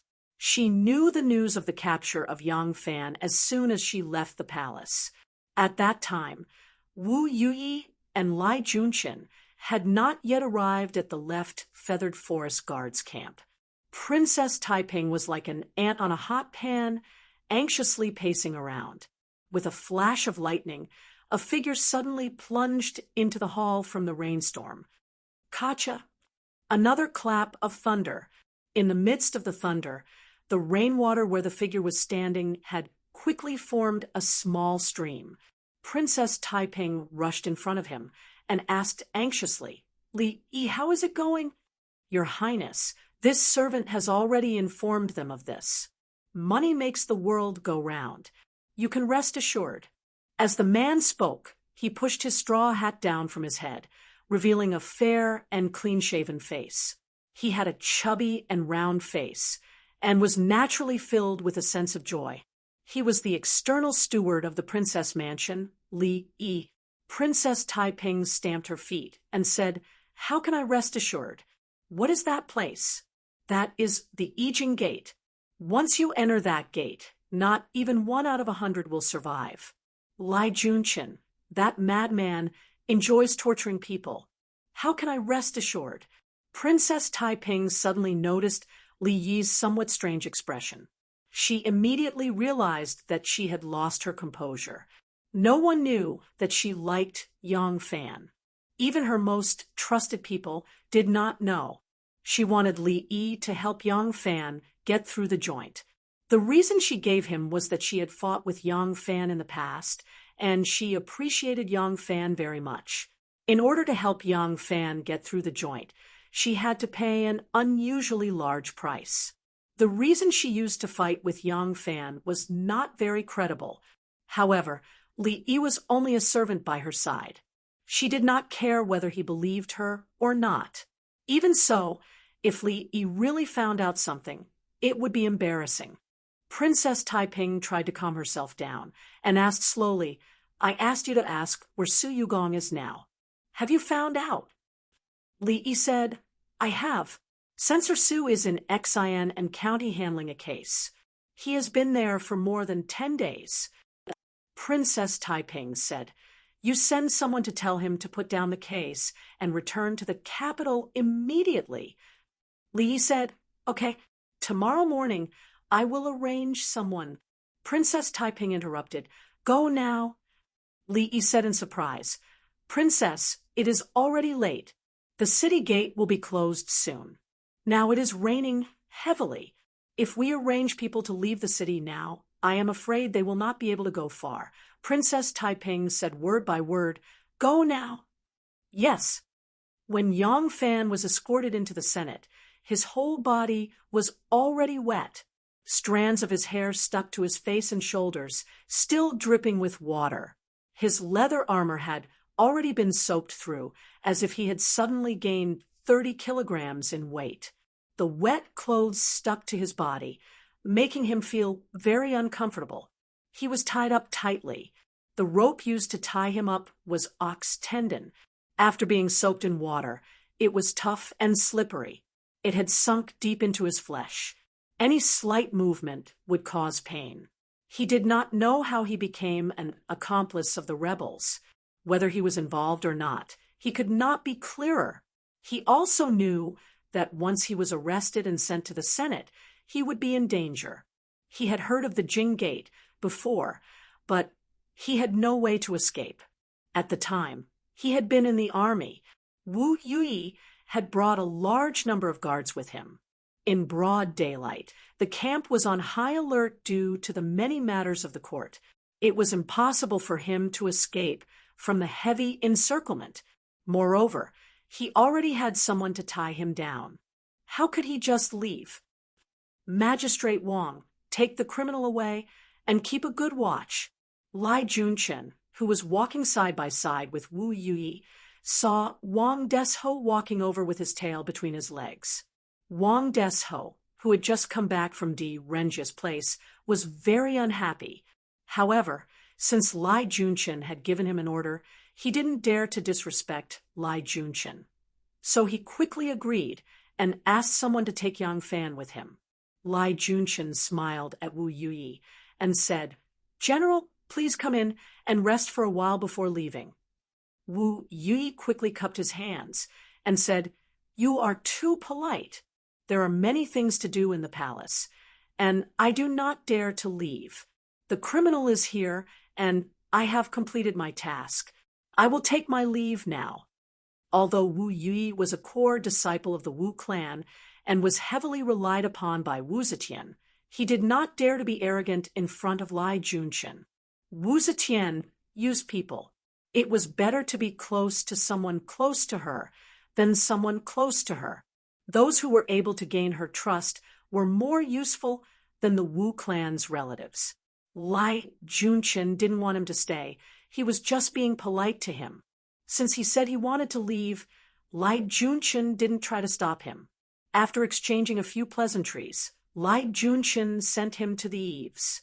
As soon as his figure disappeared from the second door, Lai Junchen hurriedly rushed back to his own room, called Wei Suizhong, and impatiently ordered, "Yang Fan has been caught. Kill him for me tonight." Chapter 342. Hearing Lai Junchen's words, Wei Suizhong couldn't help but be startled. "Lieutenant Minister, he was just brought into the censorate today, and was still alive and kicking. Suddenly dying. Isn't this a little too obvious?" Lai Junchen snorted. "This person has a close relationship with King Liang and Shui Huai, and Shangguan Daiji is also very protective of him. If I'm too late, those people might interfere, and I won't be able to avoid some misgivings. I'll kill him before they even have the chance to say anything. What's done can't be undone. Do you think they'll fall out with me over a nobody like him?" Wei Suizhong nodded. "Fine, I'll go strangle him right now and make it look like he's hung himself." Lai Junchen stopped him. "What an idiot! Is there a place for him to hang himself in that cell? Besides, he's shackled and tied up, unable to move at all. Do you think the Emperor, King Liang, and Shui Huai are that easy to fool? Then poison." Wei Suizhong hesitated. "Poison? Isn't it obvious that someone wants him dead?" Lai Junchen smiled sinisterly. "How could that be? This person is an accomplice of the rebels, and his accomplices have been captured one after another. How could he not be afraid? He must have prepared poison just in case. Now that he's been captured, what's wrong with him committing suicide?" Wei Suizhong smiled. "Since Deputy Minister says so, this lowly one understands." Lai Junchen said, "When he's dead, I'll do something to his collar, make a gap where he can hide something, and then I'll confirm that he committed suicide by taking poison. Even if other people are suspicious, what can they do to me?" Wei Suizhong gave him a thumbs up. "Deputy Minister is truly wise. This lowly one will get to it right away. Wait." Lai Junchen called him back. "Find a reliable subordinate to take care of this first. Don't be in a rush to make a move. It's best if we aren't here when he dies." Wei Suizhong smiled knowingly. "Deputy Minister, you're a meticulous person. This lowly one understands." Wei Suizhong hurried out. Lai Junchen stroked his beard and pondered for a moment. A faint smile appeared on his face. It had to be said that although Lai Junchen was a famous, ruthless official, his appearance and temperament were truly handsome and extraordinary. The corners of his mouth curled up slightly, carrying a somewhat demonic smile. It really had a different kind of charm. Near dusk, the rain became lighter. The officials of the censorate hall left the yamen and went home. A short and stout middle-aged man in a black jailer's uniform stood under the dripping eaves of the long corridor. Seeing the last official leave, he ordered the servants to close the door. The heavy mansion door closed with a pung sound. Two servants carried the thick and heavy door latch and put it on with a pung sound. The two sides of the door were then wrapped with iron chains, and a large iron lock weighing 5 to 6 caddies was locked with a kacha sound. The jailer watched them go through all the procedures meticulously, then turn around and limped away. The bunch of keys around his waist rattled as he moved. This jailer's name was Zhang Lilei. He was originally a captain of the Imperial Guard. In order to maintain the fighting strength of the Imperial Guard, the royal court had always maintained the tradition of rotating the Imperial Guard into battle. This Zhang Lilei had killed an enemy Helan official in the battle against the Turks and achieved a great merit. He originally had the opportunity to be promoted, but his injuries were too severe. By the time he recovered, he could no longer hold a position in the army. Thus, he was transferred to the censorate hall and became a jailer. Wu Zetian took good care of her personal troops. She did her best to eliminate as many worries as possible so that they would be loyal to her. Most of the people who were caught and sent to the censorate hall were officials. Even though they knew that once they were caught and sent to the censorate hall, they would still willingly bribe their family members to prevent their loved ones from being mistreated. Thus, the jailer's income was quite generous. However, for a soldier who had the potential to become a general and bring glory to his family, coming here meant that his life would end here. Zhang Lilei, who had suffered a setback, had always been a man of few words. Even the jailers and servants who were close to him were somewhat fearful of him. Rice was being cooked in the kitchen. There were 2 kitchens on the left and right. Smoke billowed from the kitchens. Even though the firewood was stored under the shed, because of the heavy rain, the firewood was damp and thick smoke was coming out. The cooks who were cooking were constantly coughing. The kitchen on the left was used to prepare food for the jailers and jailers. Even though it was a big pot of food and not exquisite, it was still very sumptuous. The kitchen on the right was used to prepare food for the prisoners. There were 3 big pots, all of which were porridge cooked with aged rice. Inside were some vegetable stalks. This way, there would be food, rice, and water. Zhang Lilei stood at the entrance of the kitchen and looked inside. He raised his voice and shouted, "Zhang Xiaobu!" In the kitchen, a burly and fierce-looking chef was stirring the rice pot with a thick wooden stick. When he heard someone calling him, he quickly threw the stick away and grabbed the handkerchief on his shoulder to wipe the sweat off his face as he rushed to the door. When he saw Zhang Lilei, he quickly bowed and said, "Chief Zhang, what can I do for you?" Zhang Lilei said with a poker face, "Lin, 7th prison, just caught a prisoner. We haven't had time to inform his family, so no one will send food today. When you send food to the prison, remember to prepare an extra basin." "All right, don't worry, Chief." While the 2 of them were talking in the hallway opposite the kitchen, 2 servants quietly walked together. Through the thin curtain of rain, they glanced in this direction, whispered a few words, and then walked past each other. In the wind and rain, all of this faintly revealed a strange atmosphere. Clank! With a click, the prison door opened. Zhang Lilei held the key in his hand as he limped in. There were 8 cells in this prison, all of which were the trusted aides and subordinates of the high-ranking officials who had committed crimes. Their families were all in other places, so no one sent them meals. They could only be provided by the prison. Above the passage, in the middle of the cell, there was an oil lamp hanging at regular intervals. There were 3 lamps in total. As soon as the cell door opened, the bitter wind and bitter rain rushed in.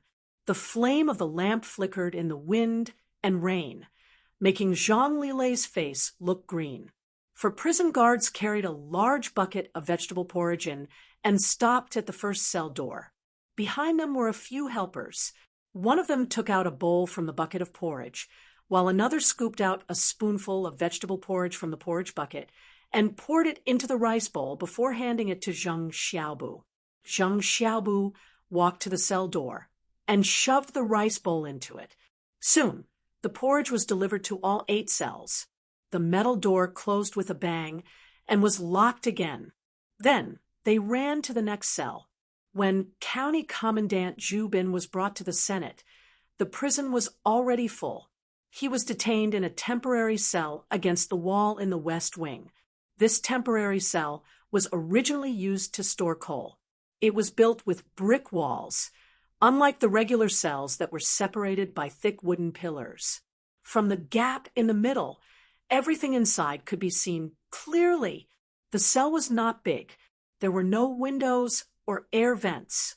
There were no lights inside, so it was dark. Because the door was not a regular cell door, there was no food door to pass things in. There was a spare torch on the wall outside the cell door. Someone lit the torch.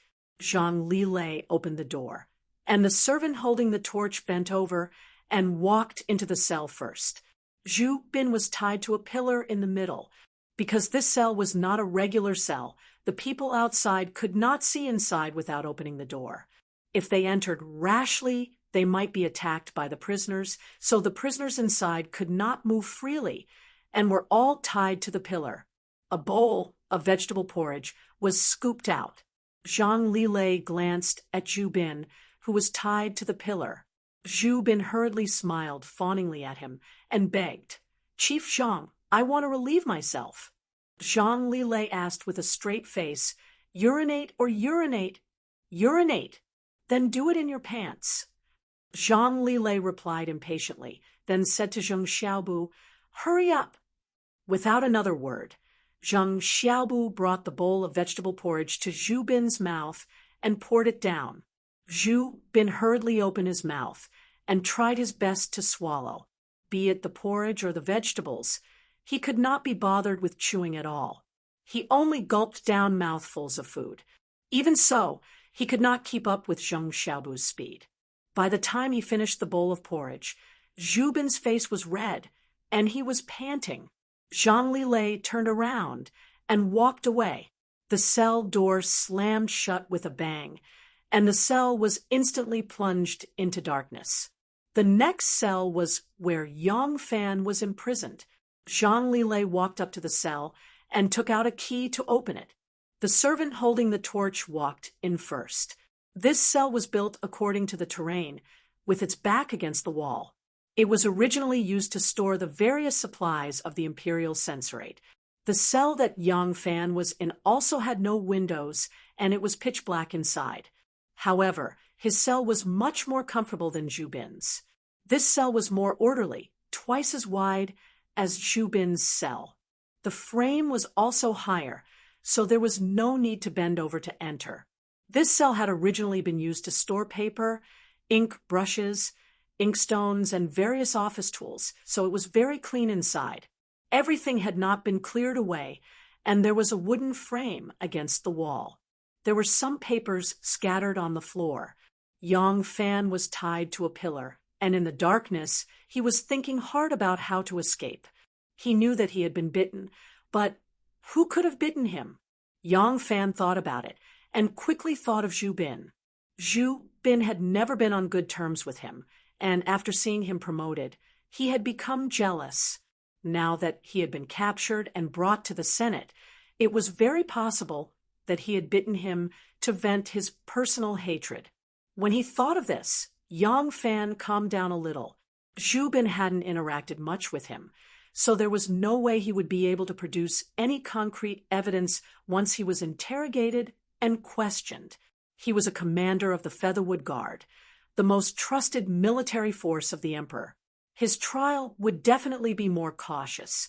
Moreover, he had a huge network of connections. Wan'er was out of the question, and King Liang and Master Shui wouldn't just stand by and watch once they found out about his situation. That was why he was quite optimistic about his chances of escaping. Yes, entering the imperial censorate was a perilous situation, but there were still exceptions. He hadn't participated in the rebellion, so even if Zhu Bin had bitten him, there would still be plenty of loopholes once he was interrogated. Even if the various factions of the imperial court were fighting each other, given his current position, he shouldn't have caught the attention of those important figures. He shouldn't have become a target that they would want to eliminate. He believed that the people of the imperial censorate wouldn't risk offending people like Master Shui and King Liang just to put him to death.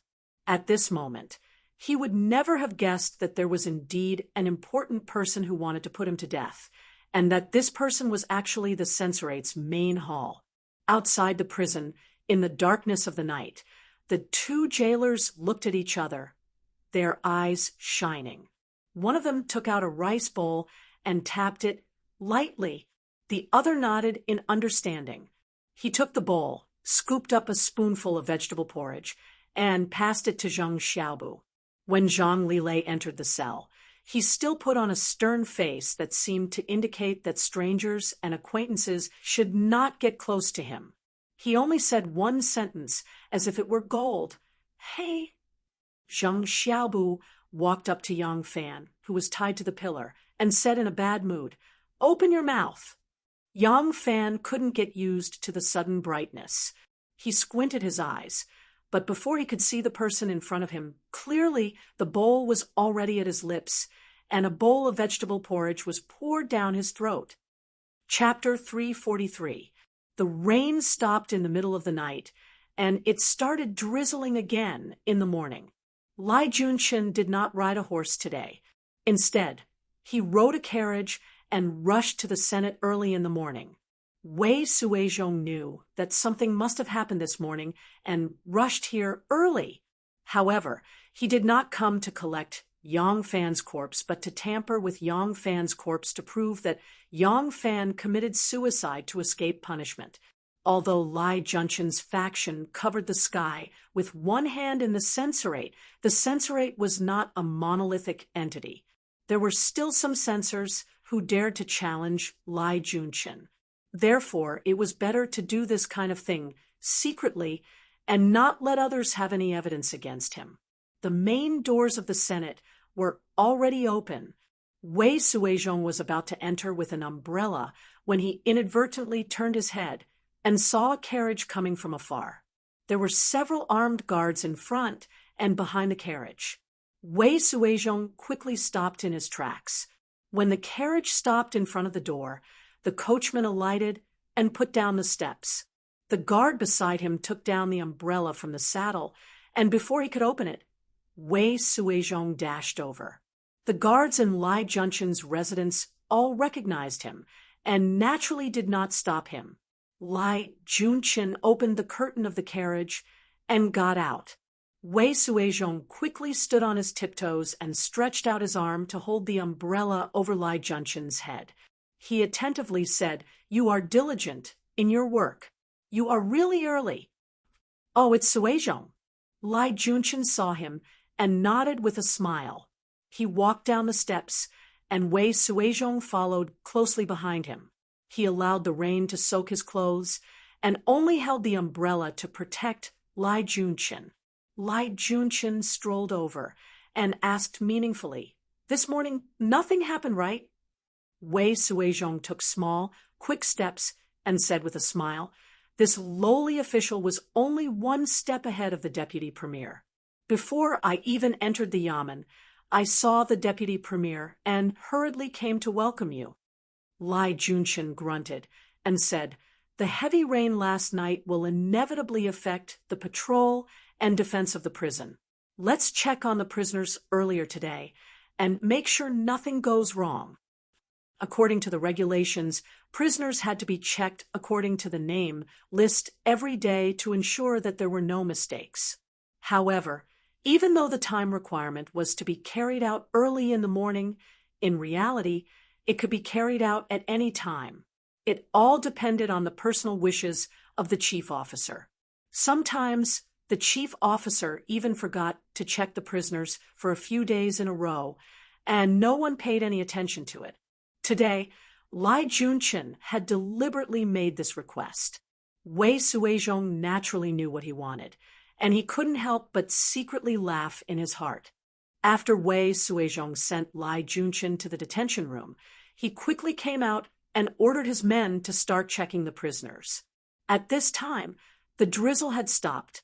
Although the sun had not yet appeared, the sky was much brighter.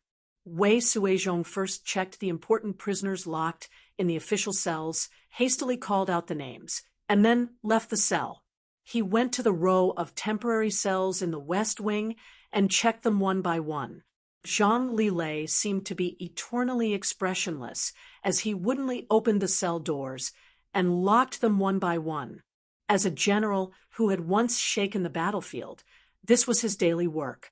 The door to Zhu Bin's cell opened, and two armed guards walked in with their backs bent. Wei Suizhong casually stood at the door, his eyes already staring at the door to Yang Fan's cell. He slightly moved his facial muscles, thinking about what kind of expression he should show when he heard the news of Yang Fan's death in a while to make it seem natural. Not good. Censor Wei, the prisoner is dead. A guard ran out in a panic. Before he even reached the door, he straightened his back and hit his head on the door frame, causing it to tilt. Wei Suizhong was stunned. At this time, there was no need for him to pretend to be shocked. Almost subconsciously, he wanted to turn his head to look at the cell where Yang Fan was being held, but with just a thought, he twisted his neck and repeated, "The prisoner is dead." The guard grimaced and rubbed his head, nodding. "Yes, the prisoner is dead." At this time, another guard also walked out. Wei Suizhong blurted out, "Who's in this cell?" The guard who had just crawled out replied, "This cell is holding Commandant Zhu Bin." Wei Suizhong pushed the two of them aside and bent down to enter the cell. The door was open, and with the light from the door, he could still see the inside clearly. Wei Suizhong walked in and saw a man tied to a pillar. His head was slightly drooping, and he was still wearing a military uniform. Wei Suizhong lifted his chin and lifted the man's head.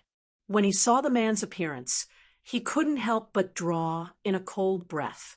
The person who had died was indeed Zhu Bin, although his eyes, nose, ears, and mouth were all bleeding and his face was somewhat distorted, making him look like a ferocious ghost. Wei Suizhong would never mistake one person for another. He was long dead, and his body was already stiff. Wei Suizhong held his chin and felt the coldness of his skin. Wei Suizhong hatefully withdrew his hand and walked out of the cell. With an ugly expression, he said, "Go to the next cell. No. Report to the lieutenant minister immediately." Someone had died here. So how could he continue to investigate the next cell as if nothing had happened? Originally, Wei Suizhong should have called Lai Zai, but he didn't know what Lai Junchen meant. So he changed his words and told them to report to Lai Junchen first. Not long after, Lai Junchen, who was sitting in the detention room and waiting for the news of Yang Fan's death, rushed over and entered the cell. A moment later, he came out again and calmly said to Wei Suizhong, "Continue to investigate the other prisoners." "Yes," Wei Suizhong replied, and said to Zhang Lilei, "Open the cell door." Even though someone had died in the cell, Zhang Lilei's expression didn't change. It was still that wooden coffin face. He opened the door to Yang Fan's cell, and Wei Suizhong pushed away the two servants and rushed in first. When the door opened, light shone in. Yang Fan couldn't help but squint his eyes. Fortunately, it was cloudy today, and the light wasn't bright. In a moment, he could clearly see the person standing in front of him. Wei Suizhong stared at Yang Fan with a gloomy expression. Yang Fan was also looking at him. How could he not hear what was being said through the door? Originally, it wasn't a big deal for someone to die in the prison. Whether it was because of illness or prisoner abuse, it was common for prisoners to die. Yang Fan didn't take this matter to heart, but when he saw Wei Suizhong's eyes, a sense of danger arose spontaneously. This expression, this gaze, there was something wrong. Wei Suizhong only looked at him for a moment before turning around and leaving like the wind. With a bang, he closed the door and said, "The prisoner is fine. Lock the door and check the next cell." Wei Suizhong forced himself to remain calm and continued to check all the prisoners. When he returned to the row of cells, Zhubin's corpse had already been carried away. 2 servants were cleaning the cell and sprinkling lime on it. Wei Suizhong looked inside and outside before rushing to Lai Junshin's office. Because he was in a hurry, he almost bumped into the 2 servants who had just opened the door and came out. When Wei Suizhong entered the room, he impatiently asked, "Lieutenant Minister, how did this happen?" Lai Junshin looked at him coldly. That gaze was like a poisonous snake hiding in the grass. Wei Suizhong felt a chill in his heart and couldn't help but close his mouth. Lai Junshin indifferently said, "The weather was hot, and there was a rainstorm. The temporary cell was poorly ventilated, and the environment was filthy. Zhubin contracted an acute disease and died. Remember to clean the cells in time to prevent the disease from spreading." Wei Suizhong was stunned for a moment before he reacted. He hurriedly replied, "Yes, I understand." The corner of Lai Junshin's mouth revealed a faint smile. Gently stroking his beard, he muttered, "Zhubin contracted an acute disease and died. Yang Fan was in the same cell as him. If he also contracted an acute disease and died, don't you think this is... it's really flawless." Wei Suizhong smiled and said, "Lieutenant Minister is wise. With a light touch, you've solved 2 major problems in one go." Slap.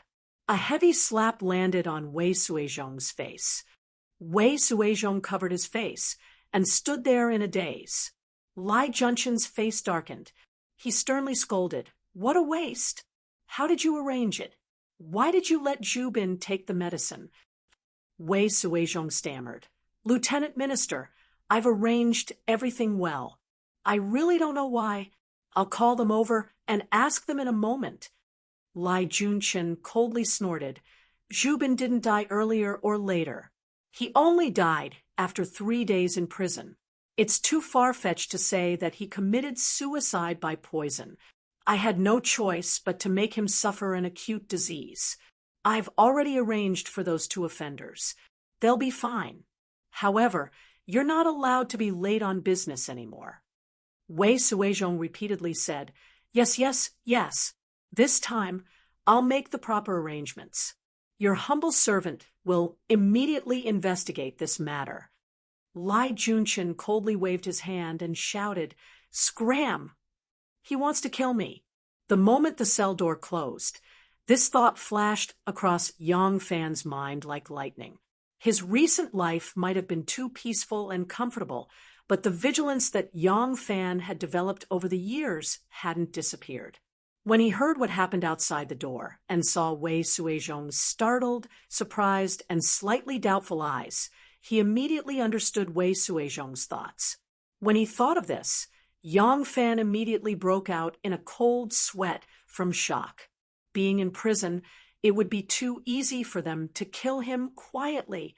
Even the dignified border General Blacktooth, Changji, could muddle-headedly commit suicide in prison. What was so great about him? Yang Fan? Dying? What should I do? Yang Fan struggled with all his might. The ox tendons that bound his body hadn't been untied yet. Now that he was firmly tied to a pillar with iron chains, he probably wouldn't be able to break free even if his hands and feet were all tied up. The current Yang Fan was like the monkey under the 5 Elements mountain.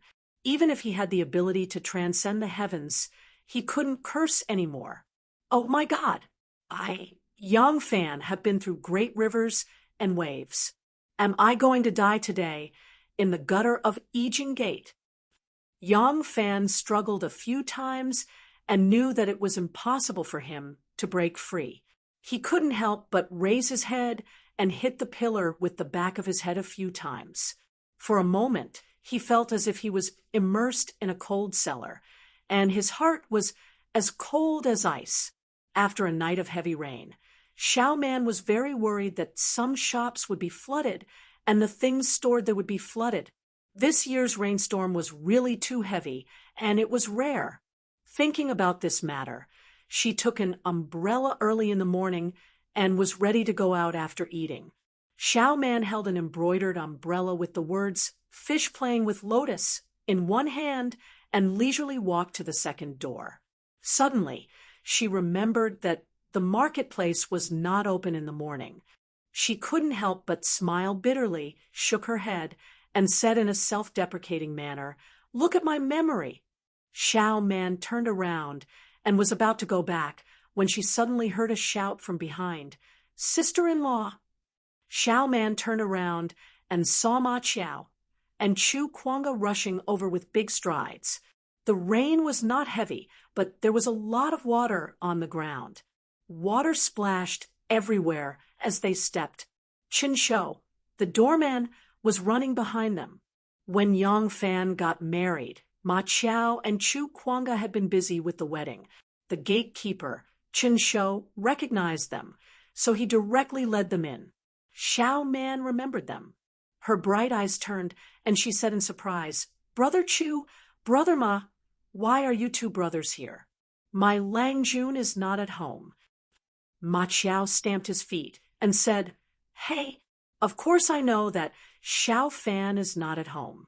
Sister-in-law, something has happened to Xiao Fan. Something big has happened. Don't you know?" Xiao Mang was a little surprised. She looked at the serious faces of the two. Although she didn't know what had happened, her heart gradually sank. She forced a smile and asked nervously, "What happened to my Lang Jun?"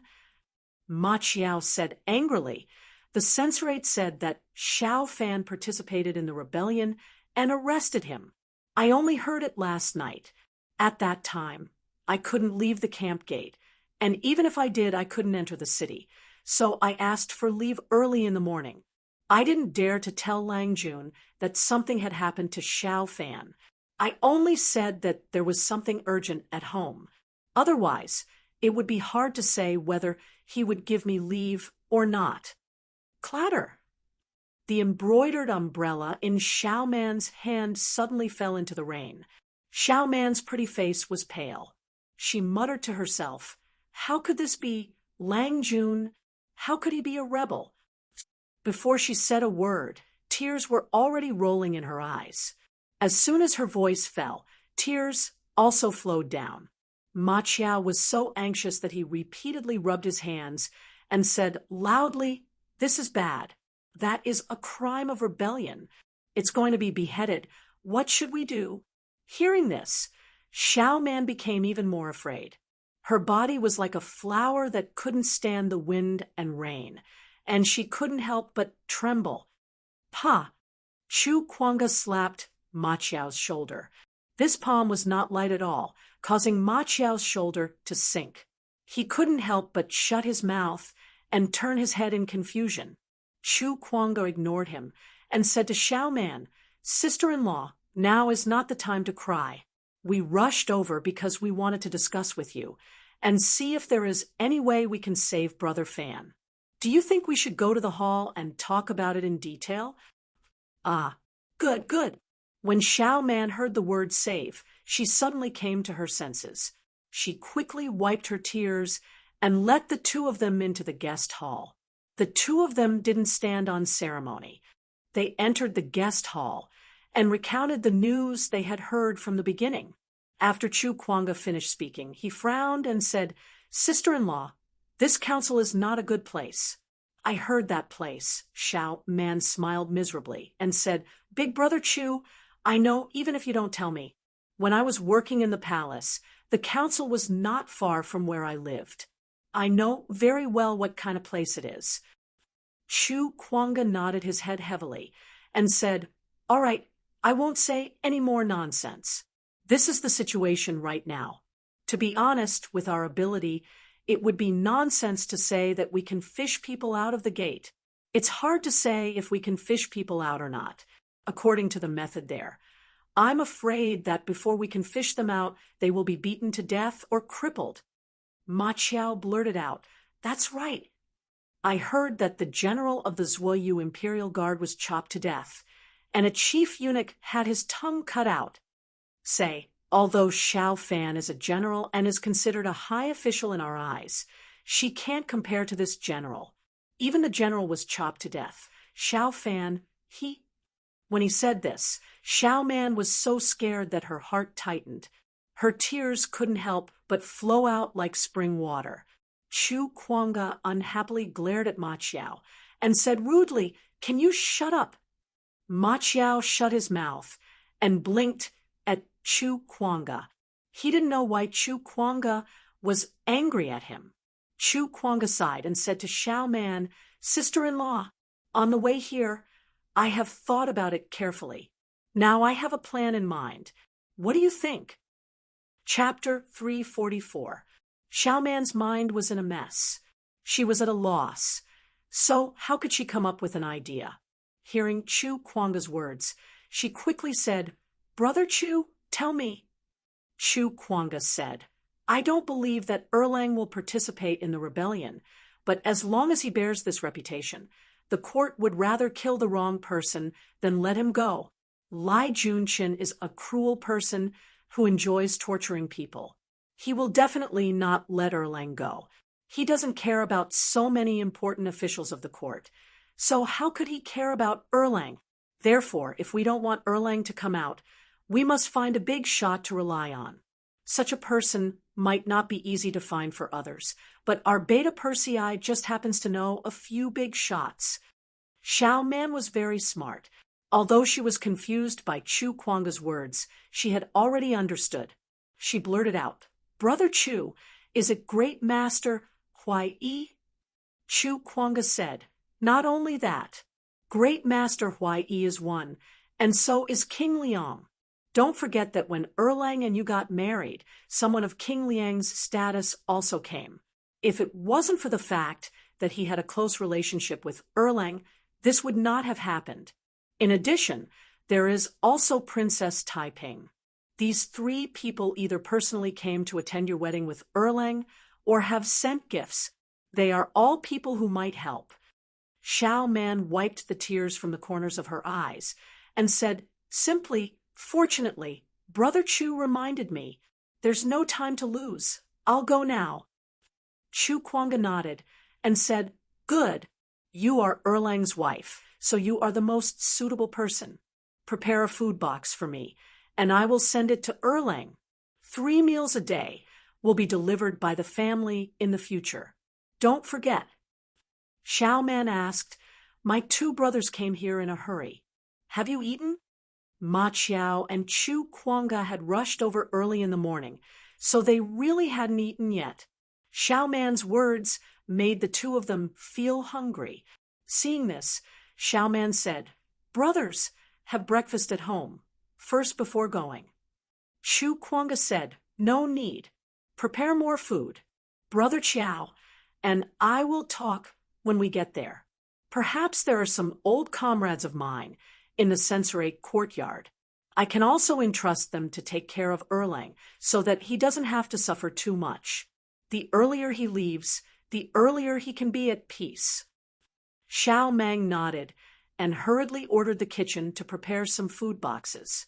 Chu Kuanga and Ma Qiao carried the food boxes out of the door, mounted their horses, and went straight to the Senate. Xiao Man sent the 2 away and immediately changed into riding clothes. This time, she did not disguise herself as a graceful young woman. She whipped her horse and went straight to the White Horse Temple. Not long after she left, the official sent by the Imperial Censorate to inform Yang Fan of his imprisonment slowly arrived. When the gatekeeper, Chun Shou, heard that Yang Fan had been imprisoned, he was just about to go out to inform Zhao Yu when he happened to meet the official. He perfunctorily accepted the notice and sent the official away. Like a wisp of smoke, he dashed off to Zhao Yu's lair in Runfeng Lane. Xiao Man whipped the horse like it was flying, her heart burning with anxiety. Back then, when she saw her elder brother vomit blood, the fear of losing her elder brother forever suddenly enveloped her body and mind. She was no longer the lonely beggar girl from back then, but this kind of fear was still the same. After being married to the Yang family for so long, she had unknowingly accepted her new identity and integrated into the family. In fact, ever since she was a child, when did she have a family?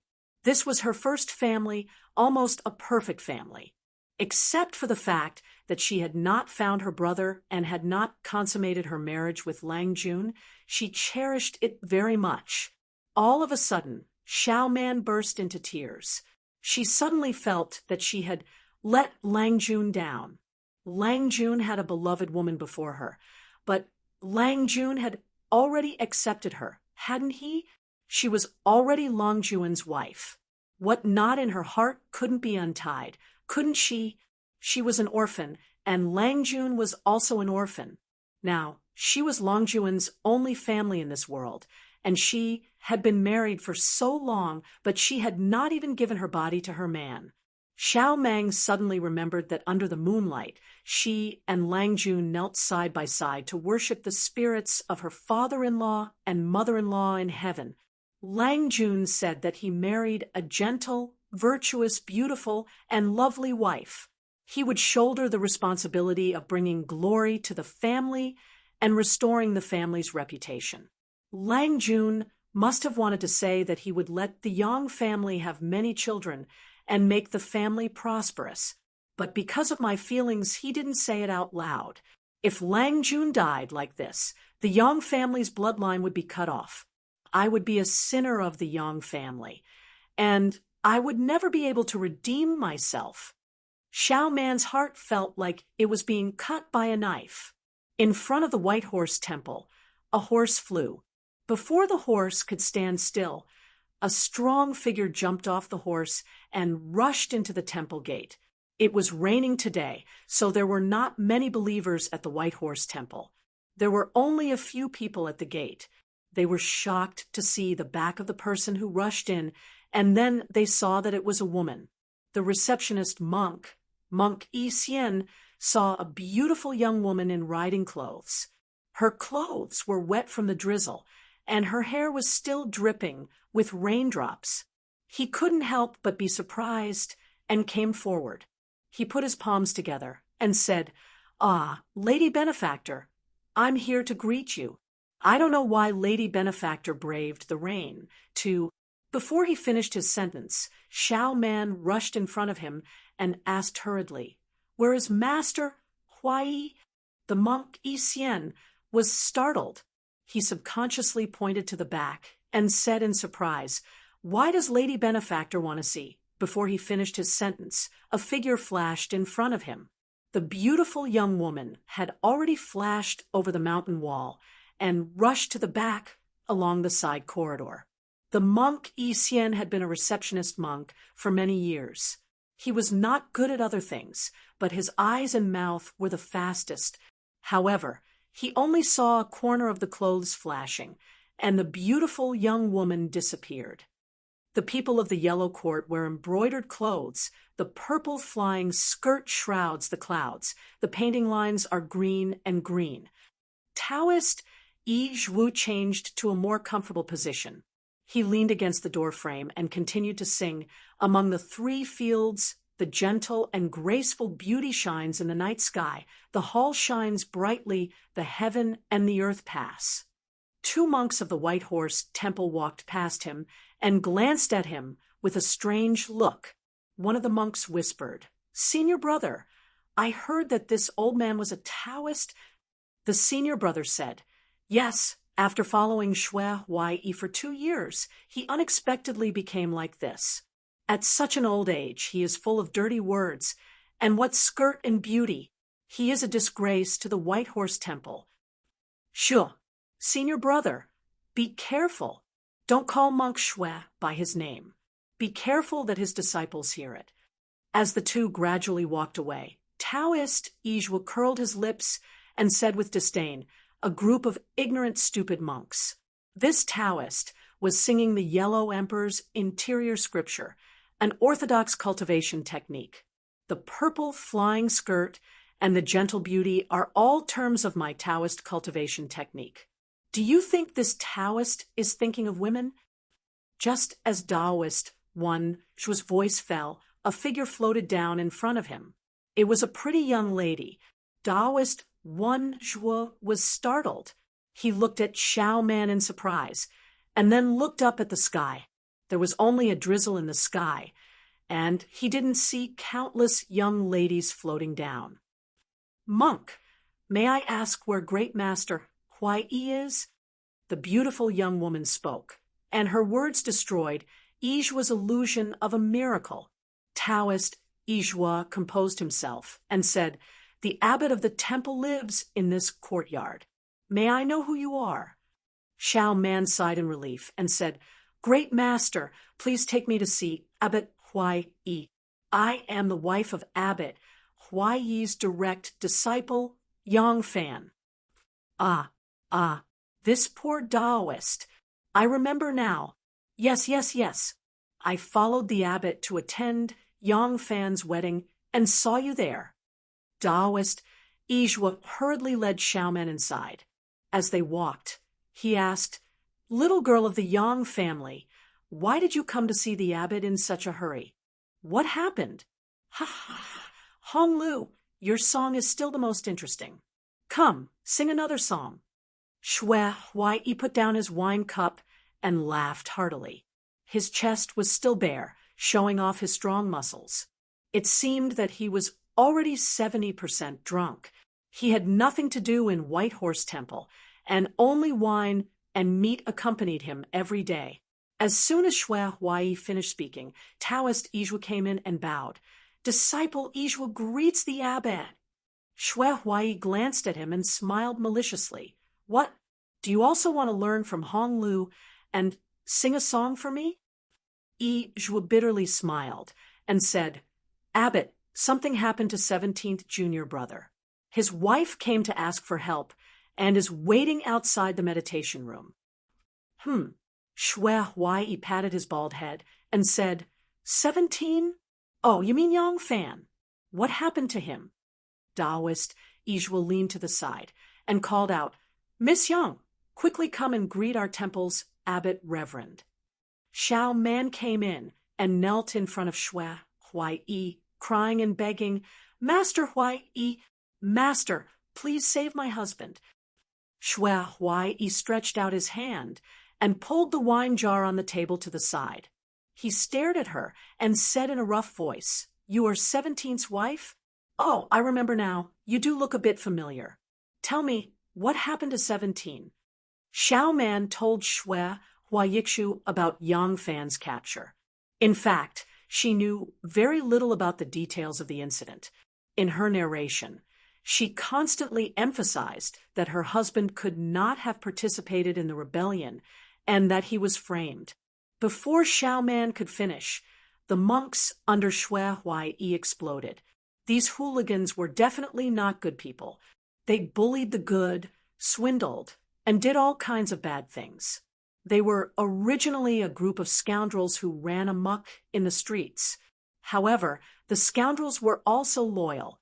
They would help their brothers regardless of whether they were in the right or not. Yang Fan didn't spend a lot of time with them, but that period of time was the most glorious and the happiest for them. Even now, they still talked enthusiastically about how they defeated the Inner Palace, how they became the champion of sumo, and how they made a name for themselves in the sumo arena. Of course, Yang Fan was the one who enjoyed the most glory in the match with the Inner Palace, but his group of brothers had also participated in the battle.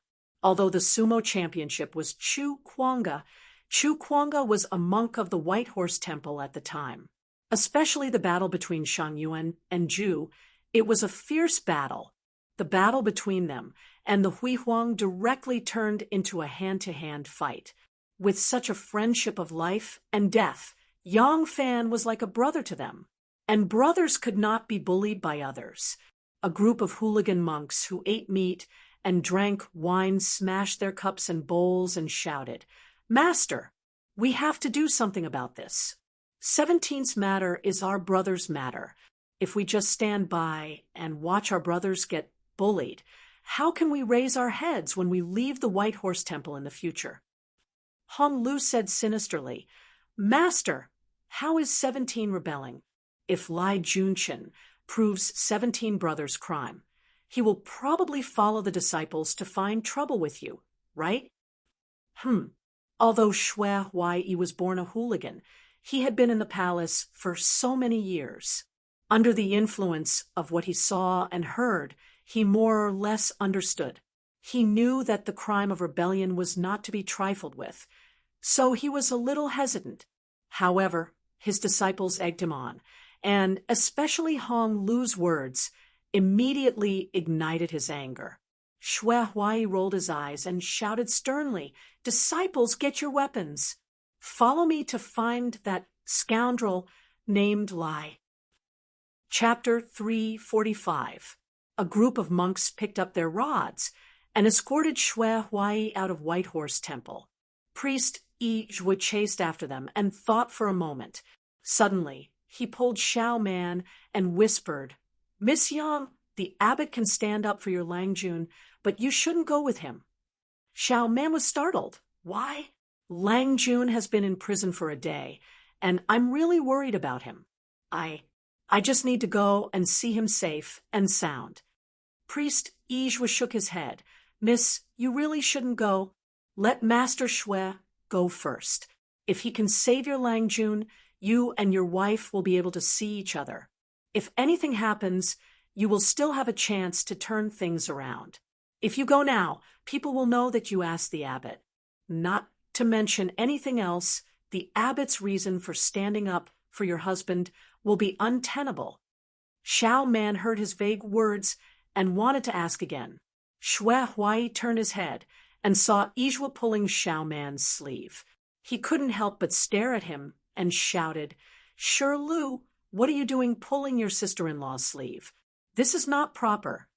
Taoist Yizhua hurriedly let go of Xiao Man and said to Xue Huai, "Abbot, this disciple thinks that as 17th master, it's best for Abbot to stand up for him on the grounds that the censorate is unfair. If the young lady from the Yang family goes with you, it's clear that Abbot was asked by Yang Fan's relatives. This would be unfair." Xue Huai frowned. "Why are there so many reasons? Stop talking nonsense." He thought about it again and nodded. "That makes sense. Daughter-in-law, if that is the case, you don't need to go with me. I will protect your Lang Jun." Xiao Man was still reluctant and begged, "If that is the case, Xiao Man can go with Master and just wait outside the censorate." Xue Huai said, "That is fine." Xue Huai turned around and rushed out of White Horse Temple. Someone had already led the horses over, and a group of monks got on them. They held their rods and left. The pedestrians who were taking shelter from the rain at the foot of the White Horse Temple looked at their backs as they left. One of them asked curiously, "This group of bald donkeys braved the rain. Who are they going to harm this time?" Another person said, "Why is there an extremely beautiful young lady accompanying him? Although Monk Xue is overbearing, I've never heard of anyone in the White Horse Temple allowing women to stay or molesting women." Someone beside him smiled sheepishly and said, "Master Xue is mighty." The awe-inspiring Grand Master, Xue barged into the council with a majestic gait, his sleeves fluttering in the wind. A group of servants wanted to stop him, but they didn't dare to. They could only form a semicircle, and when Xue Huai advanced, they would retreat.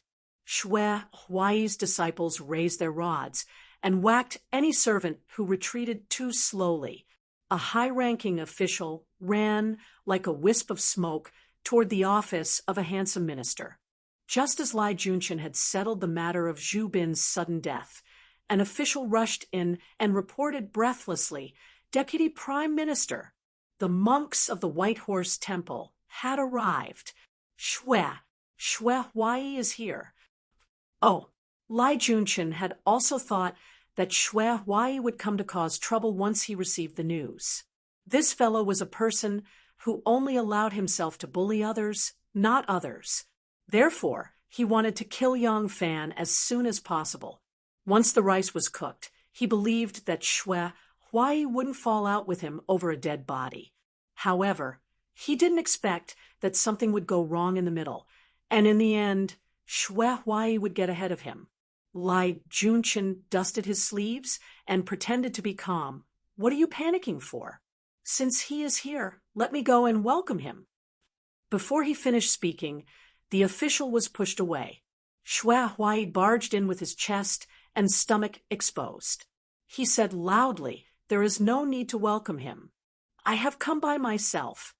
Lai Junchen was startled at first, but he immediately pretended to be calm.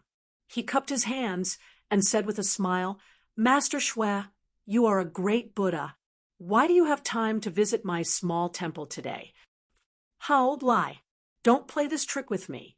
Xue Huai arrogantly walked up and occupied Lai Junchen's seat. He sat down in a grand manner, glanced at Lai Junchen, and lightly slapped the table, saying, "Old Lai, I heard that someone falsely accused my disciple. Has my disciple been captured by you?" Lai Junchen waved his hand, and the official hurriedly retreated, closing the door behind him. Looking around, he saw a group of monks at the door, all of them looking at him with malicious intent. One of them looked at his head, another looked at his feet, as if they were looking for a place to attack. The official couldn't help but shiver and quickly slipped away. After the door was closed, Lai Junchen's expression became serious. He said to Xue Huai, "Master Xue, please be careful. It is true that Master has a disciple locked up in this council.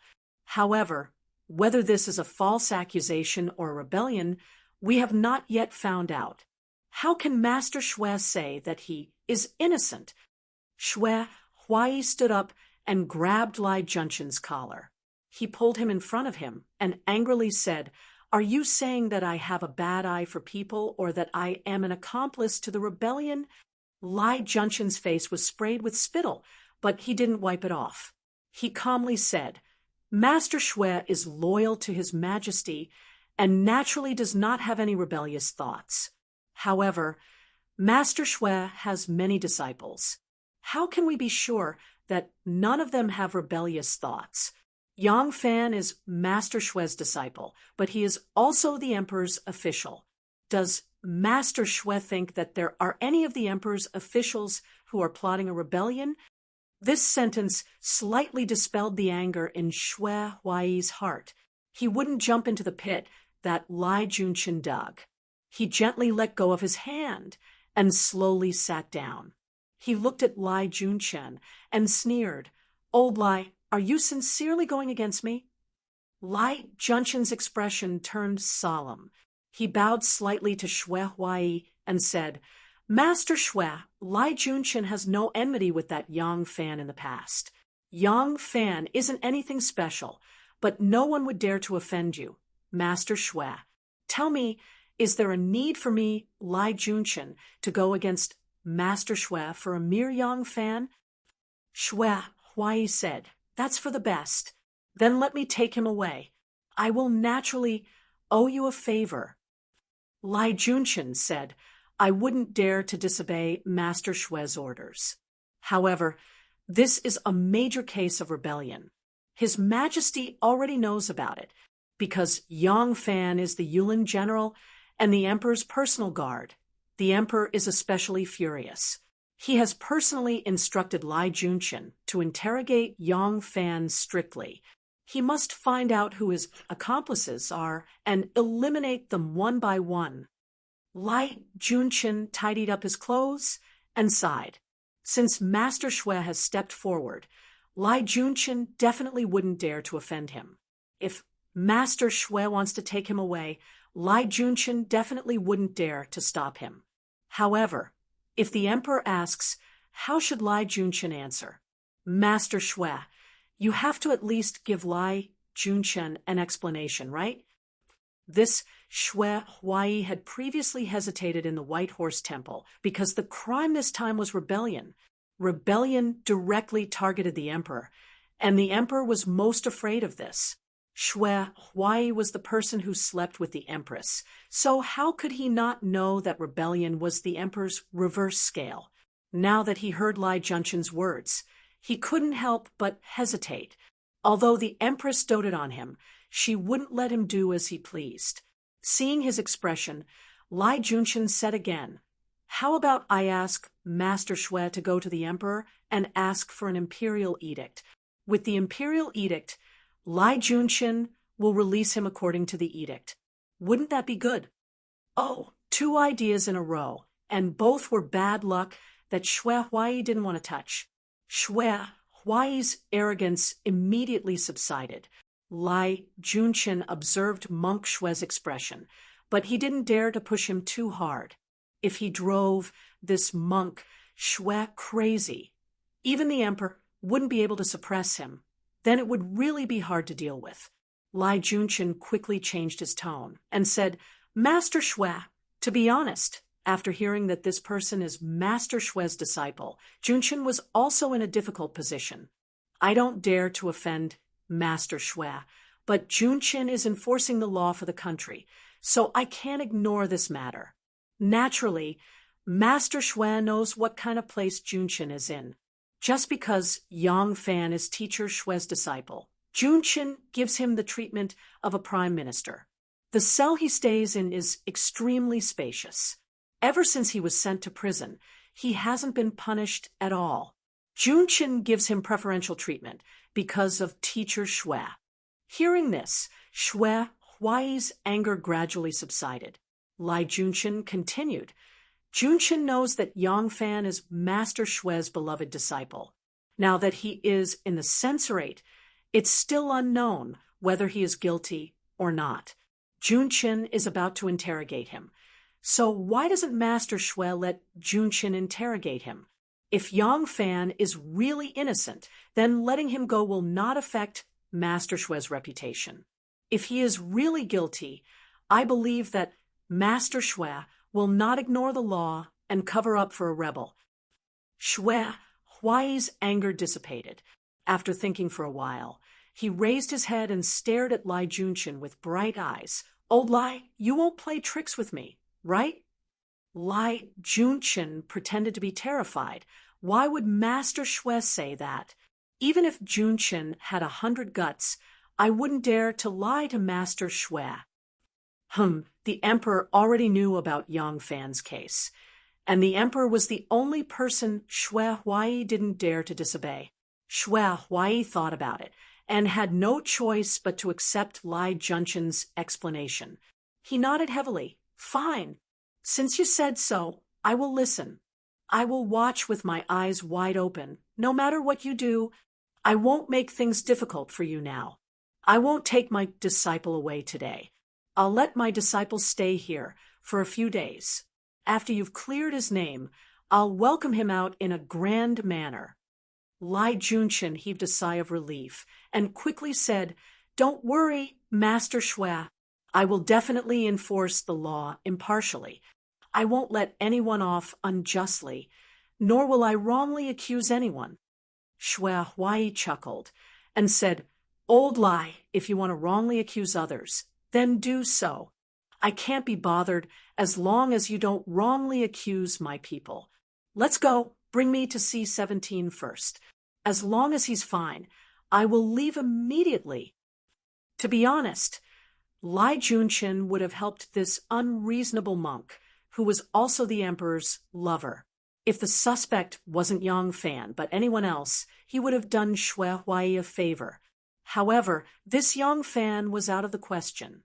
He wanted to make the person who slept with Yang Fan become his. He, Lai Junshin, had no other interests but beautiful women. This hobby of his had already become a kind of addiction. Once he took a fancy to a woman, he would spare no effort to get that woman. For this, he had already destroyed the families of countless officials, and most of them had higher positions than Yang Fan. If it wasn't for Yang Fan having such a powerful backer, he wouldn't have wasted so much effort. However, even if Yang Fan had such a powerful backer, Yang Fan's crime involved his backer's backer. Lai Junshin naturally wouldn't let go of such a good opportunity. Lai Junshin was relieved when Shui Huai relented, but he was startled when he heard that he wanted to see Yang Fan.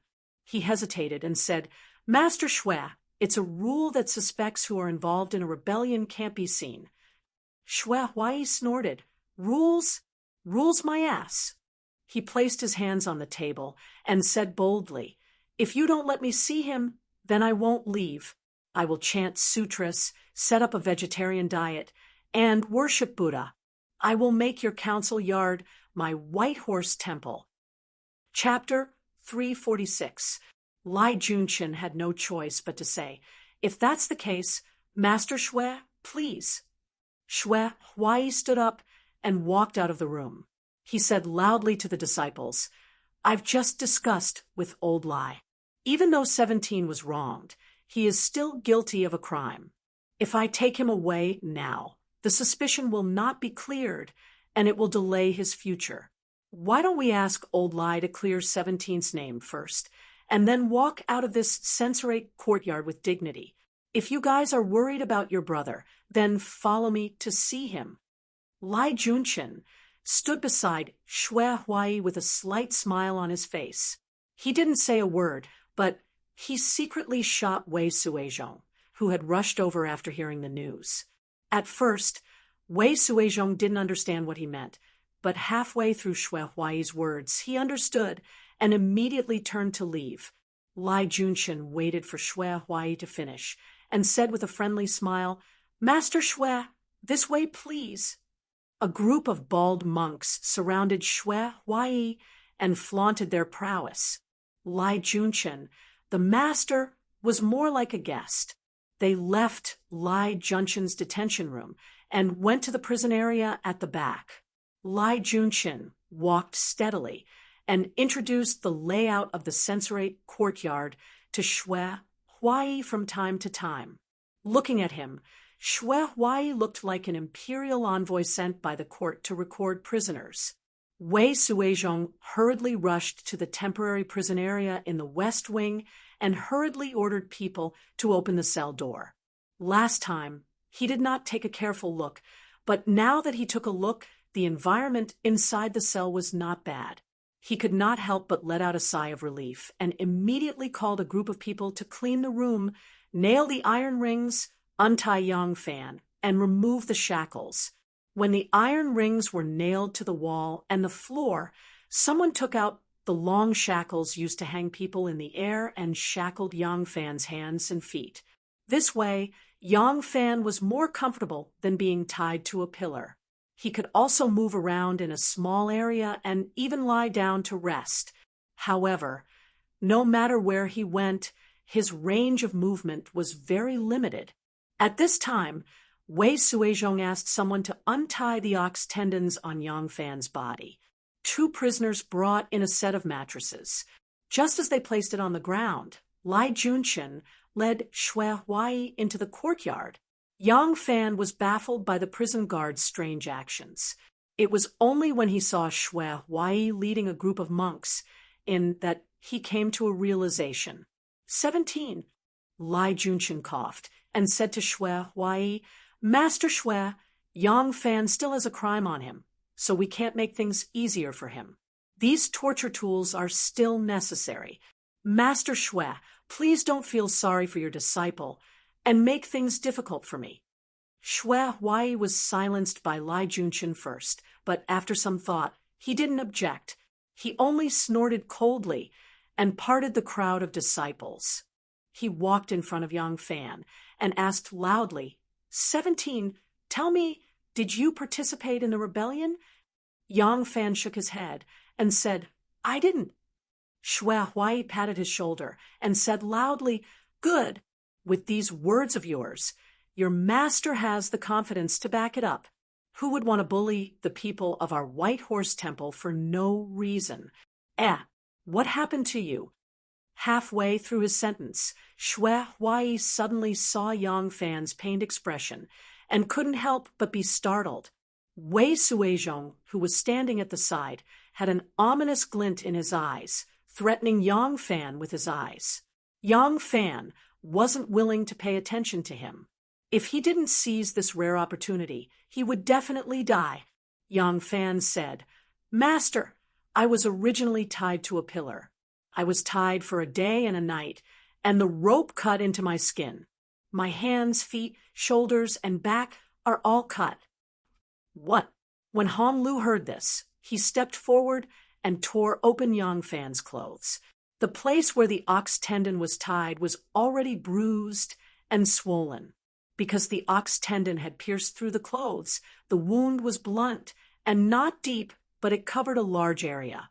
At first glance, Yang Fan could see that Yang Fan's flesh was badly mangled and looked frightening. The crowd of disciples started cursing. Shui Huai roared and suppressed everyone's voices. "Mother asterisk Kerr, didn't you say to treat my disciple well? What happened?"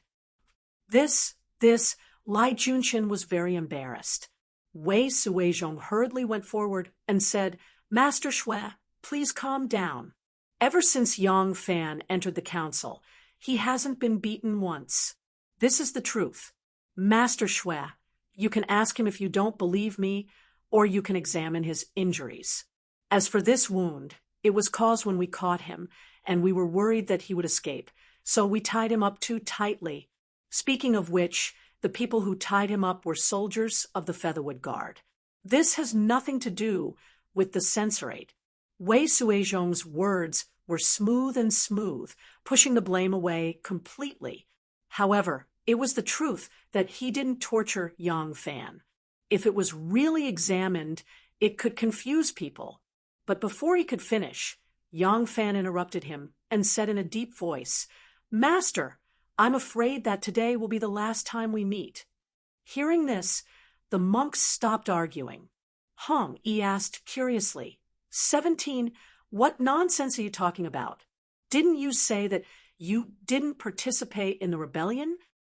Yang Fan said, "Eldest senior brother, it is the truth that 17 didn't participate in the rebellion. It is also the truth that 17 will die in the council." He raised his hand, and the iron chains clanked. He pointed at Wei Suizhong and said, "This morning I checked the prisoners, and the cell next to mine, Zhu Bin, suddenly died. It was this person who was responsible for checking the prisoners. When he checked my cell, his eyes revealed a murderous glint." Wei Suizhong was about to explain, but Yang Fan interrupted. "Although Yang Fan is young, I have seen people from all walks of life. I can't be wrong if he had murderous intent in his eyes." Wei Suizhong laughed and said, "Ridiculous, really ridiculous. This official is in charge of the prison. How can I be nice to the prisoners? Look at the people around me. Which one of them isn't a fiend? Yang Fan, you are a prisoner, not a friend of mine. When I check your cell, do you think I have to smile and be polite?" The monks looked towards Wei Suizhong's side and saw that the prison guards and servants all had gloomy expressions on their faces, as if someone owed them 800 strings of money. Someone like Zhang Lilei looked more like a butcher. Although his face was expressionless, his murderous aura was soaring. Lai Junqian shook his head repeatedly and sighed. "Teacher Shui, this disciple of yours is too gutsy and suspicious. This bunch of people have always been unkind and unloved. Today it's only because you, Teacher Shui, are here that their appearances are still acceptable. If it were any other time..." Wei Suizhong has no enmity with Yang Fan. Why would he want to kill him? Shui Huai looked at Yang Fan, then at Wei Suizhong. He looked up at the sky and laughed.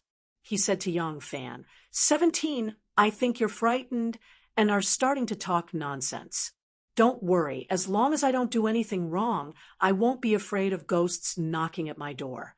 Lai Junqian knows that you have been wronged and will clear your name and let you out of prison. Just stay here and don't worry. Yang Fan panicked and shouted, Master! Shui Huai said, All right, I heard what you said, and so many of your fellow disciples heard it as well. Deputy Lai, the officials, the prison guards, and the prison guards all heard it. If a rebel suspect says that he will die at the monster trainer station, then he really does die at the monster trainer station. Hong-yi, what do you think this is? Hong-yi puffed out his chest and said, what else is there to say? Someone must be deliberately going against our white horse temple. Shui Huai raised his leg and kicked him, scolding, you pighead. Shui Huai angrily turned to Hong Lu and said, Hong Lu, speak. Hong Lu immediately changed his tone and said, if 17 is really dead, then he must have killed her to silence her. There must be an accomplice in the monster trainer station. Deputy Lai said that he would take care of 17. If 17 can still die at the monster trainer station, then the murderer must have a high position. Master, you must immediately report to the Emperor. The monster trainer station is unreliable. There is a big fish inside. We must investigate. We must investigate to the death. Shui Huai nodded and said with a smile, of course, I am loyal to the Emperor. Once I find something like this, how can I not investigate? 17 said that his surname is Wei. Remember his name. If something really happens to 17, the first person to investigate is him. Wei Suizhong's expression became unnatural. Shui Huai then said to Lai Junchen, whose smile was a little stiff, Lai Junchen, look at my disciple's injuries. Lai Junchen coughed and said, I will send someone to apply medicine and bandage it. Shui Huai said, all right, then I will not disturb you anymore. Let's go. Shui Huai looked back at Yang Fan and turned to walk out. Lai Junchen followed Shui Huai out of the Senate. When they reached the door, Shui Huai suddenly stopped and turned to Lai Junchen. Lai Junchen quickly stepped forward and asked, Master Shui? Shui Huai raised his hand and placed it on Lai Junchen's shoulder. Then he pulled Lai Junchen into his embrace. The two of them leaned against each other intimately. Shui Huai sneered beside Lai Junchen's ear and said in a low voice, Lai Junchen, both of us used to be in the same place. I know your tricks very well. Lai Junchen quickly struggled and said, Master Shui, you misunderstand. Shui Huai's hand tightened and pulled him back. He said coldly, a man lives with a face. A tree lives with a layer of skin. I, Shui Huai, live for this face. If 17 dies inexplicably in your Senate, you will be stripping my face. If you make me lose my face, then I will lose my face. At that time, Shui Huai heavily patted Lai Junchen's back and let him go. He loudly said, Old Lai Junchen, I will take my leave now. Shui Huai left with a series of arrogant laughter in Lai Junchen's ears. Lai Junchen's face turned red and green. Xiaoman was a meticulous person. Since Taoist Yi was said that it was not convenient for her to show herself, she stopped not far from the Senate. She led her horse into an alley and waited until the people from the Senate returned to the Yamen. When she saw that Shui Huai was empty-handed and didn't bring Yang Fan out, she panicked. Master Shui. Shui Huai saw her and stopped his disciples. He pulled Xiaoman to the side and whispered, Daughter-in-law, it's not that I don't want to help, but 17's case is related to rebellion. Even the Emperor knows about it. I can't just bring him out like this. If the Emperor says it, he will have to go back in, and I won't be able to show myself.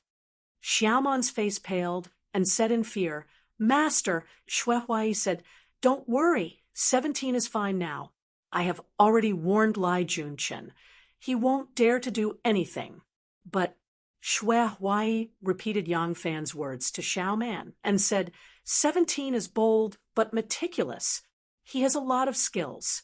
I don't believe that he was scared out of his wits and was suspicious of everything. If he's telling the truth, then there's more to this. I'm just afraid that Lai Junchen will fabricate a lot of false evidence. If the Emperor orders to kill him, I won't be able to save him. Don't worry, go home and wait for my news. I'll think of a way. Xiaoman quickly curtsied and said, Thank you, master. Xue Huai felt embarrassed that he didn't bring him out. He only waved his hand and walked away with a gloomy face. Xiaoman's heart sank when she saw his expression. She thought to herself, this monk's expression means that the matter is 100 times more serious than he said. If even he can't do anything, then won't Lang Jun be dead for sure? Xiaoman stood by the side of the road with her horse and watched Xue Huai and the others ride away. Her heart was at a loss, as if it was hanging in the air. Suddenly, she also got on her horse and galloped away. If Xue Huai, this big bodhisattva, can't do it, then I'll go beg all the gods and Buddhas in the world to save Lang Jun. Xiaoman was really anxious now. Fortunately, although Yang Fan entered the officialdom late, he miraculously made friends with many important people. For example, Prince Wu Sanxi of Liang and Princess Taiping Li Lingwe. Since they paid so much attention to Yang Fan's marriage, they must have an unusual relationship. No matter whether begging them would work or not, Xiaoman had to try now. Xiaoman believed that Shangguan Weizhi must also be thinking of ways to save Lang Jun. Unfortunately, Shanghai Wan was deep in the palace and couldn't meet him. She couldn't wait for Wan to make a move, and she couldn't put all her hopes on Shanghai Wan. She was now worshipping every temple and burning incense every time she saw Buddha. She already looked like a desperate patient who would try anything. Xiaoman had been raised according to the standards of a female palace guard since she was a child. She was the defender of imperial power and order. She wanted to save Yang Fan, even at the expense of her own life. But she never had the thought of resisting from the beginning to the end. All her thoughts were about how to save her husband under the order of imperial power. Different education, different experiences, and different lives would cause people to have completely different thoughts. If Xiaoman had been a defender of order for so many years, then what about Tin Ano? Tin Ano was copying sutras. In the meditation room of the abbot of the tranquil sect, Pei Xuanli's wife, you came to complain to Ding Ding Nun again. The little nun of the pure lotus was still sitting on the side, holding a brush in her hand and concentrating on copying the Diamond Sutra. She had copied this sutra 80 times, and now she was copying it for the 81st time. As she copied the sutra, she recited the sutra silently. Gradually, she had a strange feeling. She felt that she had seen her own nature, that the 5 skandhas were empty, that there was no self, no human, no sentient beings, and no immortal. Buddha was her, and she was Buddha. She had understood the true meaning of the Buddhist sutra. Sure, Tai, Madam, you complained tearfully. I am afraid this time my husband's crime has been confirmed, she said. They have made a lot of accusations against my husband, and now they have arrested a Yulin general called Yang Fan, saying that he was bribed by the winter official Li Yudao, and that my husband is the middleman. Oh my God! When did my husband collude with this person? The little nun of the pure lotus placed her brush on the paper and said complacently, "This feels like an epiphany. Actually, I have the root of wisdom." As soon as the words Yang Fan entered her ears, the tip of her brush sank and stained the Diamond Sutra that she had just written. The little nun of the pure lotus, who had just become a Buddha, had a cold look in her eyes. She was about to turn into a Jura. Chapter 347. Vermilion pavilions, elegant rooms, winding gardens, and long corridors. In the gentle breeze, it was picturesque. Within the study of the Liang estate's third courtyard, there were several folding screens and a few ancient bookshelves, dividing the entire room into several different spaces. The main hall was spacious and elegant, and when one occasionally caught a glimpse of the other entrances hidden by the folding screens, it gave off a feeling of winding paths leading to seclusion. Wu Sanxi was dressed in Yenju's attire, with a silk belt around his waist. He did not wear a headscarf on his head, only a Xiao Yao cloth. He stood beside the antique shelf using a cotton handkerchief, he leisurely wiped an exquisite porcelain bottle. The vase had a long neck and was as thin as a cicada's wing. When it was lightly tapped, it produced a pleasant sound. It was clearly an excellent collector's item. Next to him stood the Minister of Honor, Song Jishuan. From time to time, he would make a few comments, earning a pleased smile from Wu Sansi. At this time, the sound of boots approached from afar. The housekeeper quietly appeared at the door. Wu Sansi carefully placed the vase back on the shelf and turned to look at him. The housekeeper bowed and said, "Your Highness, the wife of Yang Fan's left minister of the Imperial Guards, Lady Xie, requests an audience with Your Highness." Yang Fan's wife. Wu Sansi's brows furrowed slightly. With his hands clasped behind his back, he paced a few steps in the hall and stood still. Shaking his head, he said, "Just say that this prince has a minor illness and will not see any guests." "Yes." The housekeeper acknowledged and turned to leave. Song Jishuan's eyes flashed. He lowered his head to think for a moment before following behind Wu Sansi. Cupping his hands, he said, "Your Highness, Yang Fan's wife must be here to beg Your Highness to save her husband." Wu Sansi frowned slightly. Throwing the handkerchief on the small green jade table, he said in a deep voice, "This prince knows. It is precisely because this prince knows that I cannot see her. This is a major case of rebellion. The emperor is very concerned. Is this water something that can be waded into casually?" As Wu Sansi's trusted aide, Song Jishuan was one of the few people who knew that Yang Fan had once offered the Turkic spy, Yi, to Wu Sansi. It was precisely because of Yi and that Wu Sansi was able to overthrow Wu Qingxi and become the most prominent representative of the Wu clan. Therefore, Yang Fan had contributed greatly to him. However, Song Jishuan naturally couldn't directly say this matter and caused Wu Sansi's face to turn ugly. Thus, he could only tactfully say, "Your Highness has always favored Yang Fan. Now that Yang Fan is in trouble, Your Highness is indifferent. If this were to spread out, it would not be good for Your Highness's reputation." It wasn't that Wu Sansi hadn't considered the fact that Yang Fan had given Yi as a greeting gift to him. However, he really didn't want to be implicated in the crime of treason. On second thought, this matter was only known to a few trusted aides. Even if they didn't act, it wouldn't affect his reputation. Thus, he still shook his head and didn't say anything. Song Jishuan smiled slightly and said, "This lowly official knows what Your Highness is worried about. In truth, Your Highness doesn't need to worry about this. Your Highness still needs to help with this matter. Even if it isn't to help Yang Fan, it is to help Your Highness yourself." "Oh." Wu Sansi was slightly moved. He said, "This prince knows that you are intelligent and resourceful. How is it to help this prince? Tell me." Song Jishuan said, "If Your Highness doesn't want to be involved in this matter, then when you meet Lai Junchen, Your Highness doesn't need to say it so clearly. You only need to use words to point him out and let him know that Your Highness is very concerned about Yang Fan's matter. Then he will have to act with some caution. In the future, if Yang Fan's innocence is proven, then it will be Your Highness's contribution. If Yang Fan can't be cleared of the crime, Your Highness can be considered to be a loyal and righteous person and won't let others talk behind his back. But this point isn't considered important. The most important thing is that the prime ministers, with the exception of Li Zhaoda, are now all dead. A large number of officials from the 6 ministries and below have also been arrested. Lai Junchen is like a mad dog that randomly bites people.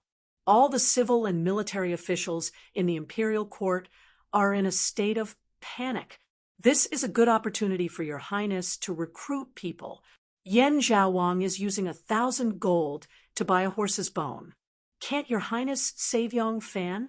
If Your Highness makes a slight gesture, regardless of whether or not you can save Yang Fan, as long as you make this gesture, To those officials who are in a hurry to find a big tree to shelter them from the wind and rain, you will be a wise ruler that they can pledge their loyalty to. Wu Sansi came to his senses and lightly nodded his head. Song Jixuan said, "Your Highness should go to the censorate. Not only should you should go with great fanfare. Let everyone know that Your Highness has been to the censorate. When you go to the censorate, Your Highness doesn't need to directly say anything about protecting Yang Fan. Lai Junqin is an intelligent person. With a little nudge, he will naturally understand. In this way, if Yang Fan is safe, it will be Your Highness's merit. If something happens to Yang Fan, what does it have to do with Your Highness?" Wu Sansi chuckled and relaxed his brows. He said, "I understand. Pick it up heavily and put it down gently. Not bad. Should I call someone to chase after Yang Fan's wife and tell her?" Song Jixuan said, "That won't be necessary. Your Highness's action is for the world to see. So what if Madame Xie doesn't know? If Yang Fan can be released from prison and knows that Your Highness has been there, he will owe Your Highness a favor. If he is doomed, what use is this favor?" Wu Sansi laughed loudly and pointed at Song Jixuan. He said, You really are a devil." Wu Sansi turned around with a face full of smiles. He shouted outside, "Guards, help this prince change clothes. Prepare the ceremonial guards of a prince.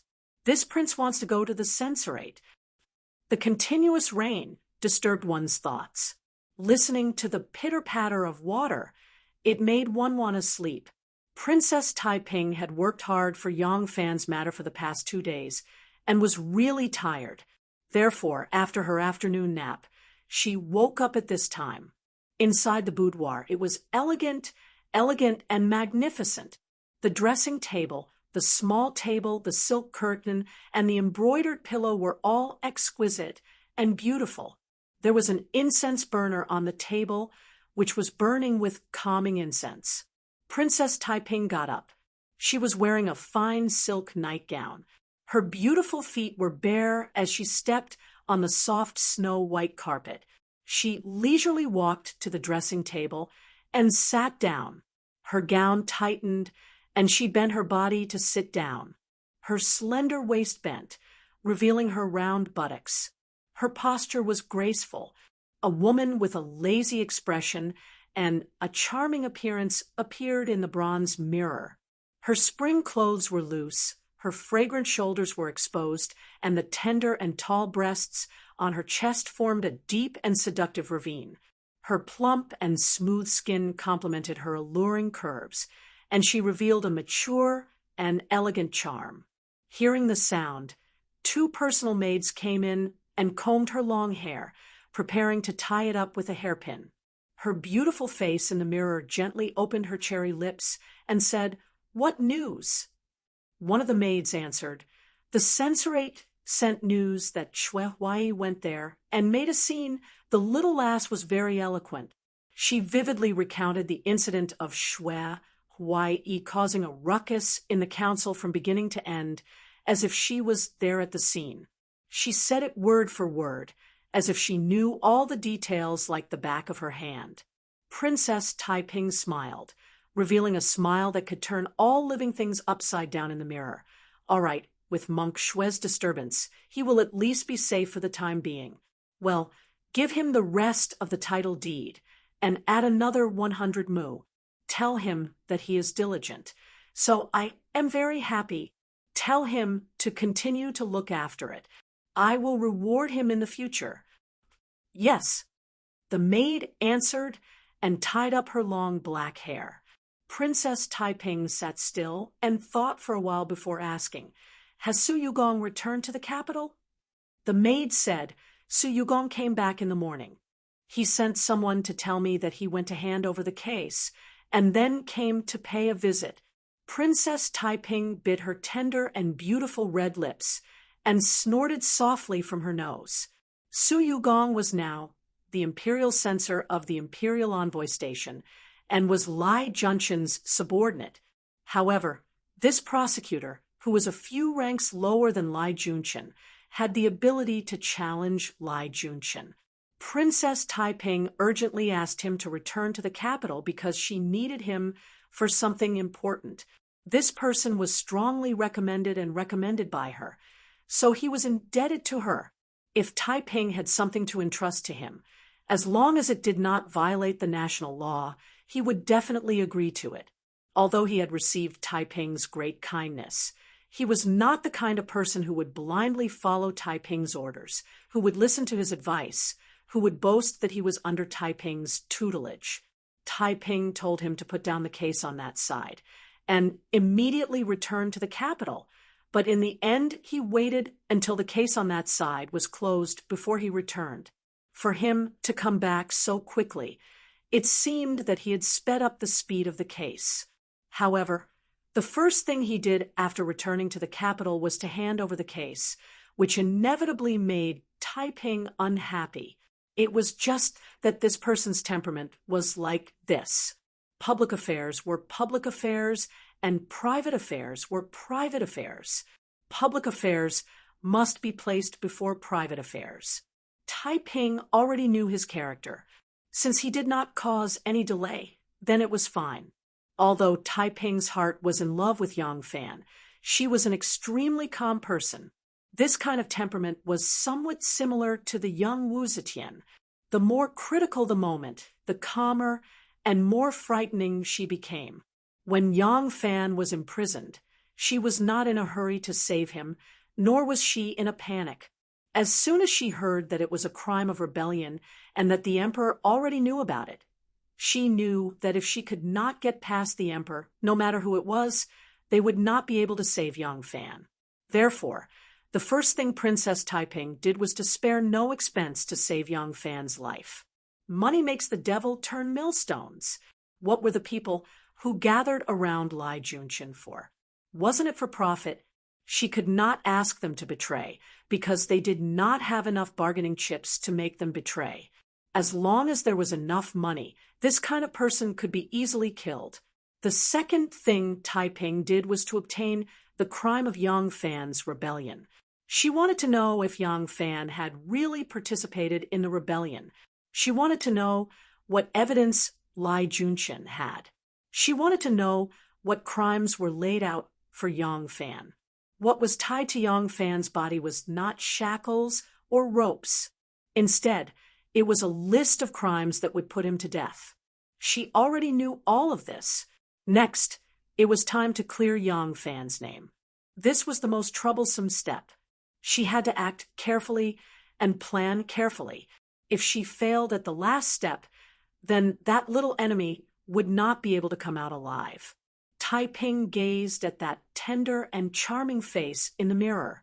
Just as she was pondering quietly, the steward of the Princess Fu, Zhou Min, tiptoed in.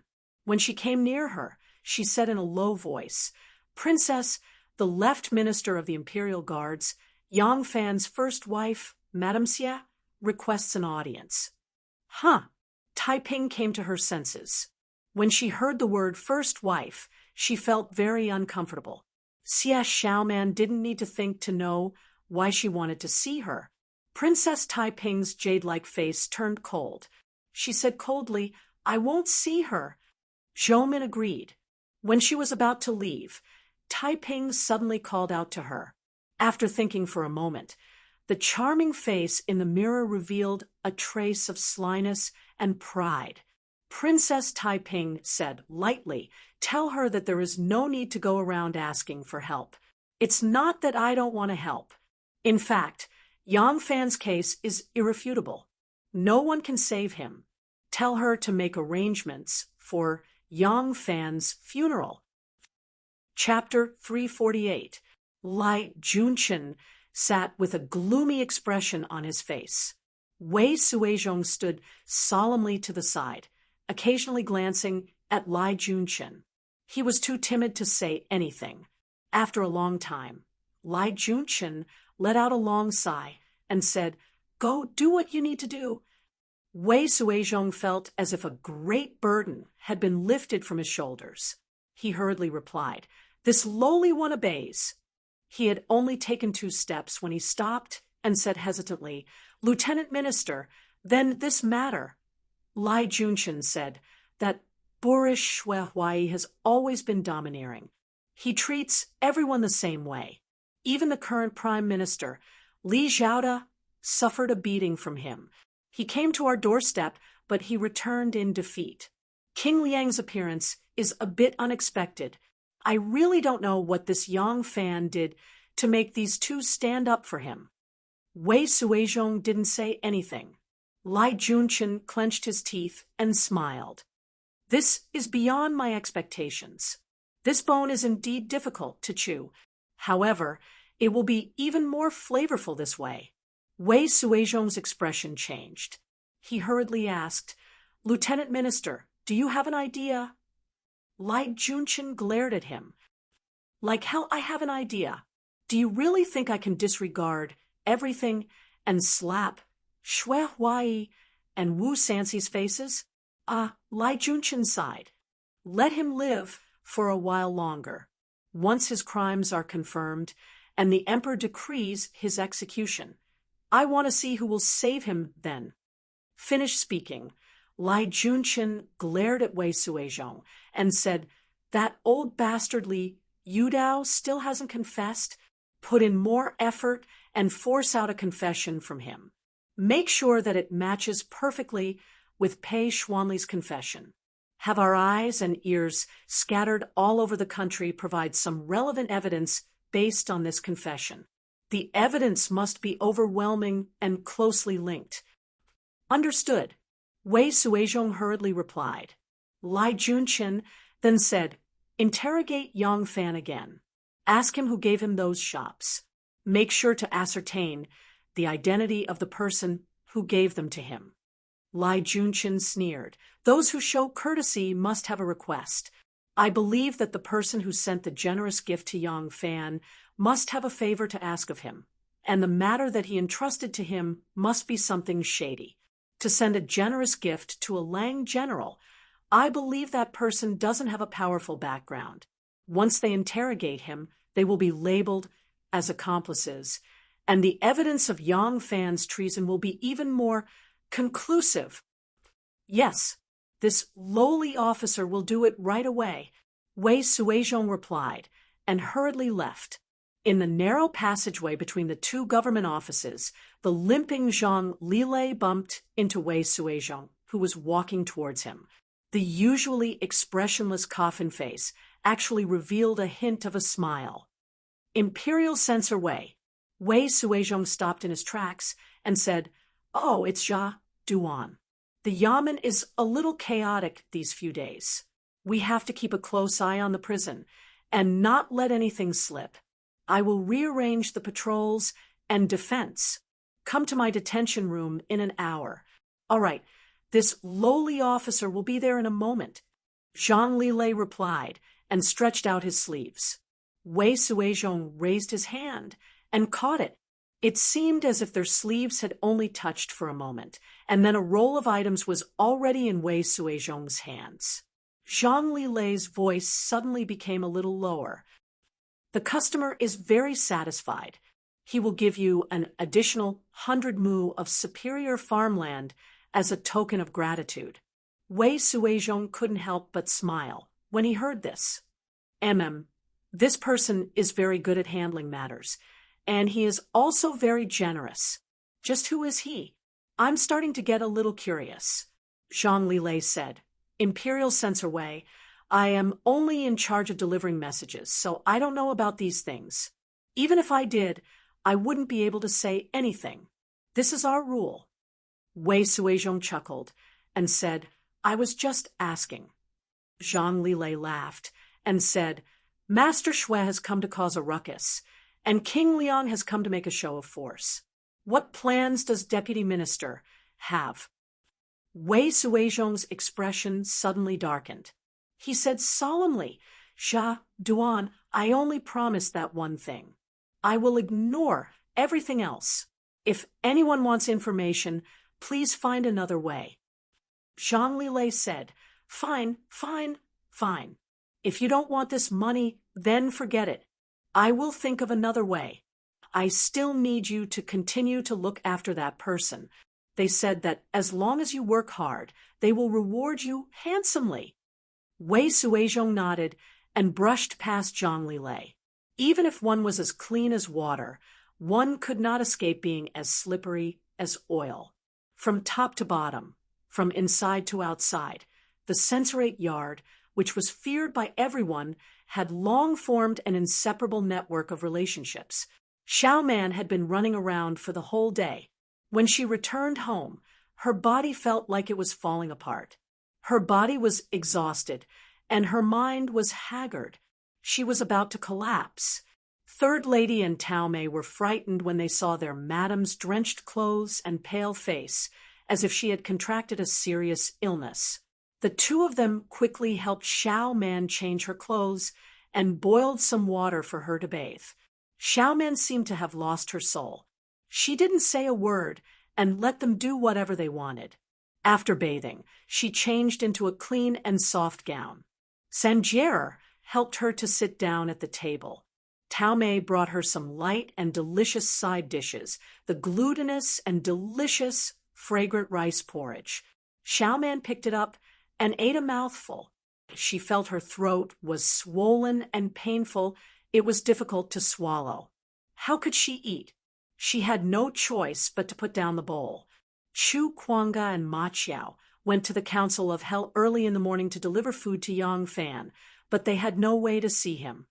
Chu Kuanga vaguely remembered that there was a comrade who worked in the Council of Hell. Unfortunately, after asking around, that person was no longer working here. Even so, the bailiffs of the Council of Hell knew his identity and were still polite to him. Chu Kuanga asked around and only knew that Yang Fan was still alive. As for the details, he didn't know. When Chu Kuanga and Ma Qiao came back, Xiao Man was still running around outside. Now that the situation was tense, the military was the strictest. No one was allowed to leave, let alone spend the night outside. It took a lot of effort for Chu Kuanga and Ma Qiao to ask for leave. The two of them waited for a while and didn't see Xiao Man come back. They were in a hurry to return to the barracks, so they had to give some ideas to Qin Shou. They also said that they would try their best to find a way to come back and discuss with her. They told her not to worry too much and fall down again. Ma Qiao wasn't as knowledgeable as Chu Kuanga, so he couldn't get a word in on these things. But he was always thinking about not letting Yang Fan go hungry, so he repeatedly told the servants in Yang Fan's house to not forget to send 3 meals a day on time. At this time, when the wind was blowing and the crane was in a state of panic, others were afraid to avoid people who were accused of treason. Chu Kuanga and Ma Qiao came to visit her without avoiding suspicion and gave her advice. It was enough to show that they were very righteous, and Xiao Man was very grateful to them. But with their abilities, the role they could play in such a big case was almost zero. Xiao Man didn't have any hope for them in this regard. Princess Taiping's words really scared her out of her wits. She didn't even know how she came back. After listening to Princess Taiping's words, thinking of King Liang's reaction and Xue Huai's expression, Xiao Man was completely disappointed. In her opinion, Princess Taiping had no reason to lie to her. If even the dignified princess had made such an assertion, wouldn't her Lang Jun be dead for sure? Xiao Man thought, and tears of sadness slid down her cheeks. What else could she do now? Who else in the world could save her Lang Jun from this disaster? Meow! When Qian meowed, softly, jumped onto Xiao Man's knees and snuggled into her arms. The long-faced Arhut walked over slowly, without saying a word. He just wagged his tail and lay down in front of her knees. Xiao Man hugged Qian and gently stroked its fur. She thought about how this was a gift from her Lang Jun. She thought about all the things that had happened between her and Yang Fan since they got to know each other. She thought about their experiences as strangers, as opponents, as friends, and as husband and wife. She thought about the night when she fell asleep peacefully in Yang Fan's arms. Her heart was about to break. It was late at night, but the light in Xiao Man's room was still on. Chun Shou walked over, looked at the light on the window, sighed softly, and turned back. After something happened to Yang Fan, he informed Zhao Yu immediately. Zhao Yu immediately mobilized the hidden sex forces in the capital and concealed all the people who might be involved. Subsequently, Zhao Yu also used his power to start understanding Yang Fan's situation. When he heard that the 16 shops gifted to Yang Fan had become one of the evidence of Yang Fan's rebellion, he couldn't help but be surprised. It wasn't that he wasn't thorough enough. The 16 shops gifted to Yang Fan wasn't presented at Yang Fan's wedding to show off.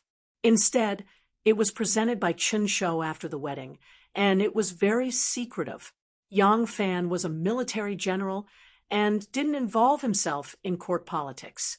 Even if this matter was spread in the streets, it was unlikely that those high-ranking officials would know. Even if they knew, it wouldn't matter.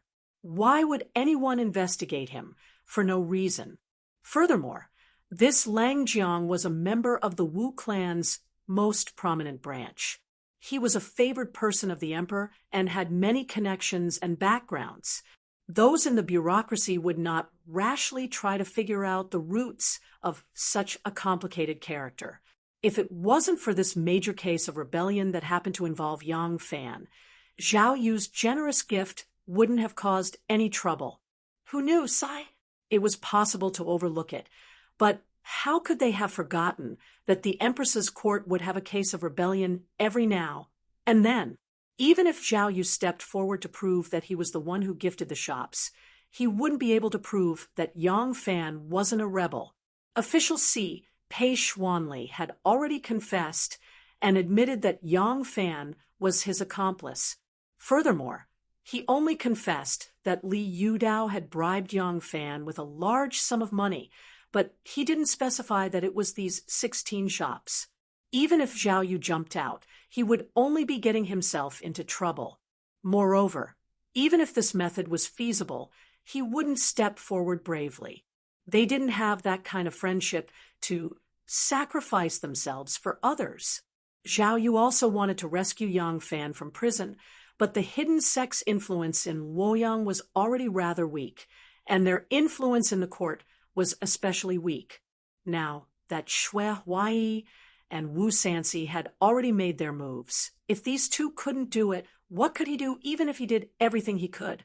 Zhao Yu could only continue to understand the progress of Yang Fan's case while writing down the details of this matter and getting someone to report it to Shinmu in Cham. And Xiao Man sat there in a daze for half the night while Tao Mei and Third Lady kept her company.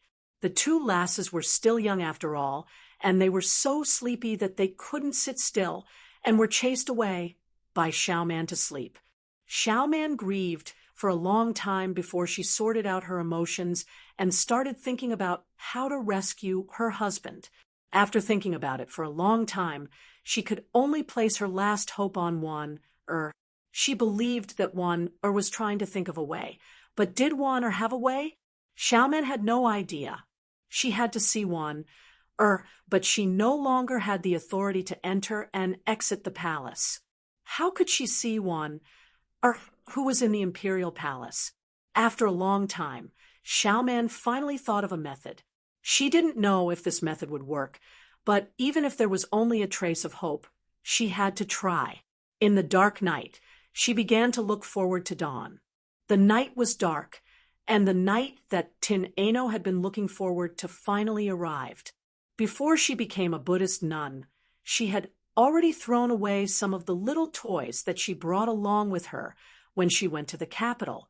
But when she reached this stage, although she couldn't just pick leaves and flowers to hurt people, she had already reached the stage where there was nothing that couldn't be used as a killing weapon. The Buddhist robe was originally gray, and after tying it up properly, it would be convenient for her to move. On her head, she used the lining of the monk's robe to make a simple hood. As for weapons, there was only a piece of rope and a candlestick. That was enough. Although Yang Fan had broken her heart, when she heard that Yang Fan was in trouble, the only thing that Anu could think of was to immediately save him. That night, she was no longer the little lotus nun who had cut off all her worries and accompanied the ancient Buddha with a wooden fish and a clear lamp. That night, she was still herself, and she was still Tin Ano. Only for one person, Tin Ano, who would spend her whole life praying for his safety to the ends of the earth.